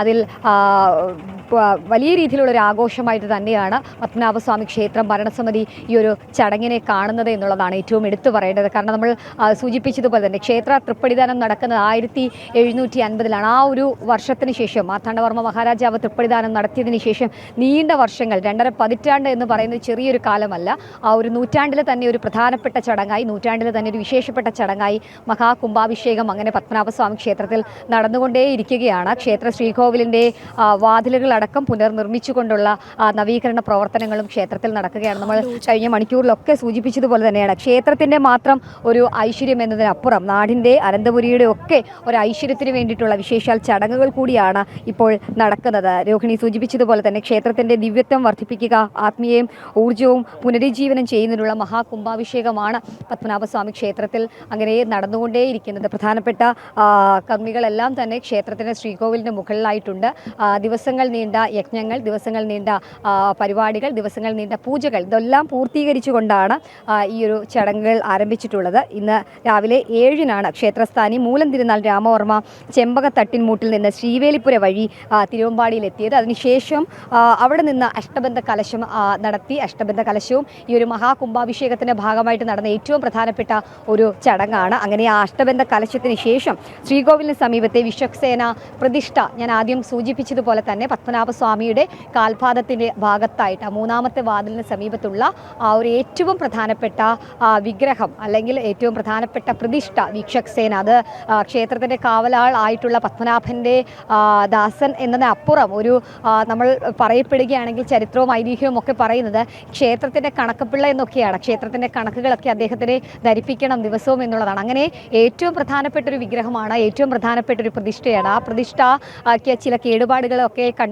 കണ്ടെത്തിയതിൻ്റെ ഭാഗമായിട്ട് ക്ഷേത്ര ഭരണസമിതി തീരുമാനിച്ചു അത് വീണ്ടും പുനർനിർമ്മിക്കണം എന്നുള്ളത്. അങ്ങനെ വിശേഷാൽപ്പെട്ട ഒരു ശില്പിയടക്കം കൊണ്ടുവന്ന്, കാരണം നൂറ്റാണ്ടുകൾ പഴക്കമുള്ള വിഗ്രഹമാണ്. ആ വിഗ്രഹം പണിയണമെങ്കിൽ അല്ലെങ്കിൽ അത് പുനർനിർമ്മിക്കണമെങ്കിൽ അത്രയും കാര്യപ്രാപ്തിയുള്ളൊരു ശില്പി തന്നെ വേണം. അങ്ങനെ ഒരു ശില്പി എത്തുകയും ആ ശില്പിയെ കൊണ്ട് അത് പുനർനിർമ്മിച്ച് കടിശർക്കര യോഗത്തിൽ പുനർനിർമ്മിച്ച് ഇന്ന് പുനഃപ്രതിഷ്ഠ നടത്തിയിരിക്കുകയാണ്. അതിനുശേഷമാണ് ശ്രീകോവിലിൻ്റെ മേൽക്കൂരയിൽ സ്ഥാപിച്ച 3 താഴികക്കുടങ്ങളിലും കലശങ്ങൾ ആറാടുന്നത്. ആ കലശങ്ങൾ ആടുന്ന ദൃശ്യങ്ങളാണ് ഇപ്പോൾ പ്രേക്ഷകരിലേക്ക് നമ്മൾ എത്തിക്കുന്നത്. ഒരുപാട് പേർക്ക് ഇവിടെ എത്തി ഈ ദൃശ്യങ്ങൾ തത്സമയം കാണാൻ കഴിയാത്ത പ്രേക്ഷകരുണ്ട്. ഒപ്പം തന്നെ ശ്രീകോവിലിനുള്ളിൽ കയറി ഇത് കാണാൻ കഴിയാത്ത ആളുകളുണ്ട്. ക്ഷേത്രത്തിനുള്ളിൽ നിന്നത് കാണാൻ കഴിയാത്ത ആളുകളുണ്ട്. അവർക്കൊക്കെ വേണ്ടിയിട്ടാണ് ക്ഷേത്ര ഭരണസമിതി വലിയ സ്ക്രീനൊക്കെ തയ്യാറാക്കി 4 നടകളിലും പ്രത്യേകമായിട്ട് അവർക്ക് വേണ്ടിയിട്ടുള്ള സൗകര്യങ്ങൾ ഒരുക്കിയിട്ടുള്ളത്. ഒപ്പം തന്നെ ജനം ടി-വിയും പ്രേക്ഷകരിലേക്ക് ഈ തത്സമയ ദൃശ്യങ്ങൾ, നൂറ്റാണ്ടിലെ തന്നെ ദൃശ്യങ്ങൾ എന്ന് തന്നെ നമുക്ക് പറയേണ്ടിയിരിക്കുന്നു. ആ നൂറ്റാണ്ടിലെ ഏറ്റവും പ്രധാനപ്പെട്ട ചടങ്ങിൻ്റെ ദൃശ്യങ്ങൾ പ്രേക്ഷകരിലേക്ക് തത്സമയം അങ്ങനെ എത്തിച്ചുകൊണ്ടിരിക്കുക. നമ്മൾ മനസ്സിലാക്കുന്നത് ഓരോ താഴികക്കുടങ്ങളിലും 25 കിലോ വീതം ഞവര നെല്ല് നിറച്ചിട്ടുണ്ട്. ഈ സ്വർണ്ണ കുടങ്ങളിൽ അല്ലെങ്കിൽ സ്വർണ്ണ താഴികക്കുടങ്ങളിൽ നെല്ലുകളുണ്ട്. ഞവര നെല്ലാണ്. അത് നൂറ്റാണ്ടുകൾക്ക് മുമ്പ് ഈ താഴികക്കുടങ്ങൾ വെക്കുമ്പോൾ ആ താഴികക്കുടങ്ങളിൽ ഉണ്ടായിരുന്ന നെല്ലാണ്. ആ നെല്ല് വീണ്ടും ഈ നവീകരണ പ്രവർത്തനങ്ങളുടെ ഭാഗമായി പുറത്തെടുത്തതിന് ശേഷം ആ നെല്ല് പിന്നീട് മഹാബലിപുരത്ത്, തമിഴ്നാട്ടിലെ മഹാബലിപുരത്ത് കൊണ്ടുവന്ന് പാകുകയും അത് വിത്താക്കി അത് മുളപ്പിച്ച് അതിൻ്റെ നെല്ല് കൊയ്ത് ആ നെല്ല് വീണ്ടും ഈ താഴികക്കുടങ്ങളിൽ 25 കിലോ വീതം ഈ 3 താഴികക്കുടങ്ങളിലും നിറച്ചിട്ടുണ്ട്. ആ നിറച്ചാണ് ഈ താഴികക്കുടങ്ങൾ ഇന്ന് ക്ഷേത്രത്തിന് സമർപ്പിക്കുന്നത് അല്ലെങ്കിൽ അതിൻ്റെ ഈ ചടങ്ങുകൾ പൂർത്തീകരിക്കുന്നത്. എന്തായാലും ഒറ്റക്കൽ മണ്ഡപത്തിന് മുകളിൽ ഒരു താഴികക്കുടം നമുക്ക് ദൃശ്യങ്ങളിലൊക്കെ കാണാം. ഈ ഒറ്റക്കൽ മണ്ഡപത്തിന് മുകളിൽ ഏകദേശം ഏഴ് താഴികക്കുടങ്ങളാണ് ഉള്ളത്. അതേപോലെ തന്നെയുള്ള 3 താഴികക്കുടങ്ങൾ, 3 സ്വർണ്ണ താഴികക്കുടങ്ങളാണ് ശ്രീ പത്മനാഭസ്വാമി ക്ഷേത്രത്തിലെ അനന്തശയനം, അദ്ദേഹത്തിൻ്റെ ഏറ്റവും പ്രധാനപ്പെട്ട ശ്രീകോവിലിന് മുകളിലായി ഇന്ന് നിർമ്മിച്ച് അതിൻ്റെ ചടങ്ങുകൾ, താന്ത്രിക വിധിപ്രകാരമുള്ള ചടങ്ങുകളൊക്കെ പൂർത്തീകരിച്ച് പൂജ ചെയ്ത് വിശേഷാൽ പൂജകളും ചടങ്ങുകളും പൂർത്തിയാക്കി ഇന്ന് ക്ഷേത്രത്തിന് സമർപ്പിക്കുന്നത്. ഒപ്പം തന്നെ കലശം നടത്തി അത് കുംഭാഭിഷേകം നടത്തി നാടിന് സമർപ്പിക്കുകയും ചെയ്യുന്നു. എന്തായാലും കേരളത്തിലൊരു ഇത്തരം മാതൃക അപൂർവങ്ങളിൽ അപൂർവമാണ്. ഒരുപക്ഷേ അനന്തപത്മനാഭന് മാത്രം, അനന്തപുരിക്ക് മാത്രം അവകാശപ്പെടുന്ന പൈതൃകവും ഒപ്പം തന്നെ വാസ്തുകലയും ഒക്കെയുള്ളൊരു ക്ഷേത്രമാണ് പത്മനാഭസ്വാമി ക്ഷേത്രം. അതുകൊണ്ട് തന്നെ ഇവിടുത്തെ ഓരോ ചടങ്ങുകളും ഓരോ രീതിയിലുള്ള വിശേഷം നിറഞ്ഞതാണ്. ഒപ്പം തന്നെ അതിൽ വലിയ രീതിയിലുള്ള ചടങ്ങുകൾ ഉണ്ട്. ഞാൻ സൂചിപ്പിച്ചതുപോലെ തന്നെ 2-ാം തീയതി ഈ കലശവുമായി ബന്ധപ്പെട്ടും ഒപ്പം തന്നെ കുംഭാഭിഷേകവുമായിട്ടൊക്കെ ബന്ധപ്പെട്ട് ചടങ്ങുകൾ ആരംഭിക്കുന്ന സമയത്ത് മണ്ണുനീർ കോറലടക്കമുള്ള ചടങ്ങുകൾ അന്ന് നടന്നിരുന്നു. ക്ഷേത്രസ്ഥാനി, മുഖ്യസ്ഥാനി സ്വർണ്ണക്കുടവുമായി പടിഞ്ഞാറേ നടവഴി ഇറങ്ങി നേരെ മിത്രാനന്തപുരം ക്ഷേത്രത്തിന് സമീപത്തുള്ള കുളത്തിൽ പോയി മണ്ണും നീരും കോരി അത് ക്ഷേത്രത്തിനുള്ളിൽ കൊണ്ടുവന്ന് മറ്റ് താന്ത്രിക വിധിപ്രകാരമുള്ള ചടങ്ങുകളും കലശങ്ങളും ഒക്കെ നടത്തിയതിന് ശേഷമാണ് ഇന്നിപ്പോൾ ദിവസങ്ങൾ നീണ്ടു നിന്ന ആഘോഷങ്ങൾക്കും ചടങ്ങുകൾക്കുമൊക്കെ ഈ കുംഭാഭിഷേകത്തോടു കൂടി ഒരു പരിസമാപ്തിയിലേക്ക് എത്താൻ പോകുന്നത്. പക്ഷേ ഇന്നത്തോടു കൂടി ഈ ഒരു കുംഭാഭിഷേക ചടങ്ങുകൾ നടന്നുകൊണ്ടിരിക്കുന്നു. അത് കുംഭാഭിഷേകത്തോടു കൂടി ഈ ക്ഷേത്ര നവീകരണങ്ങളോ മറ്റ് നടപടികളോ ഒന്നും പൂർത്തീകരിക്കുന്നില്ല. വരും ദിവസങ്ങളിലും ഇതുമായി ബന്ധപ്പെട്ട് ഒരുപാട് നടപടികൾ പൂർത്തീകരിക്കാനുണ്ട്, നവീകരണങ്ങൾ നടക്കാനുണ്ട്. അങ്ങനെ പത്മനാഭൻ്റെ പ്രിയപ്പെട്ട ഭക്തർക്ക് വേണ്ടി, പത്മനാഭസ്വാമിക്ക് വേണ്ടി, ഒപ്പം തന്നെ അനന്തപുരിക്ക് വേണ്ടി അങ്ങനെ വലിയ രീതിയിലുള്ള മാറ്റങ്ങളും ഒപ്പം. അതെ, തീർച്ചയായും ശാലിനി തുടരുക. നമുക്ക് ഈ വാർത്തയിലേക്ക് തന്നെ തിരികെ എത്തേണ്ടതുണ്ട്. എന്തായാലും മഹാകുംഭാഭിഷേക ചടങ്ങുകൾ അതിൻ്റെ അവസാന ഘട്ടത്തിലേക്ക് കടന്നിരിക്കുകയാണ്. നമുക്ക് തത്സമയ ദൃശ്യങ്ങളിലേക്കും വിവരങ്ങളിലേക്കും ഒക്കെ എത്താം വളരെ പെട്ടെന്ന് തന്നെ ഒരു ചെറിയ ഇടവേളയ്ക്ക് ശേഷം.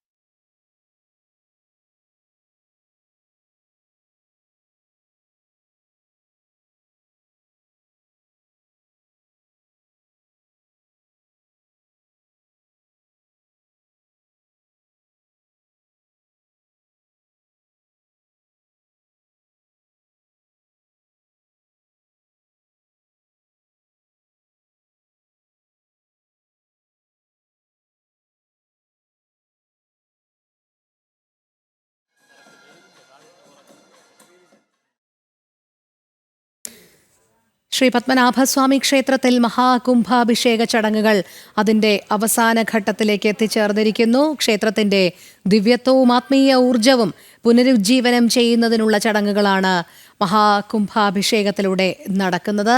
ശാലിനിയിലേക്ക്.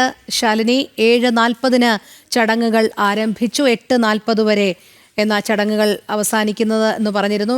ഇപ്പോൾ ചടങ്ങുകളുടെ അവസാന ഘട്ടത്തിലേക്ക് കടക്കുമ്പോൾ ഇന്നത്തെ പൂജാതി കർമ്മങ്ങൾക്ക് ഇതോടുകൂടി പര്യവസാനം വരികയാണോ? തുടർന്ന് എന്തെങ്കിലും വിശേഷാൽ പൂജകളോ ചടങ്ങുകളോ ഉണ്ടാകുമോ ശ്രീ പത്മനാഭസ്വാമി ക്ഷേത്രത്തിൽ? അതോടൊപ്പം ഭക്തജനങ്ങൾക്ക് ഇത് കഴിഞ്ഞ ഉടൻ തന്നെ പ്രവേശനം സാധ്യമാകുമോ? രോഹിണി, തീർച്ചയായും ഈ ഒരു ചടങ്ങ് അതിൻ്റെ അവസാന ഘട്ടത്തിലേക്ക് കടക്കുകയാണ്. മഹാകുംഭാഭിഷേകം അങ്ങനെ പൂർത്തിയാവുകയാണ്. 3 കുംഭങ്ങളിലും അഭിഷേകം നടത്തി, അതിൽ ആറാട്ട് നടത്തി, അല്ലെങ്കിൽ അതിൻ്റെ ചടങ്ങുകൾ പൂർത്തിയാക്കി ക്ഷേത്രാസ്ഥാനികൾ അടക്കമുള്ളവർ അല്പസമയത്തിനകം ഈ മേൽക്കൂരയ്ക്ക് മുകളിൽ നിന്നും താഴേക്ക് ഇറങ്ങും. അതിനുശേഷം ക്ഷേത്ര ശ്രീകോവിലിൽ വിശേഷാൽ പൂജകൾ നടക്കുന്നുണ്ട്. ആ വിശേഷാൽ പൂജകൾക്ക് ശേഷം കാത്തു നിൽക്കുന്ന ആയിരക്കണക്കിന് വരുന്ന ഭക്തർക്ക് ക്ഷേത്ര ദർശനത്തിനുള്ള സൗകര്യം ഒരുക്കിയിട്ടുണ്ട്. എല്ലാ തവണയും ഈ ഒരു വിശേഷാൽ ചടങ്ങുകൾ നടക്കുമ്പോൾ വളരെ ചുരുക്കം സമയങ്ങളിൽ വെച്ച് ഇടവേള വെച്ചാണ് പൂജകൾ നടക്കുമ്പോൾ ക്ഷേത്ര ശ്രീകോവിലിൽ നിന്നുള്ള ദർശനം പൂർണ്ണമായും നിർത്തിവെക്കും. പിന്നീട് കഴിഞ്ഞതിന് ശേഷം മാത്രം സമാനമായ രീതിയിൽ തന്നെയാണ് ഇന്നും ഈ ഒരു കുംഭാഭിഷേകം പൂർത്തീകരിച്ചതിന് ശേഷം വിശേഷാൽ പൂജ നടക്കുന്നുണ്ട്. വിശ്വക്സേന പ്രതിഷ്ഠ അടക്കം നടത്തിയ ശ്രീകോവിലിൽ ആ ഒരു ചടങ്ങ് പൂർത്തീകരിച്ചതിന് ശേഷമാണ് കിഴക്കേ നടവഴിയുള്ള ദർശനം അനുവദിക്കുക. എന്നുള്ളതാണ് ക്ഷേത്ര ഭാരവാഹികളും ഭരണസമിതിയും ഒക്കെ അറിയിച്ചിട്ടുള്ളത്. നിശ്ചിത സമയം വെച്ചിട്ട് ആളുകളെ അകത്തേക്ക് കയറ്റും, ഭക്തരെ അകത്തേക്ക് കയറ്റി ക്ഷേത്ര ദർശനം നടത്തുകയും ചെയ്യും. എന്തായാലും കാത്തിരുന്ന ആ ഒരു പുണ്യ നിമിഷം അതിൻ്റെ അവസാന ഘട്ടത്തിലേക്ക് എത്തിക്കൊണ്ടിരിക്കുകയാണ്. നമ്മളിപ്പോൾ കാണുന്നത് പോലെ തന്നെ അതിൻ്റെ മുഖ്യ കർമ്മികളെല്ലാം തന്നെ ക്ഷേത്ര ശ്രീകോവിലിൽ അതിൻ്റെ താഴേക്കുടങ്ങൾക്ക് സമീപത്തായി ഉണ്ട്. ദിവസങ്ങൾ നീണ്ട ചടങ്ങുകൾ, ദിവസങ്ങൾ നീണ്ട പൂജകൾ ഇതൊക്കെ പൂർത്തിയാക്കിയാണ് ഇന്ന് അതിൻ്റെ ചടങ്ങുകളിൻ്റെ അന്തിമ ഘട്ടത്തിലേക്ക് എത്തുന്നത്. ജൂൺ 2 മുതലാണ് വിശേഷാൽപ്പെട്ട ചടങ്ങുകൾ ഈ ഒരു കുംഭാഭിഷേകവുമായി ബന്ധപ്പെട്ട് ആരംഭിച്ചത്. ആദ്യം ശുദ്ധക്രിയകളൊക്കെ ആരംഭിച്ചു, പിന്നീട് കലശപൂജകൾ ആരംഭിച്ചു. കലശപൂജകൾക്ക് ശേഷമാണ് പിന്നീട് കുംഭാഭിഷേകം നടക്കുന്നത്. ആ കുംഭാഭിഷേകം ഇന്ന് പൂർത്തീകരിച്ച് നമ്മൾ കാണുന്നത് പോലെ തന്നെ 3 കുംഭങ്ങളിലും ആ ഒരു അഭിഷേകം പൂർത്തിയാക്കിക്കൊണ്ടിരിക്കുകയാണ്. നമ്മൾ 8:40 വരെയാണ് ചടങ്ങുകൾ എന്നുള്ളതാണ്. പക്ഷേ ചെറിയ ചില വ്യത്യാസങ്ങൾ ഈ സമയക്രമത്തിലുണ്ട്. അത് ഈ ചടങ്ങുകളുടെയൊക്കെയാണ്. നമ്മൾ മുമ്പ് പറഞ്ഞതുപോലെ താന്ത്രിക വിധിപ്രകാരമുള്ള ചടങ്ങുകളാണ്. അത് കൂട്ടലും കിഴിക്കലും ഒക്കെ ഉണ്ട്. ആ ഒരു കൂട്ടലും കുറയ്ക്കലും ഒക്കെ കഴിഞ്ഞ് ആ ഒരു ചടങ്ങുകളെല്ലാം പൂർത്തിയാക്കി അങ്ങനെ ഈ ക്ഷേത്രസ്ഥാനികരെല്ലാം തന്നെ ക്ഷേത്രത്തിൻ്റെ മുഖ്യസ്ഥാനി ഒപ്പം തന്നെ മറ്റ് പൂജാരിമാർ അടക്കമുള്ളവരും ഇറങ്ങിക്കൊണ്ടിരിക്കുന്ന ദൃശ്യങ്ങൾ നമുക്ക് പ്രേക്ഷകരിലേക്ക് എത്തിക്കാൻ കഴിയും. അങ്ങനെ നാട് കാത്തിരുന്ന, നൂറ്റാണ്ടുകൾ കാത്തിരുന്ന 275 വർഷങ്ങൾക്ക് ശേഷമുള്ള ഒരു കുംഭാഭിഷേക ചടങ്ങുകൾ അതിൻ്റെ അവസാന ഘട്ടത്തിലേക്ക്, അത് ഏകദേശം അവസാനിച്ചു എന്ന് തന്നെ നമുക്ക് പറയേണ്ടിയിരിക്കുന്നു. അങ്ങനെ അവസാന ഘട്ടത്തിലേക്ക് എത്തിയിരിക്കുകയാണ്. ഇനി ക്ഷേത്ര ശ്രീകോവിലിലെ വിശേഷാൽപ്പെട്ട പൂജകൾ മാത്രമാണുള്ളത്. ആ പൂജകൾ കഴിഞ്ഞാൽ മാത്രമാണ് കിഴക്കേ നട വഴിയുള്ള ദർശനം. ശാലിനി, ദൃശ്യങ്ങളിൽ നിന്ന് വ്യക്തമാകുന്നുണ്ടത് ശ്രീ പത്മനാഭസ്വാമി ക്ഷേത്രത്തിലെ മഹാകുംഭാഭിഷേക ചടങ്ങുകൾ പൂർത്തിയായിരിക്കുന്നു. അതിന് ശേഷം പൂജാരിമാരും തന്ത്രിമാരും എല്ലാം അവർ താഴേക്ക് ഇറങ്ങുന്ന കാഴ്ചയാണ് നമ്മൾ കണ്ടുകൊണ്ടിരിക്കുന്നത്. എന്തായാലും ക്ഷേത്രത്തിൻ്റെ ദിവ്യത്വവും ആത്മീയ ഊർജവും പുനരുജ്ജീവനം ചെയ്യുന്നതിനുള്ള ചടങ്ങുകളാണ് മഹാകുംഭാഭിഷേകത്തിലൂടെ നടന്നത്. ഇന്ന് ജനം TV കുടുംബാംഗമായ ക്യാമറ അസിസ്റ്റന്റ് സുനിലിൻ്റെ ജന്മദിനമാണ്. എല്ലാവിധ ആശംസകളും നേരുന്നു. Sunil, happy birthday.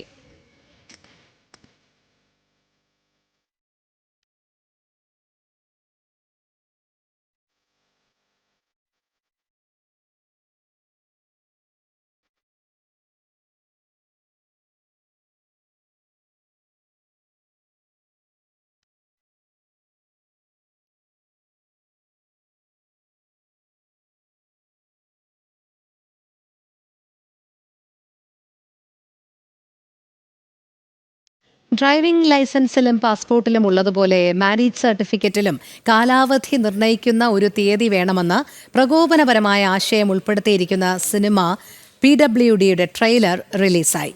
നായകവേഷം അവതരിപ്പിക്കുന്ന ജോ ജോസഫ് തന്നെയാണ് രചനയും സംവിധാനവും നിർവഹിച്ചിരിക്കുന്നത്. നിർമ്മാണം നെവിൽ സുകുമാരനും PRO അജയ് തുണ്ടത്തിലുമാണ്.